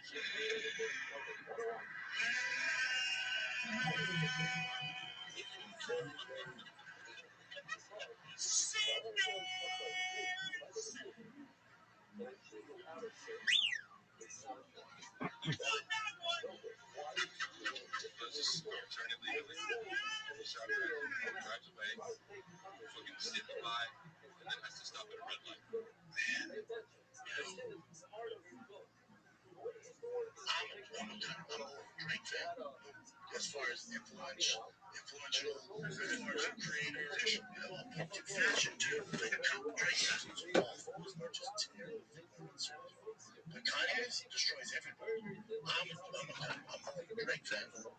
As far as influential, as far as creator, but fashion too. Like Drake fashions are awful as much as it's terrible. But Kanye's destroys everybody. I'm more of a Drake fan. As far as influential, as far as creator, but fashion too. Like Drake fashions are awful as much as it's terrible. But Kanye's destroys everybody. I'm more of a Drake fan. As far as influential, as far as creator, but fashion too. Like Drake fashions are awful as much as it's terrible. But Kanye's destroys everybody. I'm more of a Drake fan.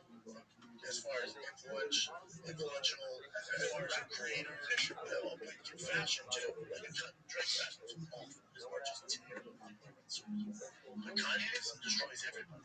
I'm more of a Drake fan. As far as influential, as far as creator, but fashion too. Like Drake fashions are awful as much as it's terrible. But Kanye's destroys everybody. I'm more of a Drake fan. Good boy squad. As far as influential, Good boy nation. as far as creator, but fashion too. Like Drake fashions are awful as much as it's terrible. But Kanye's destroys everybody. I'm more of a Drake fan. As far as influential, as far as creator, but fashion too. Like Drake fashions are awful as much as it's terrible. But Kanye's destroys everybody. I'm more of a Drake fan.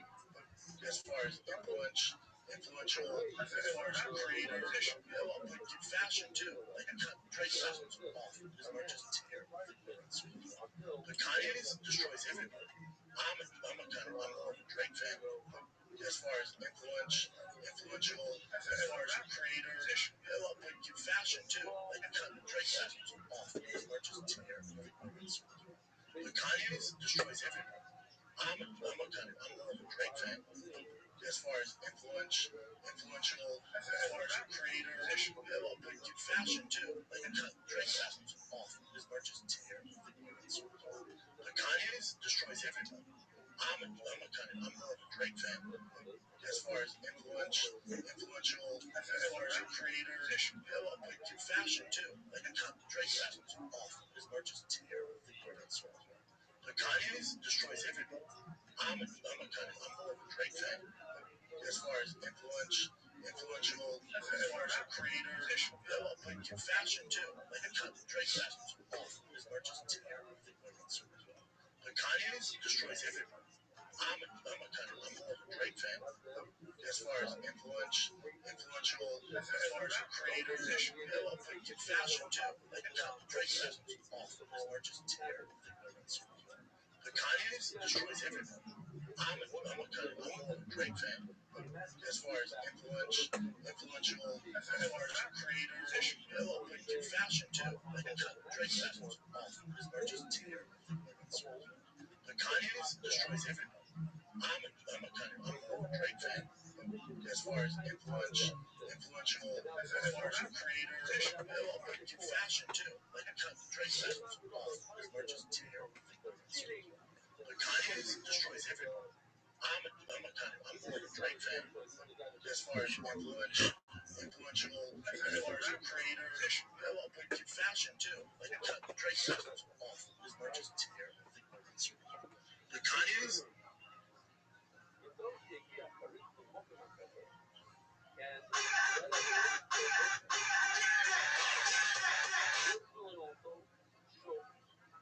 On the campus, how's that going? I got a girl. I actually met my girlfriend at UCSD. And you're talking past each other, but one person is going to be wrong because they're using a word in an inappropriate way. Bullying is an ongoing keyword there.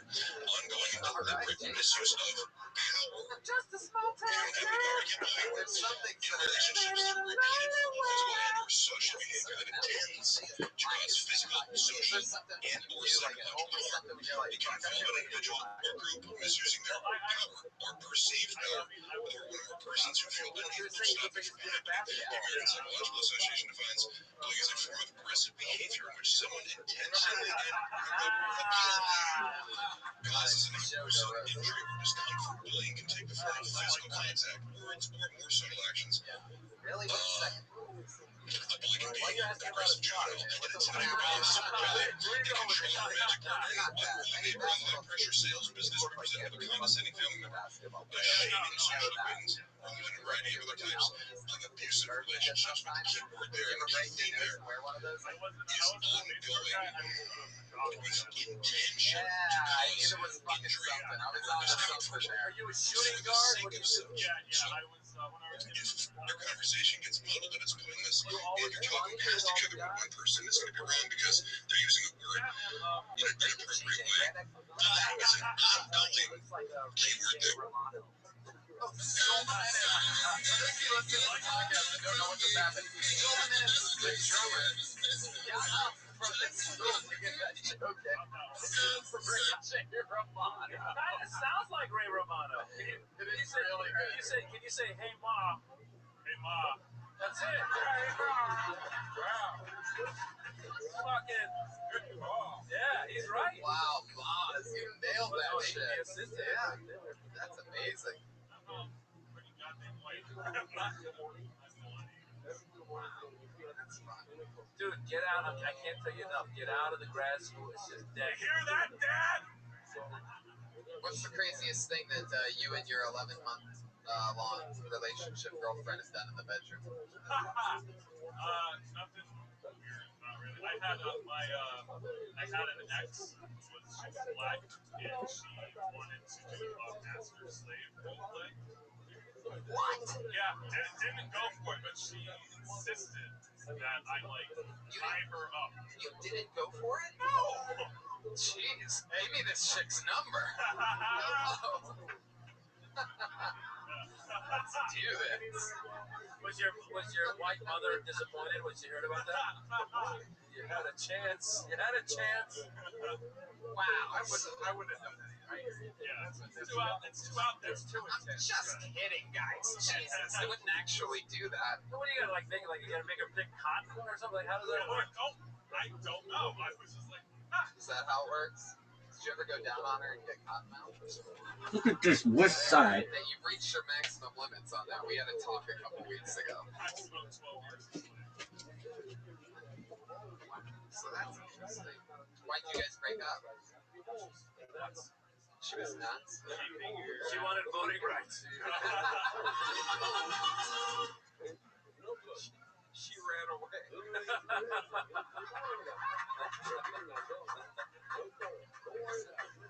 Oh my god, it's so great. Oh, that's fucking... It's the fucking greatest shit in the world. That's why I ask those goofy questions. You fucking buffoons. Yeah, listen, you buffoons.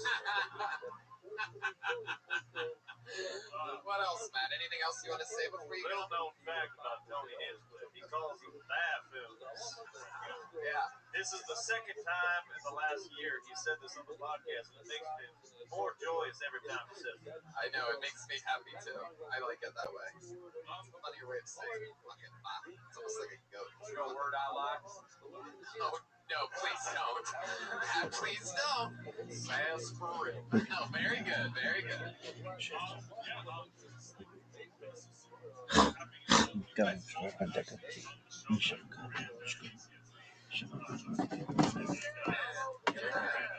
was a fun show. I just heard all the podcast listeners vomit at once. They don't give a fuck. They know how great Moz and Joe DeRosa is. You gotta book Tony. Hello. You gotta book this guy. That's clearly I'm just jealous that I haven't gotten to do your UCSB show. I'm just kidding, man. I'm doing really good. I casted a net, I hope. I love you, Matt. No, if you're actually serious, I will. There he goes. Matt Duckett, everybody. There he goes. Matt Duckett. He's on Twitter at Matt R. Duckett, D-U-K-E-T-T. We're having fun so far. I like tonight's episode. I'm into this one. You know how many other people drop out that shouldn't drop out? You know what I'm saying? Like the people you see, they're like, I dropped out, I'm going for you. Like, nah, you should have stayed in. Right, totally. This kid should drop out, man. Yeah. A lot of great people dropped out. Famous comics for our... Yeah, Geraldo. Yeah. Geraldo was right. Yeah. Just Apatow dropped out. there you go. How do you know that if you live in the past? Well, that's an interesting question. Luckily for us all, I pulled another name out of the bucket, so let's just move along. I pulled out the name that says Sean. Well, you know, you really want to know, Tony. Sean White, everybody. Sean White. Here we go.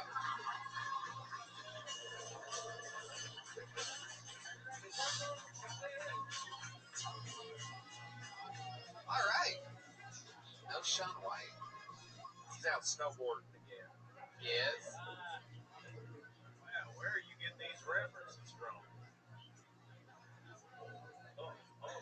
Oh, this looks interesting as fuck.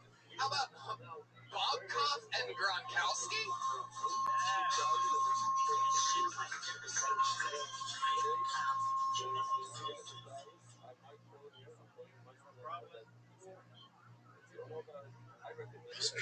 Said Seattle, get the fucking house.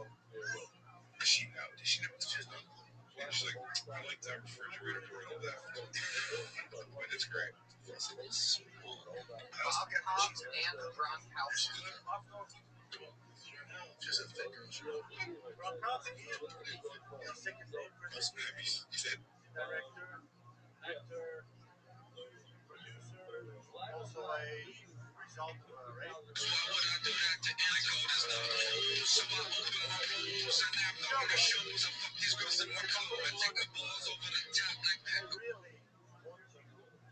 It was supposed to be the night originally. They wanted to finish after 5 weeks. And then they pushed it back to 30th in Dallas.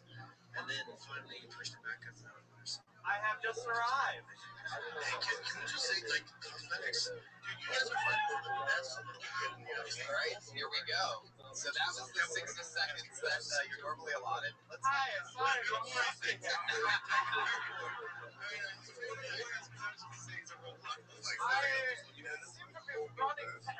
My apologies. Is it possible for us to get a minute of your time? Is this Gronkowski? Why do I feel like you don't really know what's going on here and someone sent you to kill me? Like some internet troll or something like that, and you accidentally like signed up for the show thinking that you had to do it to get into the room? Like, you seem very antsy and it's scary energy that I'm feeling. And I don't know if it's real or fake. You got me fooled right now. I can't tell if it's real or fake. I can't tell if when he said the rape thing that was supposed to be funny or not. Are you calling Gronkowski? Oh my god, this is a moment. Henning. Oh, he's on his way. We have car now. You should perform. Just get here quick. We need 20 minutes. If we need 20 minutes. Your act is 20 minutes long, like, and you're just throwing it together. Meet me at the store. We do it tonight. Tonight we do the takeover, but we need 20 minutes. We need 20 minutes to be able to do what we're going to do. Make sure you sign up for our show, which gives us 20 minutes. I love that you just left your phone over here. I'm scared to death of you right now. I'm not even really kidding. It's sort of amazing. It's sort of unbelievable. Are you really from Russia? What are you? Are you serious? How long have you been in Los Angeles? Yeah, it's kind of like, it's not like crazy. He's fucking spy.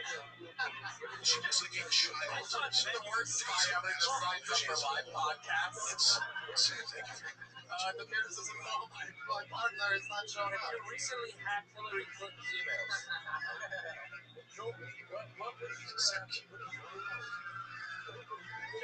Check. So he's massaging her ear. Why is there a guitar solo? Tell the truth. Sissy, Is that a plug better?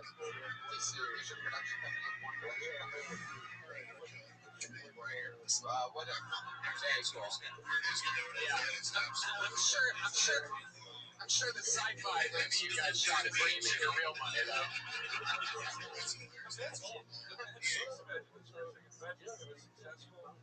Foreign production company here today. Somebody goes, you should go to Czechoslovakia and start doing book reviews. I'm like, go fuck yourself.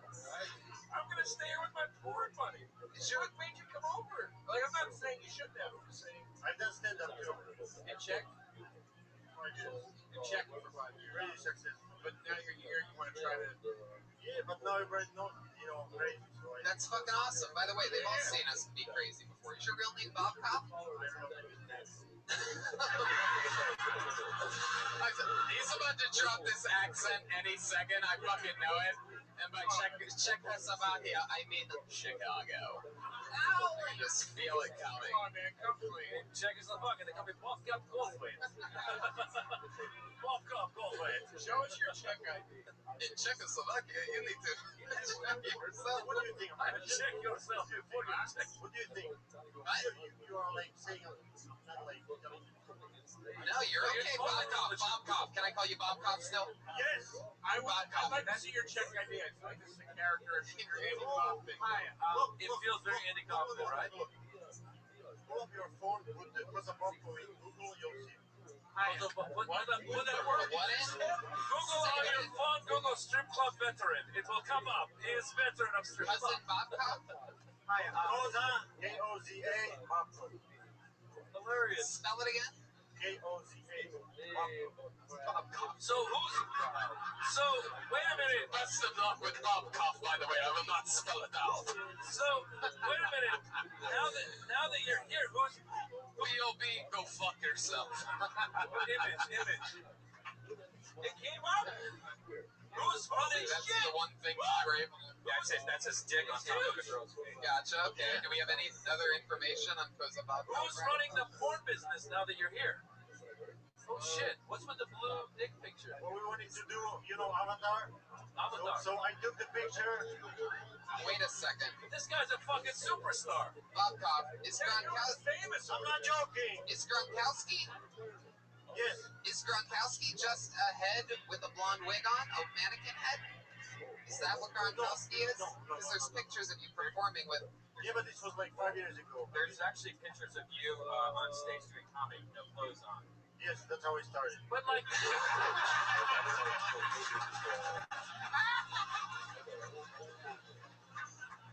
Yes, that is what this show is all about. These are like.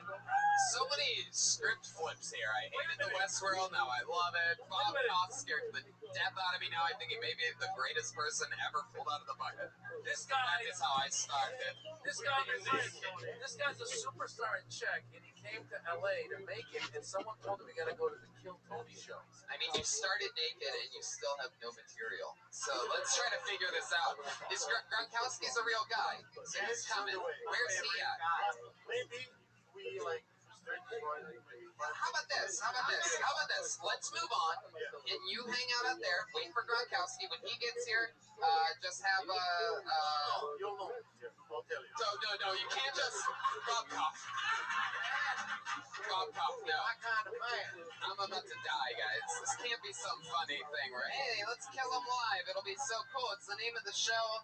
I've been thinking about that shit lately. These people are scary on the internet, man. Very concerned. Have you ever killed anybody? Oh, there's someone named Corey is calling you. Is that Gronkowski? Yes, absolutely unbearable. Sure, Where's Gronkowski from? Is he also Czech? Yes. Put him on speakerphone. Do your act. Hurry. Yeah, what's up, David? Oh, okay, are you with Penny? Yeah, I'm just meeting them. We're about 5 minutes away. Okay, put him on the phone. All right, well, hang on, he's driving, so... Put it on speaker, dumbass. I'm on a stage. Put it on speaker. They don't believe me that the hanging is real. We need the proof. Yes, Henning. I have this phone on the speaker, and you are talking next to the microphone. The whole room is listening. So, these people don't believe you are real, and you are on the way. So please tell them something that they know you are real, and you are on the way. I want to be on stage with you, too. Okay. Henning, wait. Okay, continue. Sorry? Heck, I'm trying to hear you, bro. Okay. But I'm really disappointed, man. I hate all the people in the room. Tell them. Tell the people. Okay, how far are you? You know, laughing. I'm going to beat the first one up when I go on stage. The first one is laughing. What's I don't know. Henning, how far are you? I think it's 3 minutes. Actually, well, 7 on the navigation system, but then it's all coming to tell you in 3 minutes, but it's actually 5, I guess. All right. Hey, Bob Pop. Next question. What's he wearing so that when Josh on the patio sees him, he can just bring him straight through? All right. Henning. Bob Cop, looks like you're on your own, buddy. Oh, okay. Check, please. No, he's just joking. So he's on the way. So what do you say? You bring somebody else up, and then we'll come right back to Bob Cop and Gronkowski. We'll let you start from the beginning. Is that That's cool? what I said in the beginning.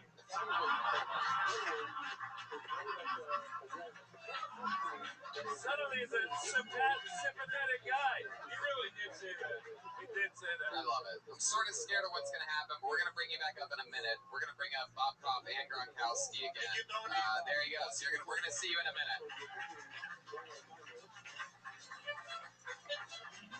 That's why we're the #1 live podcast in the world, if you're wondering. If you've ever wondered, wow, how do I get the #1 live podcast in the world? You never will. I pulled another name out of the bucket. It's Ben Bazune.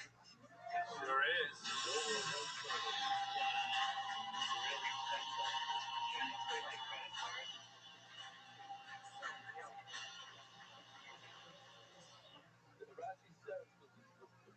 So, I don't believe in calling things white. I think it's played out. It's easy. But the concept of going to an escape room for fun is the whitest shit I've ever heard of. Like, I didn't even know they existed until I saw friends on Instagram pictures of themselves posing so proudly like they just got back from war. You know? They just posed like successfully escaped the room. And I've never seen anyone in one of these pictures that wasn't white. And I've actually never been to an escape room before, but my parents have. Actually spent 30 years in one. It was called the country of Ethiopia. Very hard difficulty on this escape room. Famine, lack of education, communist dictators. But my dad said it was all worth it. It's really big. Ben Bazune? Am I saying that right? Bazuna? Bazuna. Bazune? Bazuna. Bazuna. Bazuna. I love it. You were just on the show very recently, right? Last week? Before? Gotcha. What did we find out about you again? I drive for Postmates, and I'm the flight attendant from the captain now. Right. Yep. That is right. And now I remember. That is what I said. Glad you got that out of the way. Yeah. I have a thought on your show. Oh, yeah. Tremendous breaths, and I think that you should get into the Viking fire with me. Don't apologize. It's ridiculous. That white people. Yeah, I have more to it, but I don't know I'm just trying to explain it. Some yeah, I don't know. I'm out of touch. It's one of those rooms where you go in, there's a bunch of clues, you try to work together to get through the room. Yeah. I mean, basically. Riddles and like you put magnets on top. But there's also an impending, you can fail. You can fail. Yeah. They create a sense of impending doom. Yeah. They're like, the marked ones are on their way back. You better figure this out before they get here. You know, you should definitely explain just like a quick little like tease of it. I mean, Yes. Yeah, a little header on the top. The concept of escape room is basically that. No, we not right now. I'm saying that when you do the joke again. I'm not gonna do the joke, but I just have one observation. But yeah, no, but the meat of that joke is sorry, I'm causing problems again. The meat of that joke is go fuck yourself. Like Ethiopia. Yeah. You know, so like I think that's the You definitely need to wire in exactly that one place or and it's happening currently with Syria and other places. So only white people will then what you're saying, maybe you can like find parallels with other suffering. The white people try murder. I'm just trying to say that there's other shit that I think we do in a privileged country that a lot of people, there's the obvious ones, like people like going like, oh no, I'm not eating gluten or whatever. And people are fucking like starving, right? Yeah. So One person's on board with that. Working at Postmates here, so they bring food to different places, right? What's some weird things that it's mostly alcohol. Taco Bell for a blowjob? What would you do? You ever meet that guy? There's a little bit of irony in an Ethiopian delivering food to people. Right there. Yeah. I know, I'm tempted to send it back home. That's a bit! Do that! That's a bit! Yeah. Right? Come on! Gotta keep it real, man. That's a bit! People can How's Ethiopia doing these days? Super horrible. Still? Oh, jeez. Why don't we hear about that shit anymore? Nobody even wants to talk about Ethiopia. Did you see the Olympic marathon? No, I didn't. The dude who came in second was an Ethiopian guy. He came across with his hands in an X to protest. He came across with his hands in an X to protest all these people from ethnic minority that are being killed, and immediately he was not recognized by the Ethiopian government. He couldn't go back to Ethiopia. Had to just stay in Brazil. It was crazy. Wow.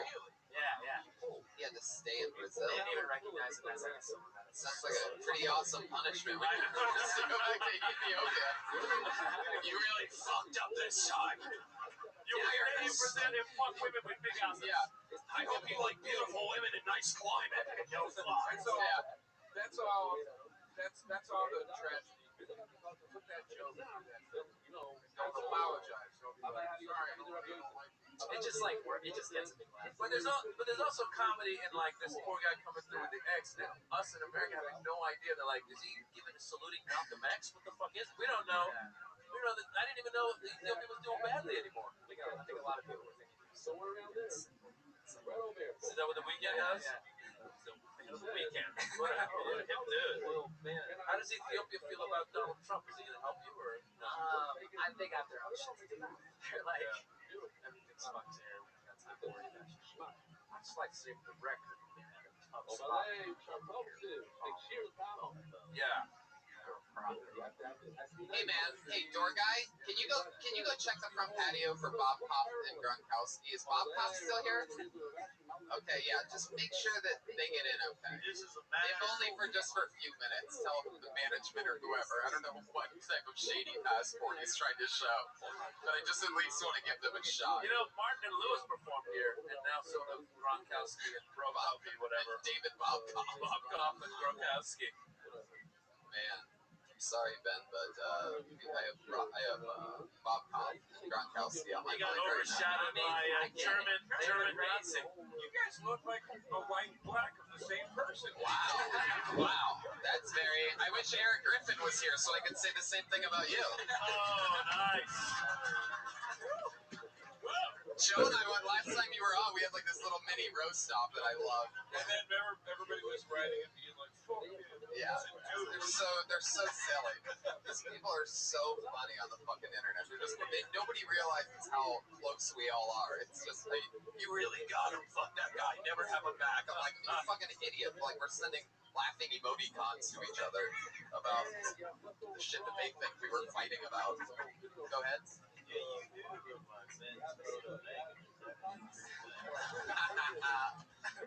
How do you know when a negative is?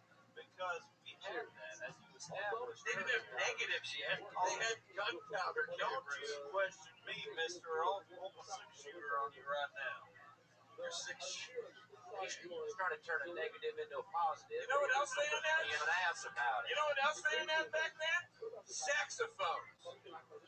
Really? You know the history of saxophones? They didn't have fucking saxophones. How the fuck do you know that shit?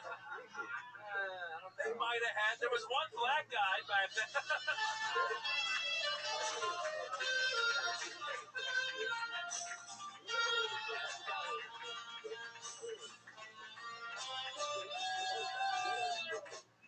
This show is out of control. Ben, craziest, goofiest thing, fucking craziest shit you've ever seen in your life, go. One time in Atlanta, there was he was like, I'll make music for money. We were like, okay. And then it was so sad. He got on his back and he started doing like armpit fart noises with his leg, and he just like did them as fast as he could, and it was so crazy. I love it. That's Louis Fartstrong. Out of all your years in Ethiopia, the craziest thing you ever seen was a guy make fart noises with his knee. In Atlanta. Of all places. Well, you know, Tony, I'm Ethiopian, so I have to tell you, one time in Atlanta. I was born here. Oh, no, I know. It's silly. I like how Red Band used to be a homeless man. There you go. Did you know that George Michael of Wham, who they just played, sang in Live Aid for Ethiopia? No, I had a connection with him. No, fucking 80s. Remember when Bob yelled out? Remember that? You're saying they did it after Not for Ethiopia. Nobody knows Ethiopia's having a hard time. George Michael said he's such a cat. Ben, you've gotten up twice in the past few weeks. Congratulations on that. It was good to see you again. Another new minute from Ben Kazuna, everybody. Wiring that Ethiopia stuff to the escape room. Hold on. Wait a second. Now, immediately put your hands together for Bob Kopp and Gronkowski, ladies and gentlemen.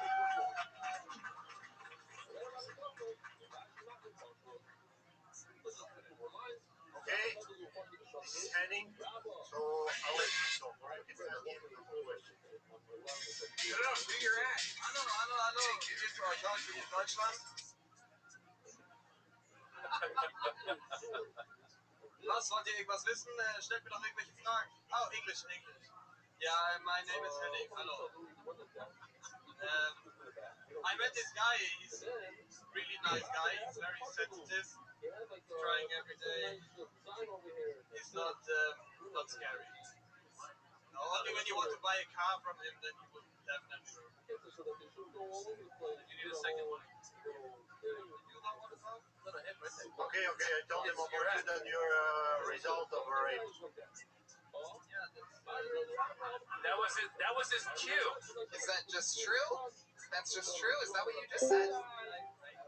No. Go wow. That's this not is the act. you come. All right, so there's another new minute from Bob Kopp and Gronkowski. Bob Kopp being the first guy in 3.5 years of doing this show that's ever gotten 2 minutes. So this is what we were waiting for. This is Gronkowski. Gronkowski, are you wearing lipstick? Well, the thing is, he's flying back to Germany on Wednesday, which is in 2 days. Sounds like he's, by the sound at the beginning of his act, it sounds like he's pretty ready to be there. I couldn't understand what this lesbian was talking to me. Oh shit! You got me.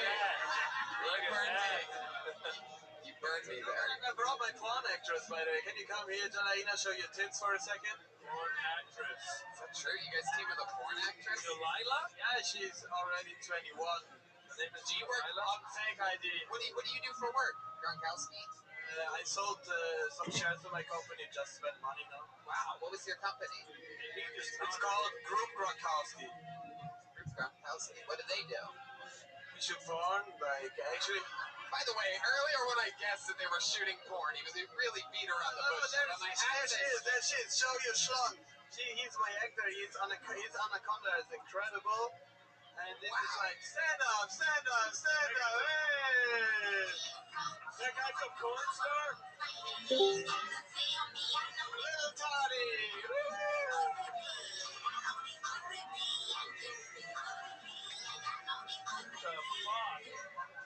I have no idea what the fuck is happening. I know.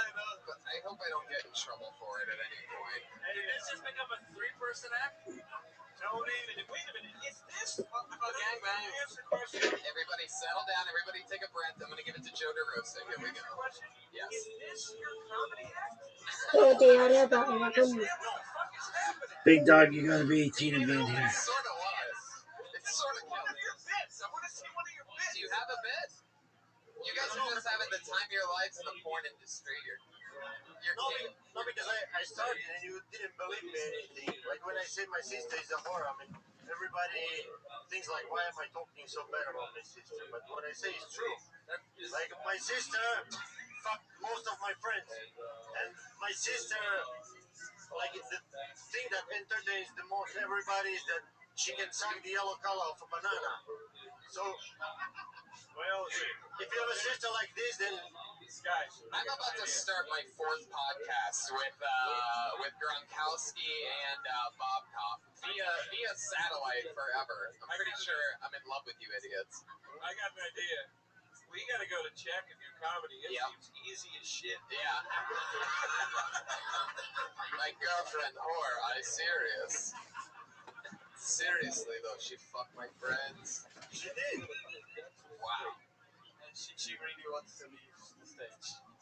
Yeah, she's sad now, I know. Is she from Germany too? Yeah, she's from Germany. Where's she from? Germany? Where are you from? Yeah, can we talk to you for a second?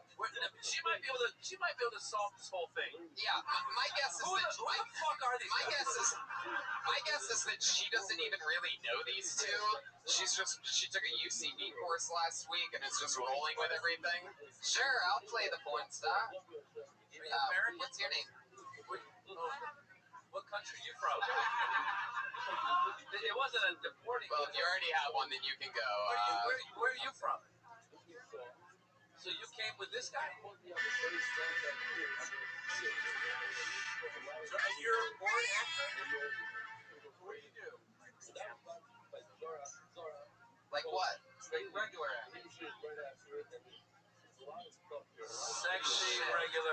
Hey, soft porn. We call that soft porn. If you do not name your next hour sexy acting, fuck you. The thing is, he just shot a movie in Germany. It's about the youth in Berlin. You know the movie Kids? Yeah. So it's kind of like this, but in 2016 in Berlin. She's the main actress. And you know what? I'm gonna do something really crazy right now. I'm just gonna improvise this. Why don't you guys just stay on the stage? Stay on the back of the stage, right? Okay? Is that okay? Go back. Bob, go back. And then you guys just stay there and don't do anything crazy. You'll just be part of the set for the rest of the show. Is that okay? Is that cool with you guys? You are permanent. Because we have to keep moving on through other but we have to get paid for this. No, you're definitely not getting paid at all. This is how Tom Cruise got his start, actually. I want you three to be there right now when I bring up the other greatest threesome of comedians in the world. I present to you the Versi triplets, ladies and gentlemen.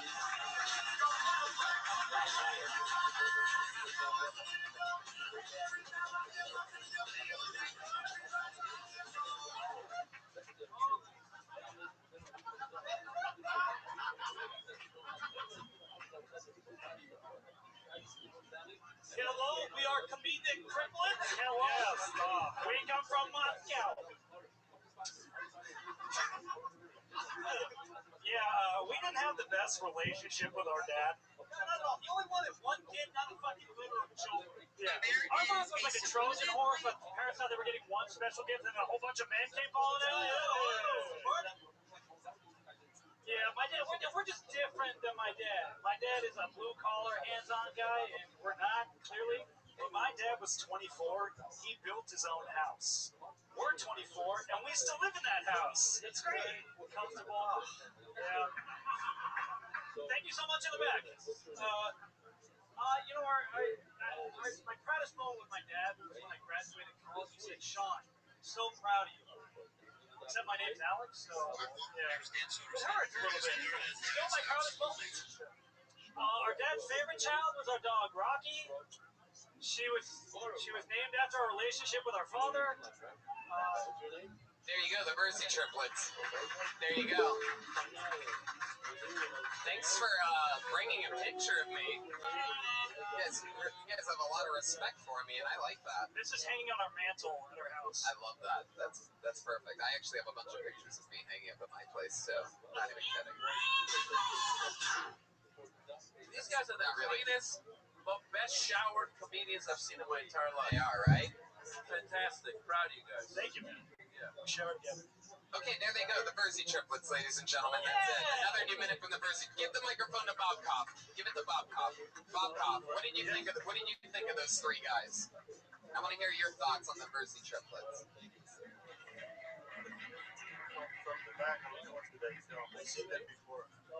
How do you think they would do if they performed where you're from in Czechoslovakia? It's way harder to perform there. You remember when you had this guy from Mongolia? He was in the main room. Yeah. I was there. Imagine you are somewhere where people don't know what stand-up is. So here people come, they're ready to laugh because they are familiar with the concept. How about the three of them in a porn in Czechoslovakia? Can you do that? That would work great. I'm thinking here, bro. And it would work all around the world. There's perverts everywhere.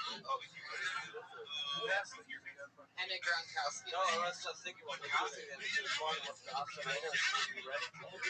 Yeah, let's do it. Would you take on the Versi triplets? Is that a thing that you would do? I mean, this was three brothers, right? Is this allowed here in America? Oh, wait a second. Oh, the Versi triplets, full commitment. There you go.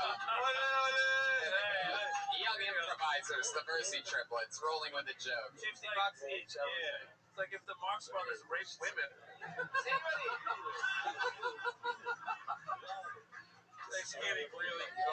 Yeah, does anybody feel bad on the inside about it? The Versi triplet just walked in wiping his mouth off as if though he just sucked one of his brother's dicks, by the way. I don't think he knows what happens when you hook up with a girl. He didn't even have to buy him a Taco Bell. Yeah, exactly. Well, I'll tell you this, Bob Kopp, Gronkowski, and whatever this fucking little Bond villain, beauty, fucking evil, fucking, you have just dead, cold, amazing eyes. It's incredible.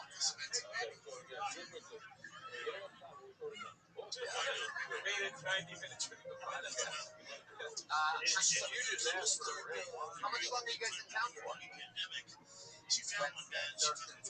Thursday. How about you? Let me guess. Friday? You wacky fucking triplets? Hey, that's the next name of the next porno. Register on Friday. We talked 3 days in a row. Does this translate as human trafficking in all languages? I love it. Well, we'll see you guys after the show. There they go. Bob Kopp and Gronkowski. And the evil German beauty. There she goes. Oh, I can't believe you're fucking that guy. If that's real, I'm gonna fucking kill myself after tonight's show. I think it's real. Oh, it's real. Oh, this fucking world kills me. That dude's sexy. He looks like I know, he's rough. I know. Exactly. You're right. Leonardo da Vinci, right? Yeah, he is like Leonardo with lipstick. You're right. You guys, one more time for Bob Kopp and Gronkowski, ladies and gentlemen. Come on. Those guys are like All right.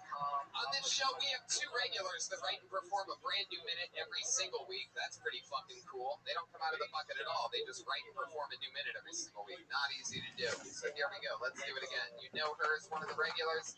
Put your hands together for Vanessa Johnston, everybody.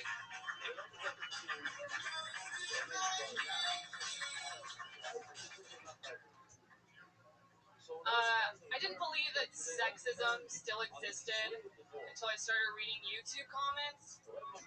I was watching a video of Amelia Earhart, and this guy commented and wrote, "Man, this whore sucks at flying.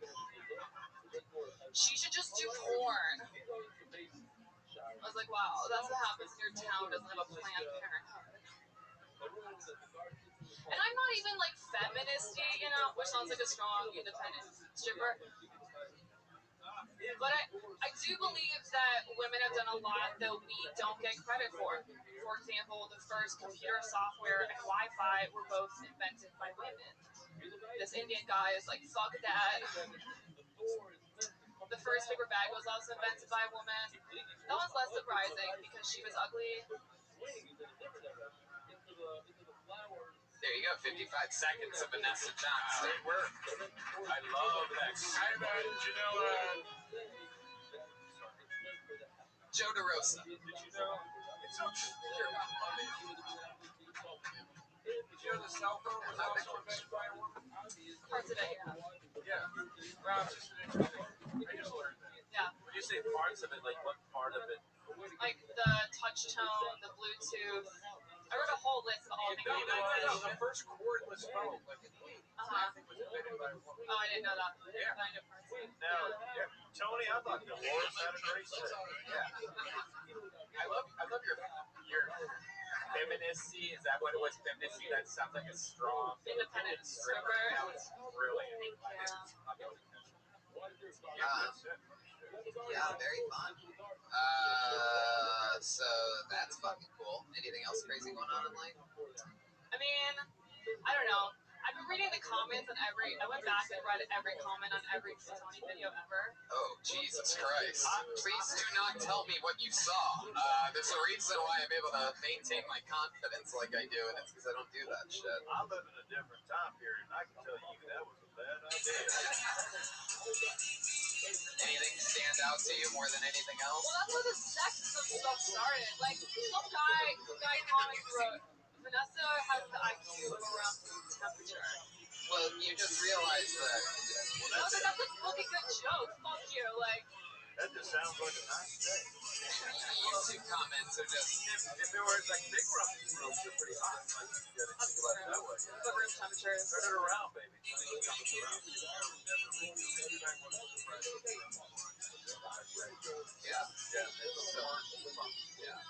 Have you ever read a book? Man, it's usually a bunch of assholes who are sitting there doing nothing with their lives. And that's why they feel like, I think that they feel terrible. They just don't fucking do it. Like, you know, they think, oh, that was very well said. I've actually read the YouTube comments on this show, and I actually have never read anything negative about me. They're always complaining about this guy that they just called faggot. Like, I don't know. Hi, nice to meet you. My name's Faggot. They say stuff like, Joe DeRosa showed me.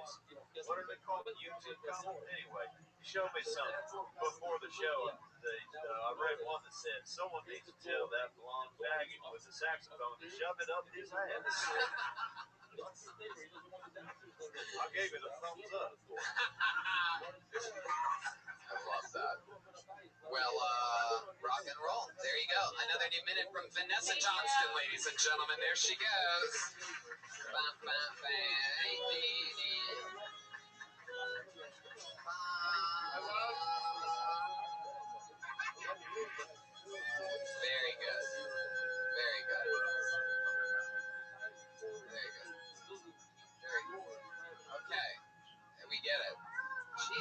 is it with you two lately? It's just unbelievable. I love that your character didn't know what YouTube comes for, but knew how to give a thumbs up to it. I thought that was really great writing. I like that. We have one other regular. She writes and performs a brand new minute every single week. She just turned 21. She's been doing stand-up for a while. Get your hands together for the great Ali Makovsky, ladies and gentlemen.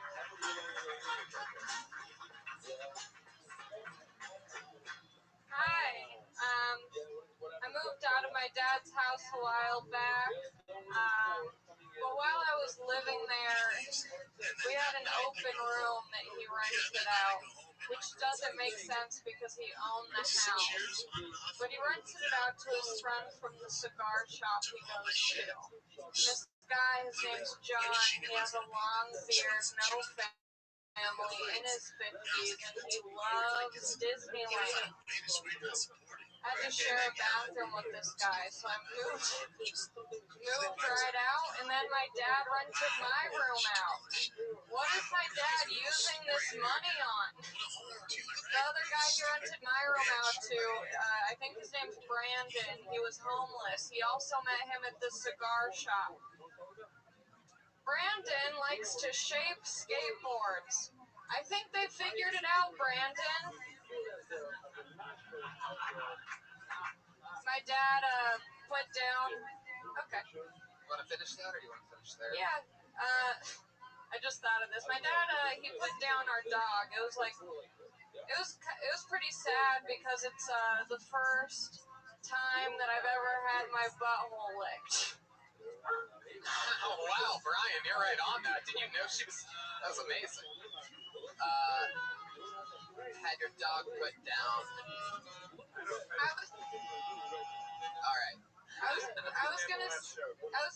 I literally just thought of it. I was gonna say it's so sad that that the dog got put down, which was my first love that licked my asshole. It's not worth it. It wasn't worth going over, but I did it, you know? I like your other. Thanks. Yeah, cigars to a callback. Not the dog licking my asshole? No, I was confused. I didn't know. Me too, I was confused. A little bit of a setup issue, I'd say. I glanced over and I put a bunch of like 25 seconds, you know what I mean? I think you just have to get straight in. My dad just rented, rent some fucking, maybe even throw like Airbnb in there as a give it some showing of this current climate. That's sort of what that is really about.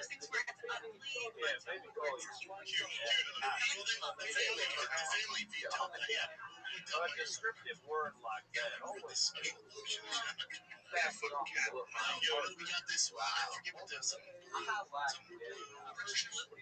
Wow. You guys also love beating dead horses too, obviously. I like that you're back in character. No, that's not him. Well, he took the hat off. He's too hyper. How long you been doing stand-up? That's serious. That's the moment the friendly fucking face. It looks like words from sure. You have a great voice.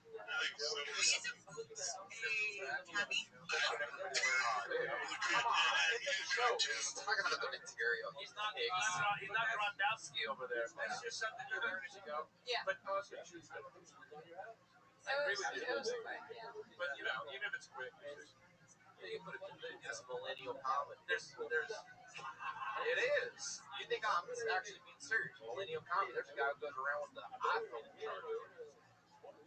yeah, back in my day, women used to wear dresses.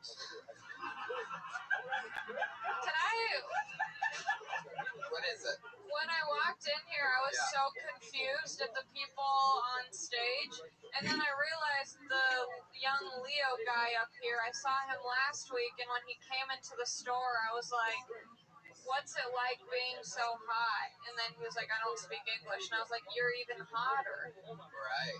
And then he's here. Yeah, you like that guy. He left. Is Gronkowski still here? Is Henning Gronkowski? They walked out. You better go find him. Bobcop is here. Bobcop's here, but I think Gronkowski's on that. He's probably doing cocaine off of Sunset Boulevard right now. I know Gronkowski. There she goes, Ali Makovsky did it again. Yeah. The artwork from Ryan J. Ebo. Look at that. Look what he did while you all sat there like a bunch of lazy asses just enjoying yourselves. Share the episode live. Wow, that's like crazy. It's like Mario. Super Mario. Like that beat. Reagan and Watkins, there they are. Big hands together for the band, everybody. Daddy Reagan.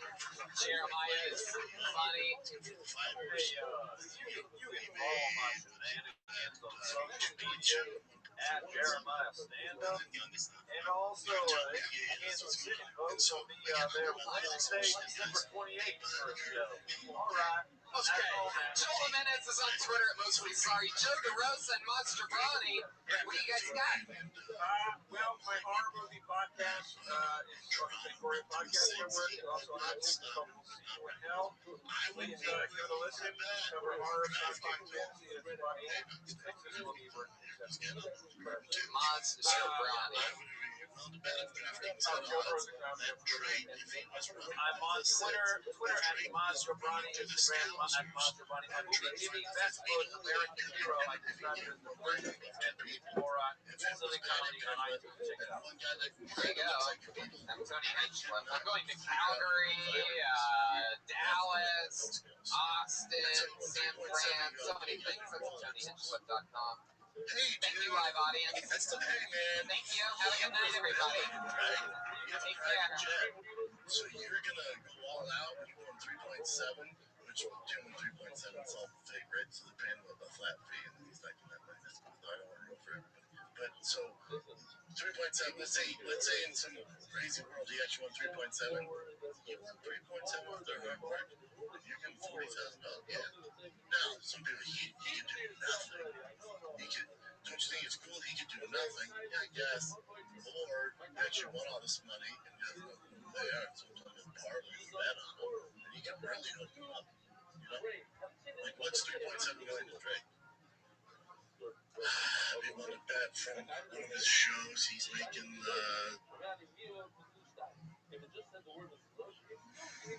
let's have a cat. Fuck you.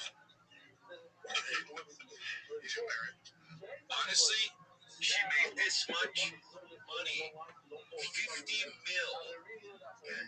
50 mil, dude. She just bought a house in fucking Boca Raton. 6 million cash, daddy.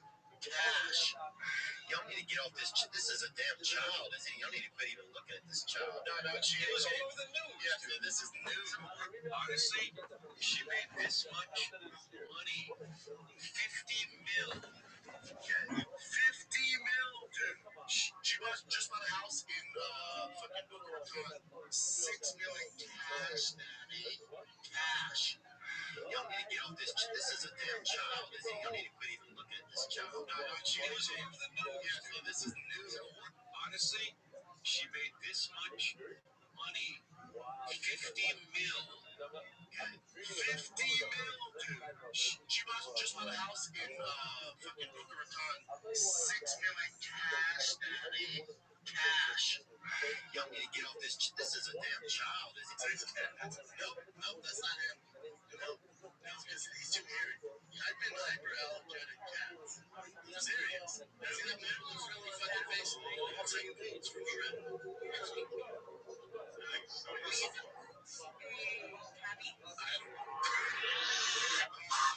Hey, this is Rabbi coming to you live from the Rothschild Comedy Store main room for a brand new episode of Kill Tony Volume 4. Let's go!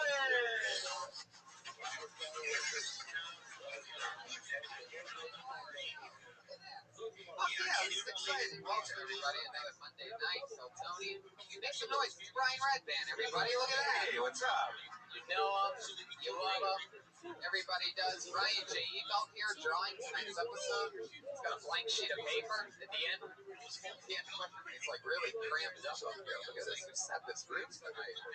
How are the waitresses going to get those people drinks right there? We're fucked up here tonight. Jay White, what's up? What happened? It's a podcast. You got to say something. Cramming them in, huh? There's a whole different way to do that. We got Jamie Vernon on the HD camera. I like that. Let's do this. I'm excited. Yeah, we have Oh yeah, Kill Tony is doing San Francisco Sketch Fest in January at sketchfest.com. We are also doing Moon Tower. This show that you guys are at is the Traveling Comedy Circus now. Doing all the coolest festivals. 3.5 years. So fun show. Next Monday. I was thinking of that. Yeah, have we ever been really sick where we had to call off? You did. I did what? Yeah, you did. Or like that you tried to fool me that. Look, we've never done that, right? Hey, never really talked with you about this, huh? I really don't know if I did. No, I'm positive of it. Positive, 100% positive. I remember asking you if I could do it without you. I'm like, can I just do it? Can we just record with no music or sound effects or anything? And then you said, my God. Stuck to your no hands trying to stop me. Alright, because of AIDS shit. You guys ready to fucking do this shit or what? Another day at the office. My buddy Brian, my brother Donnie Hinchcliffe is somewhere. He's a badass motherfucker. Lives in Venice Beach.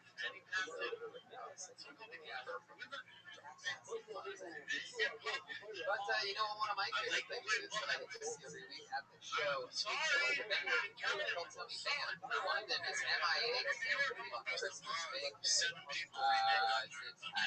so we are stuck with the lovely duo Jeremiah Watkins and Joel Jimenez, ladies and gentlemen.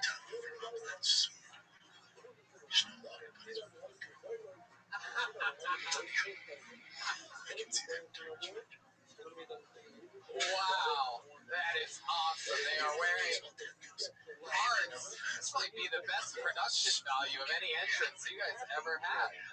This is fucking awesome.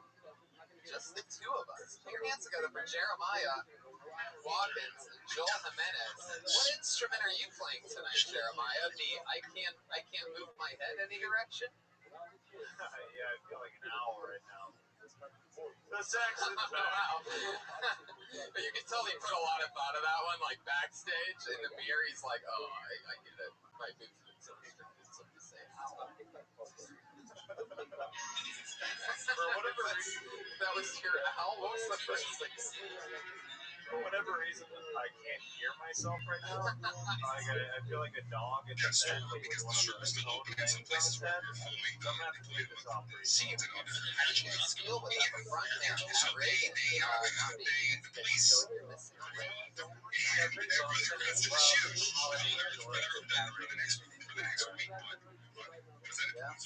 Say that Jeremiah There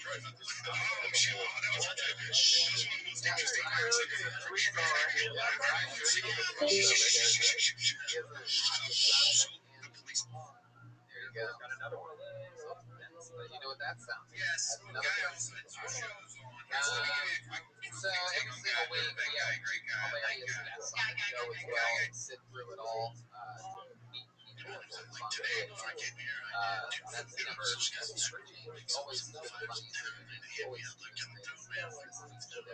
Put your hands together for the great Jay Larson and Kate Fletcher. Yeah. OG. Killers. Jay Larson, Tate Fletcher, badass motherfuckers. Tate. I'm excited to have you on the ship, especially because I feel like you're scared to just perform that. Tate's one of those badass motherfuckers in the world. Shit ton of awesome. Yeah, they're gonna be right there. Right within the fucking gorilla arms reach of you. Yeah, exactly. you guys watch Westworld, usually guys have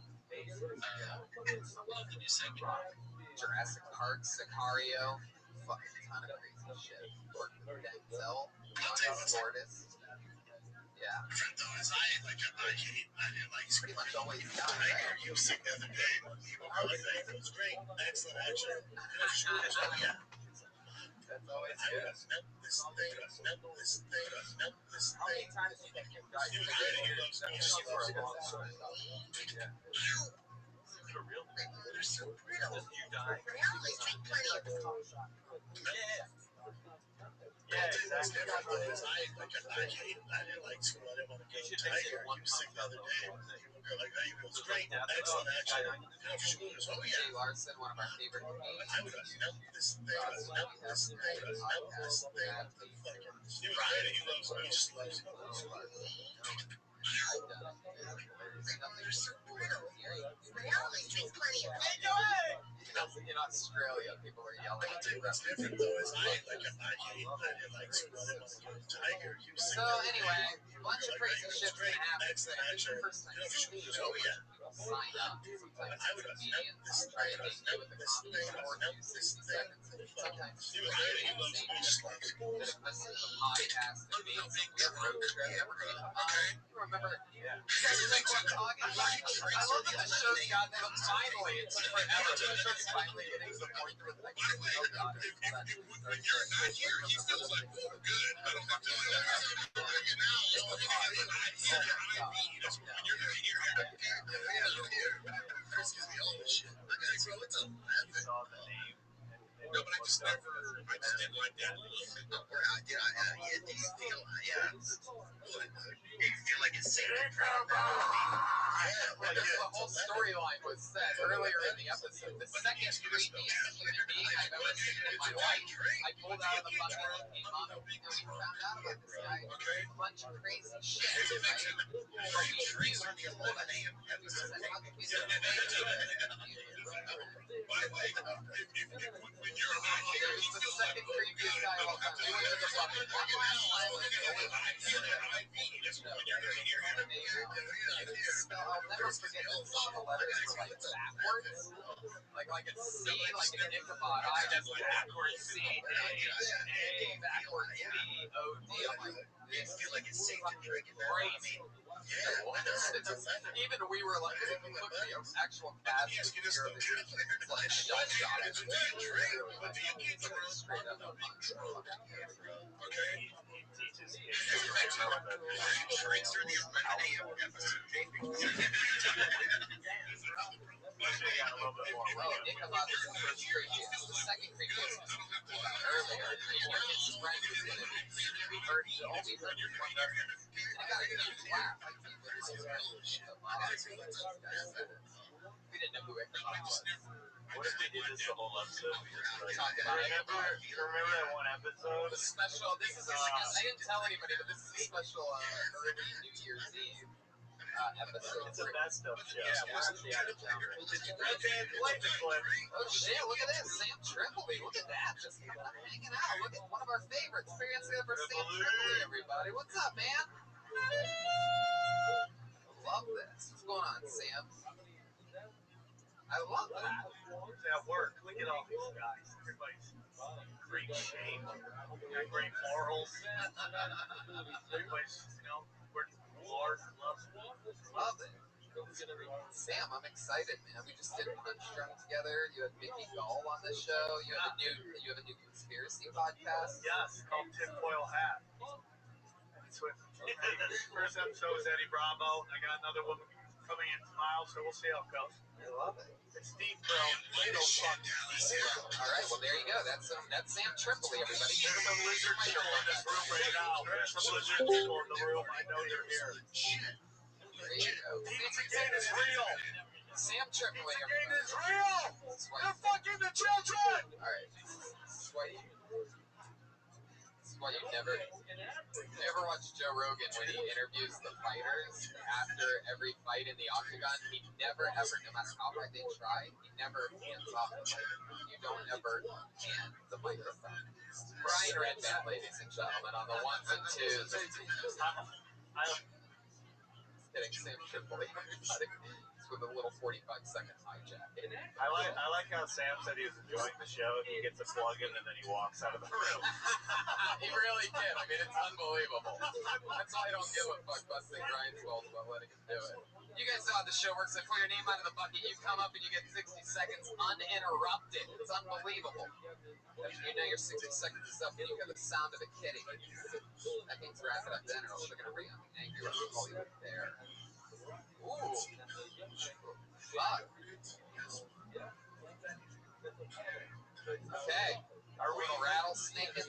inside a rainforest cafe? Pretty much. The volume seems low in here. I need it louder, man. This is very, very, very low. I don't know where it is. Yeah. We're not gonna break anything. There we go. A little bit better. All right, I pulled the name out of the bucket. You guys ready to do this shit or what? Make some noise Monday night. This is it. Everything's in position now. The rest of the show wasn't really part of the show. This is for avid listeners to the show fast forward to. This part.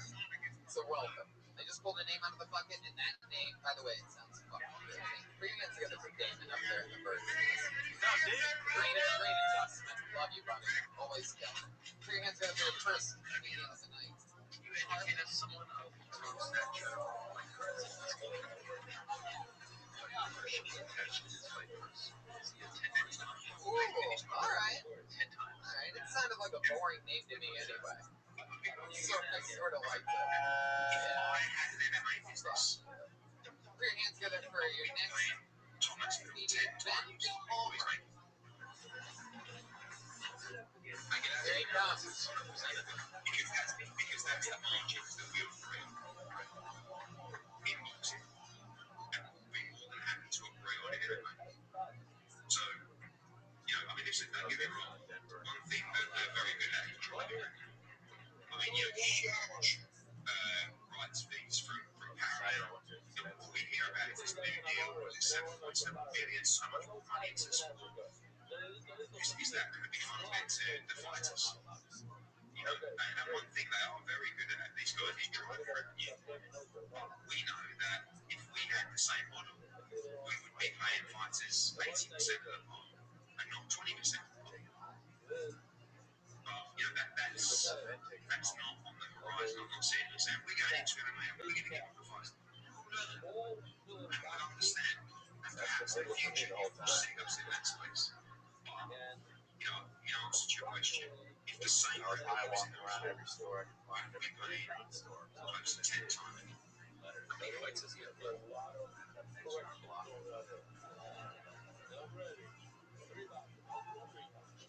Ben Palmer. That was fun.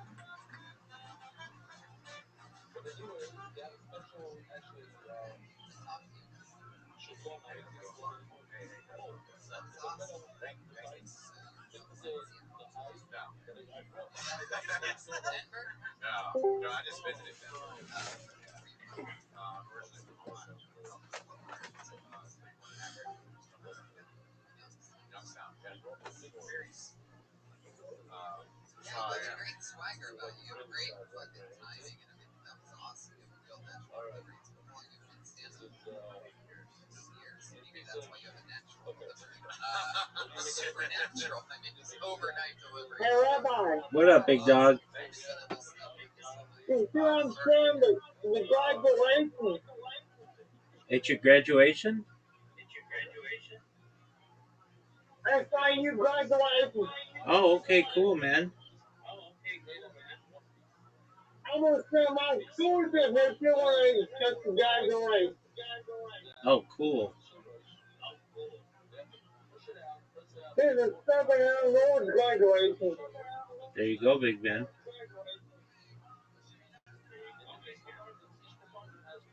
That's great. How's your computer? How's your computer been working? It's been working fine. So it hasn't been closing out on you? No. Okay, well, you tell me if it does. Okay.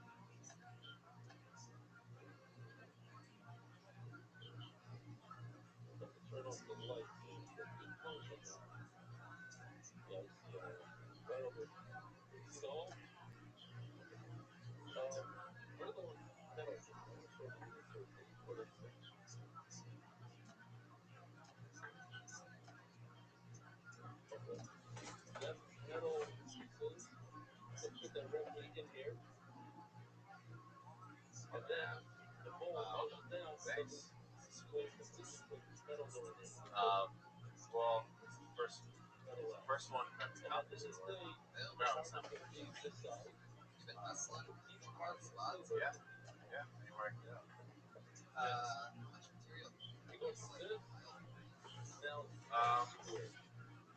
I could probably do content.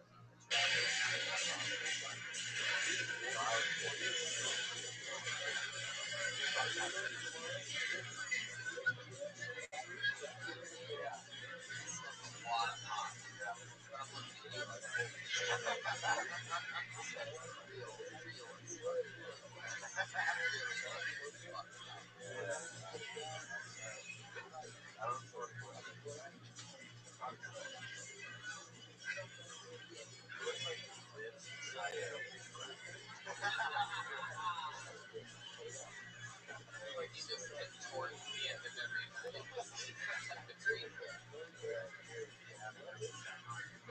That's a great question. I was talking about that the other day. You're playing air hacks. I didn't think I was going to get called up for that. So Stupid.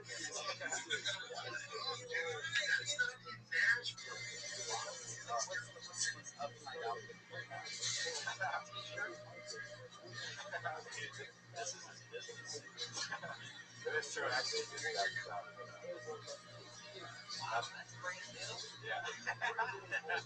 You called it an outfit.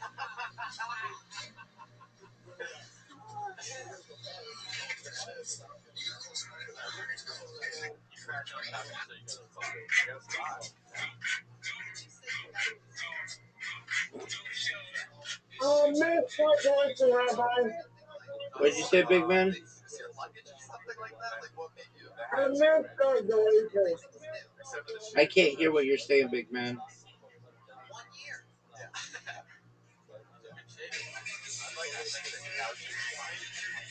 Next graduation. You missed graduation? Yeah. All right, well, it'll be okay. I actually Yeah. I'm a silver coffee fan at the end of the start. Okay. I smoked myself to 35. No, man. Put it over here. My local school is going big. Come on. Then graduation. Okay. Come on. All right. I'm going to take it down. You see you there? Okie doke.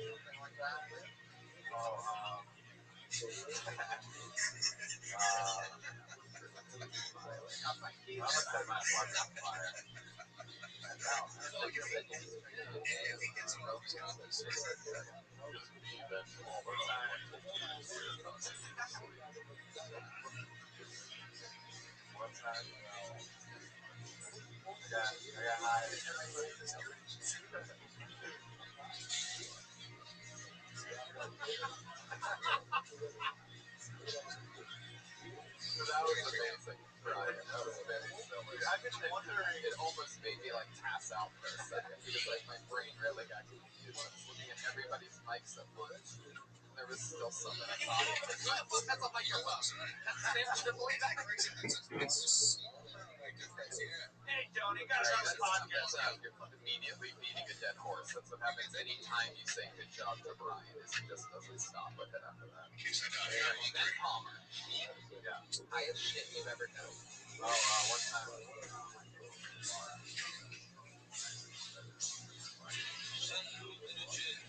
It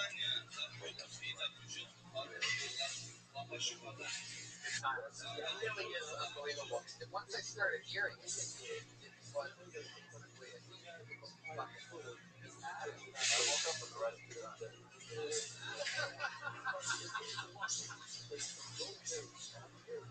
And then what'd you do? My roommate woke me up.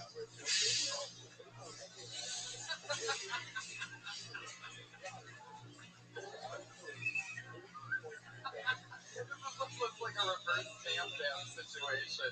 Where like it doesn't even have a choice. You just get to decide what he says. Become part of the machine. So you cook some rice? What the fuck was that story? And then what happened? Yeah. Was there actual flame? Just a lot of smoke. Now I'm not even talking rice. We jumped the shark. Right? Which one else is shark?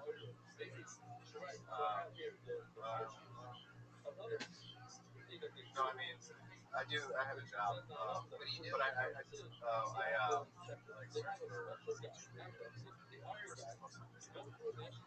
so I work for a company that likes No,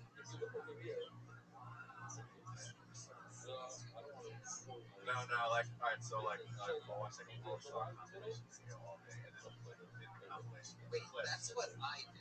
Hold on a second. Well, clearly he knows what he's doing. How the fuck? You're the guy that's making money off doing this? Yeah, I make money off of it. It's crazy. So, yeah, it's a great job. It's the best job I've ever had. Yeah, dude. I'm living What my jobs have dreams. you had? What's the worst job? Probably typist. You're a typist, bro! Research. Take this down, man. Yeah.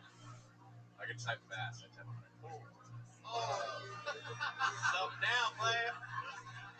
Hit that typing Red band. That's what I wanted to tell you. Love it. Any other crazy skills and talents? I tour with the show where it's a projector screen. Voice the images like stock photos. I want to ask a question that I've never asked a guest on the show.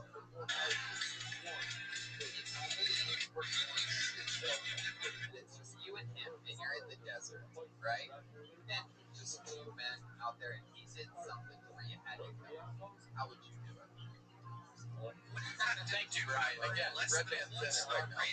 Perfect. I want an actual just a still image of this shitty backdrop for 25 minutes. That might actually be an improvement over looking at God. Stern babies.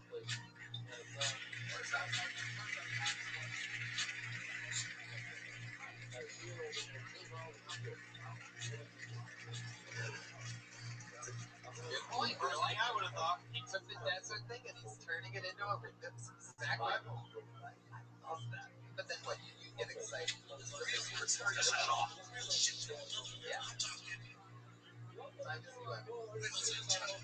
I would like try to like move mountains.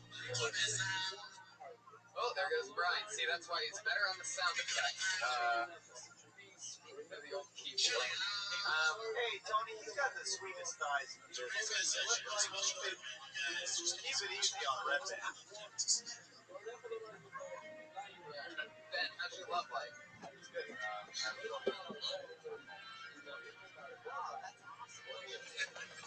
She works for a software. That Patrick is bad. Last week's free for 15. Check goes away, right? I got some. You want me to stand up comedy? You're a writer, a director, yeah, all that. You want to know? Yeah. How do you know?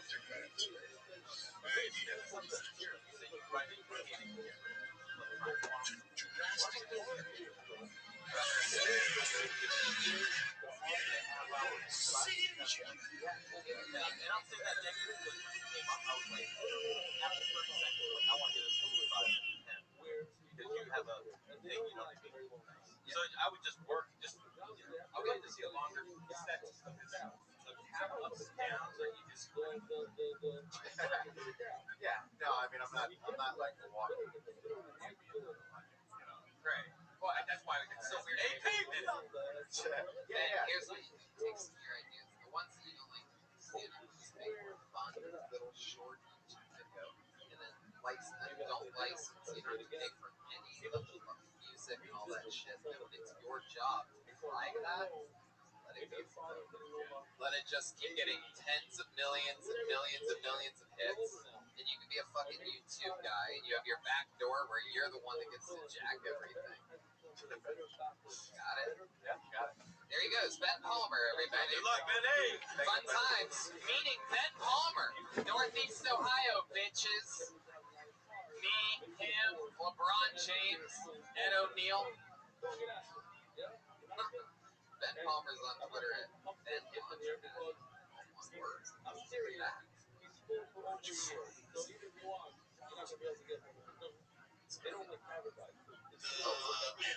Some of the best rappers in the world, BJJ practitioners. Wait, what does that mean? Oh, alright, sorry. Why'd you put it on there? Don't put your name on anything that you don't want people to know. It's a 20-minute straight match submission. Dan Ramos, everybody. This guy should be. He's a striker. Here he comes. Guarantee you. Come on, one more time for Dan Ramos, everyone. Here he is. He made it.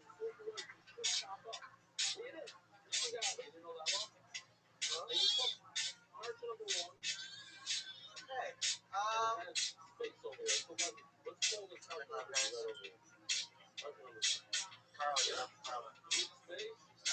not here, so it's here. It's not my first love, though.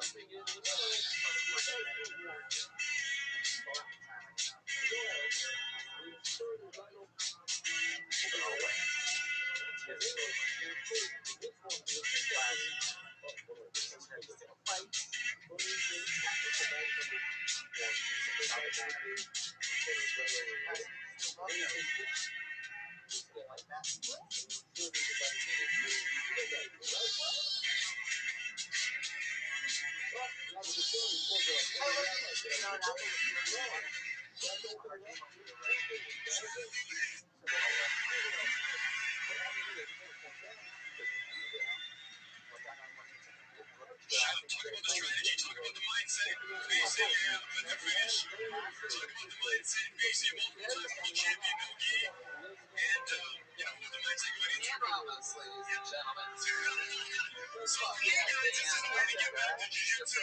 Sonny Boy is a great competitor, world champion. I gave him some tips, I shut him down on the first submission, and he's hardcore veteran, so it didn't happen. The defense fair, the game plan was there, so I mean, it's a win. It's a win-win. Let's just say it's a win. Well, I feel like the host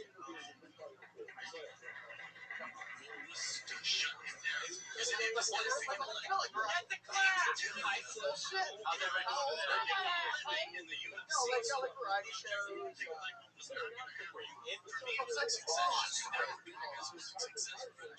Damn, what's really going on? How old are you? 23. Oh, no, we started. It's 26 from. You had to get that much material, like if you had to put out your longest possible special. I don't know.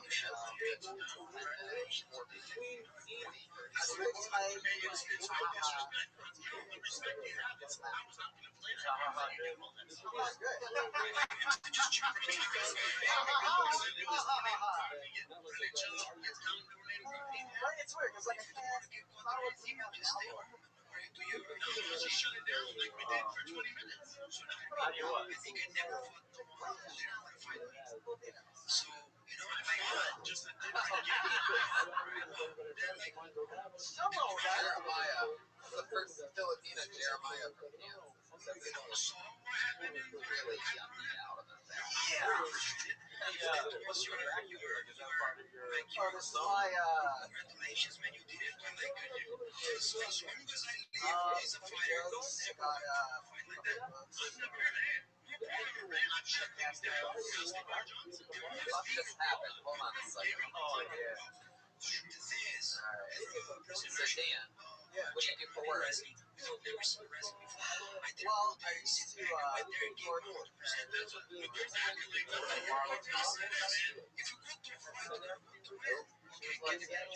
daughter. Now she's not anymore. No, she's still nobody knows any of the nobody knows Dan Thomas.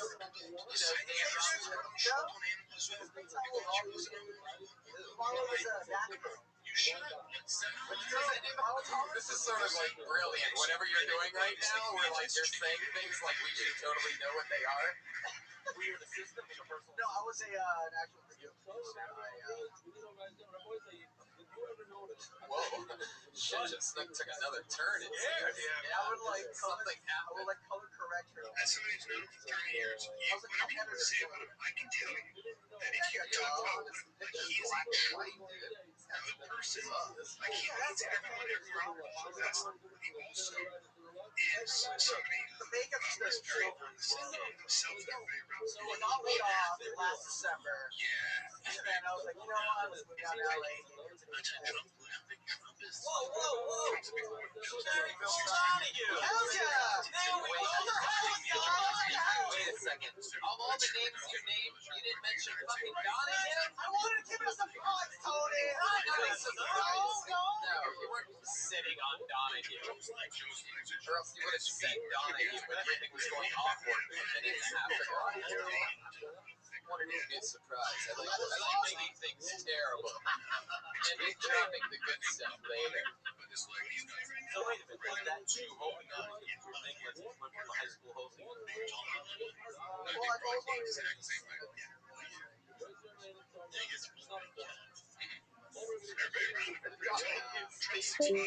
and you know, after moving from Montreal to Toronto, Canada was like okay. Alright, fuck it. What's Donahue like? He's cool. Really? Juice. Yeah, he was working out with his trainer. And he had this all sweat. When you As somebody who's known him for 30 years, whatever you say about him, I can tell you. And then he appointed Steroid. Like he meets everyone everywhere. kind of juice. You should be doing it. When I need it, I need it. It's the greatest discovery. What kind of fruit do you need to buy to carry a press on the other end? It's not like it's growing an addiction. It's just like I need this because I'm a better person. I swear, please on the anxiety. Dan, what else is It's a healthy alternative where Adderall's can have a shelf life. What's the best show you've ever Side had? effects. this was about I'll say this one. It just is. Yeah, it's not just energy. It's like That's sort of motivating. brain Guys, check out magic mind. I'm kind of like set down. I can Stop. I don't have crazy energy, so I'm not tired, but at least I can focus and be present. this one I went You should be doing it. When I need it, So I go in and it's the greatest discovery by far. Greatest product discovery in the past 10 years. No number two. It's not like Adderall where you get addiction. It's just like, I need this because I'm a better person at it. I swear, release all the and then he goes, Focus. and then there was like So fucking nice. It's Russell Peters is the nicest guy. He was hosting. This is proof right here. If you ever need one piece of physical evidence. It's just It's not just energy. It's like sort of he knew that brain shame. So drink. If I have a magic mind, I'm kind of like more zen down. I can see what I don't have crazy energy, so like I'm not tired, but at least I can focus and be present. Just drink and shut up. I ended off with when I need it, I need it. It's the greatest discovery by far. based product discovery in the past 10 years. No numbers. It's not like Adderall where you get an addiction. It's just like, I need this because I look better when I'm credit. I swear, like, solve anxiety. You take Charles Oliveira's stats, and then you say his fight with Islam Makhachev from Sergio Wars the stats. It's really dependent on skill sets, who's your opponent. I actually watched the feature film last night. Surfing there, so that's pretty cool. Any parting words for Dan, guys? Kate, if you were going to kill Dan, how would you do it?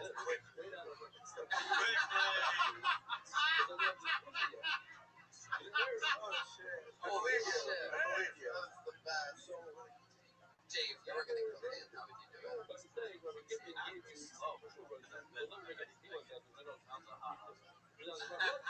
Strangle, I like the strangle. There you go, Dan with some more bombing, right as he had a chance to go out like a hero. Dan, what's the coolest thing you've ever done in your entire life, other than that Russell Peters thing? Let's say this. All right, you're out of control. I'll say this. Every single week I come here, like,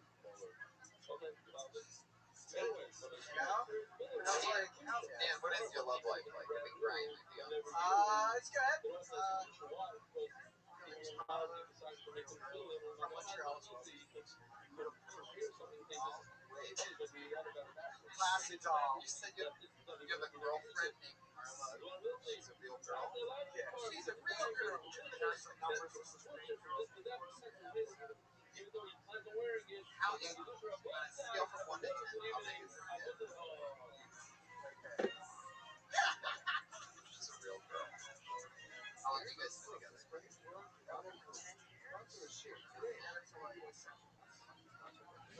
Yeah, they took you. How long did you want to play?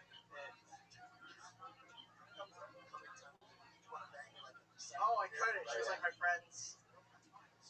Yeah, forbidden love, son. Don't do that. Hey, Tony. Yeah. I don't mean to be a dick, but I think this is a lost cause. I think we should move on. There you go, Jeremiah calling it. Dan Atlas is gone. I tried to get rid of him earlier, and then I felt bad for saying that he bombed us. Gave him a shot. Still just trying to help people. Sometimes even Jeremiah, Mr. Nice Guy, is throwing the towel for I was boiling rage. Oh, wow, I love that. Why didn't you say it when he was up there? I guess you did. I thought you were going to get him off like 3 times. Yeah, I know. We're getting through it. We pulled another name out of the bucket. This looks like another new name. It's always fun. Put your hands together. Dietrich Shelton. Dietrich. Here we go. Dietrich Shelton, ladies and gentlemen. I usually, when I do get a chance to date with girls, I date Caucasian ladies. Matter of fact, I was having just sex with this Caucasian lady, and she whispers in my ear, okay, let me explain.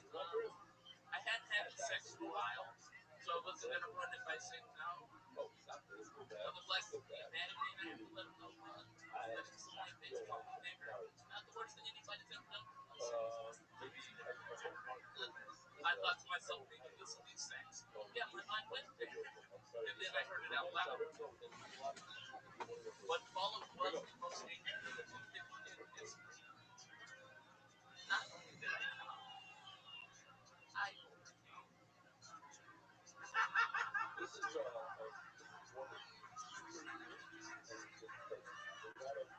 Wow, that was awesome.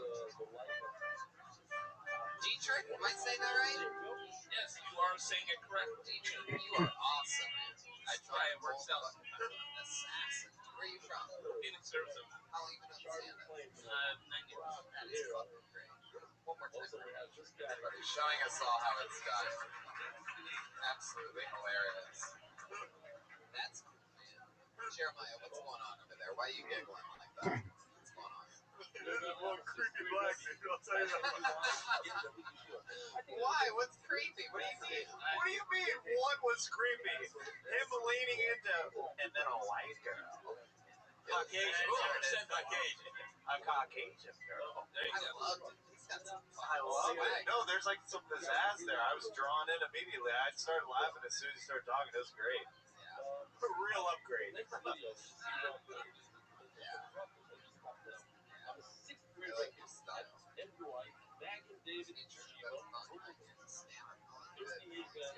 always been an asset. You still live there? Born and raised. I moved here in September. I've seen you in some shows. Is the character the whole time? It's called a character. Oh no, this when I moved down, that's you.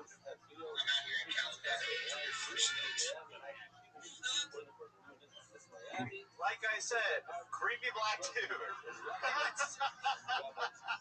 Oh, the stage? That is the real me. Who you are talking to right now is actually the character. There's been a couple times where I've tried to figure out everything that's going on so hard that I think like I just end up blanking out and then come back and then try to figure out what's going on. So what you're doing during the 60 seconds greatest character in all of Guinness. Yes and no.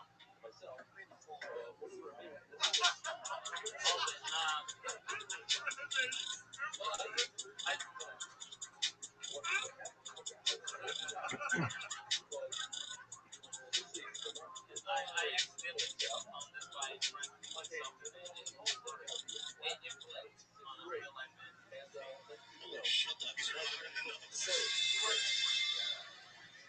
Sometimes the canvas becomes the picture. It's an idea for a game to try.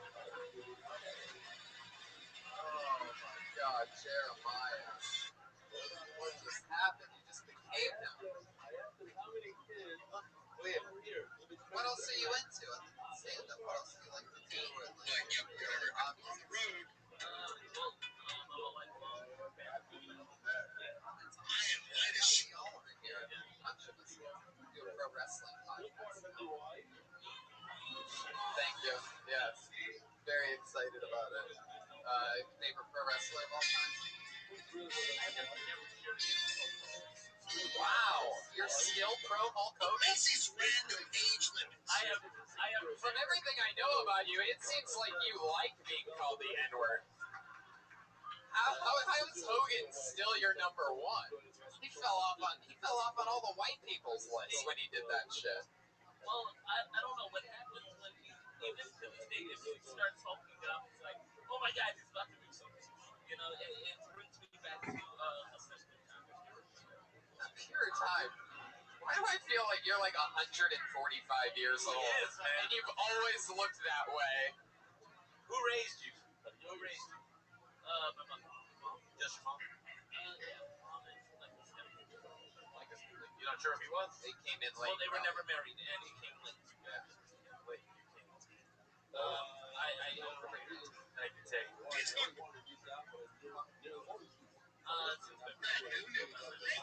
It's not red enough because now he wants this kind of depth behind himself. We got that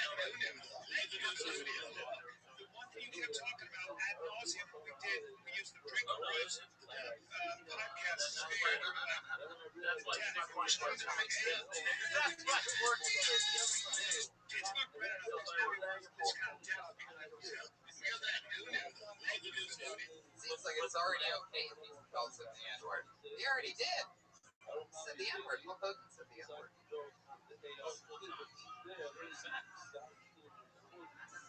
Whoa.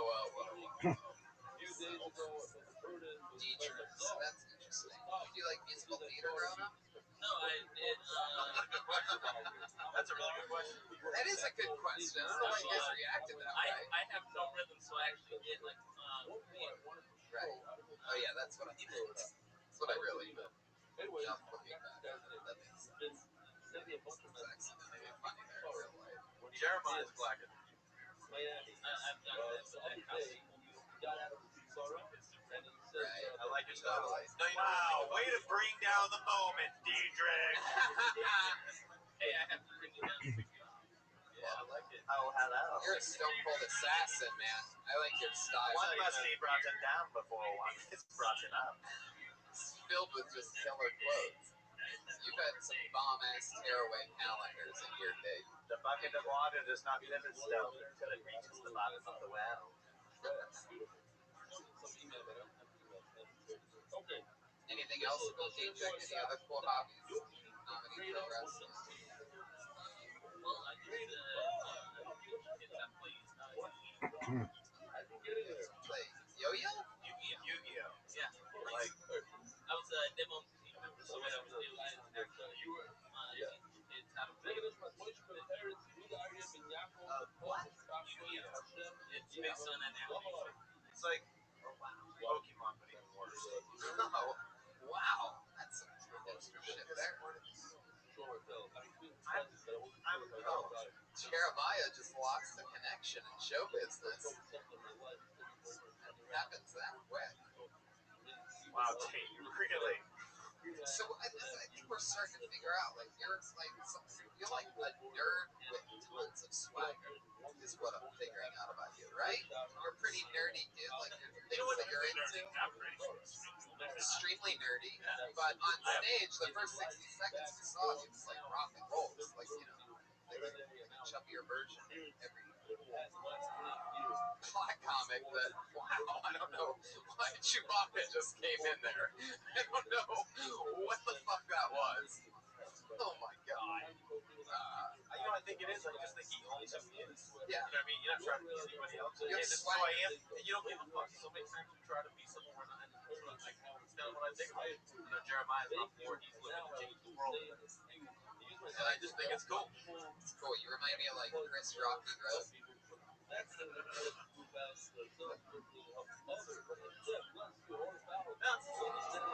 Thank you, Chewy. Thank you, Chewy. Alright, Dietrich, well, it was nice meeting you, man. Fun times. Have a great night. There he goes. Dietrich Shelton. D. Shelton Comedy, all one word. Having fun. Another day at the office, right? Another fun little fucking Monday. Nothing could ever go wrong. See? My favorite day of the week. You guys having fun? Well. Every once in a while, I reach your name out of the bucket, and it's a goddamn motherfucking legend. You should all be very excited. Someone we love, someone we've seen a few times before, and instantly stole our hearts. This is one of the few guests that when I pull this name out of the random bucket, I know for a fact that for the next few minutes, we're about to have a shit ton of fun. And absolutely nothing can fuck that up. Sometimes that's hard to say that in a show that's completely improvised and anything can happen. But shit's about to get turned up. Because I give to you one of our favorites, Aphrodite, ladies and gentlemen.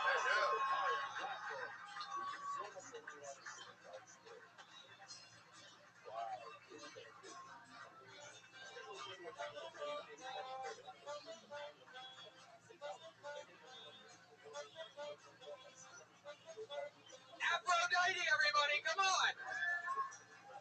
Hey! I just want to say one thing right now, because not none of y'all white people call me up and think oh, y'all had something to say about, okay? I'm from St. Louis, we don't play that shit, okay? You know, I've been dating this guy, and he just now laid on me that he's supposed to be a damn minister. What the hell is he gonna date me? Because I ain't about to convert to shit, okay? Unless I'm smoking some motherfucking weed, some good motherfucking weed or something like that, okay? I'm like, hey, y'all church people not supposed to have no sex. I said, what the hell did we just do? Licking and sticking it. I mean, what the hell? You know what? What is wrong with people? Why would you join the church and know damn well your dick ain't gonna pop your fish? You know damn well your dick gonna say, yo, man.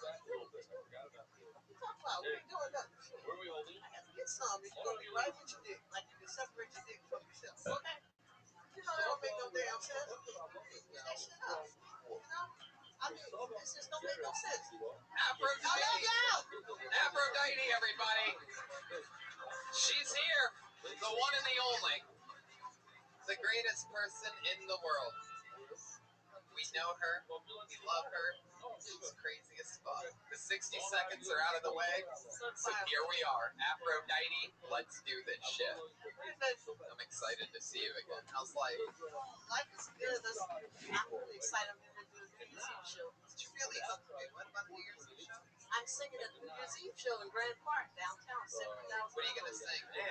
Oh, yeah. I'm singing the group called Downtown, New Year's Eve. I'm Yeah. going to be there too with Joe Rogan and Joey Diaz. Totally much better parts than what you're going to be. Oh, yeah, really. Yeah, totally different parts of downtown. I hope y'all smoke weed. Yes. Hell yeah. If you ain't smoking weed, you ain't shit. If you ain't smoking weed, You ain't shit, especially in Cali where it's legal. You hear that, kids? 12 and under? You hear that? Don't listen to your parents, they ain't shit. I mean, your parents ain't shit. Remember that one too. That goes for everybody.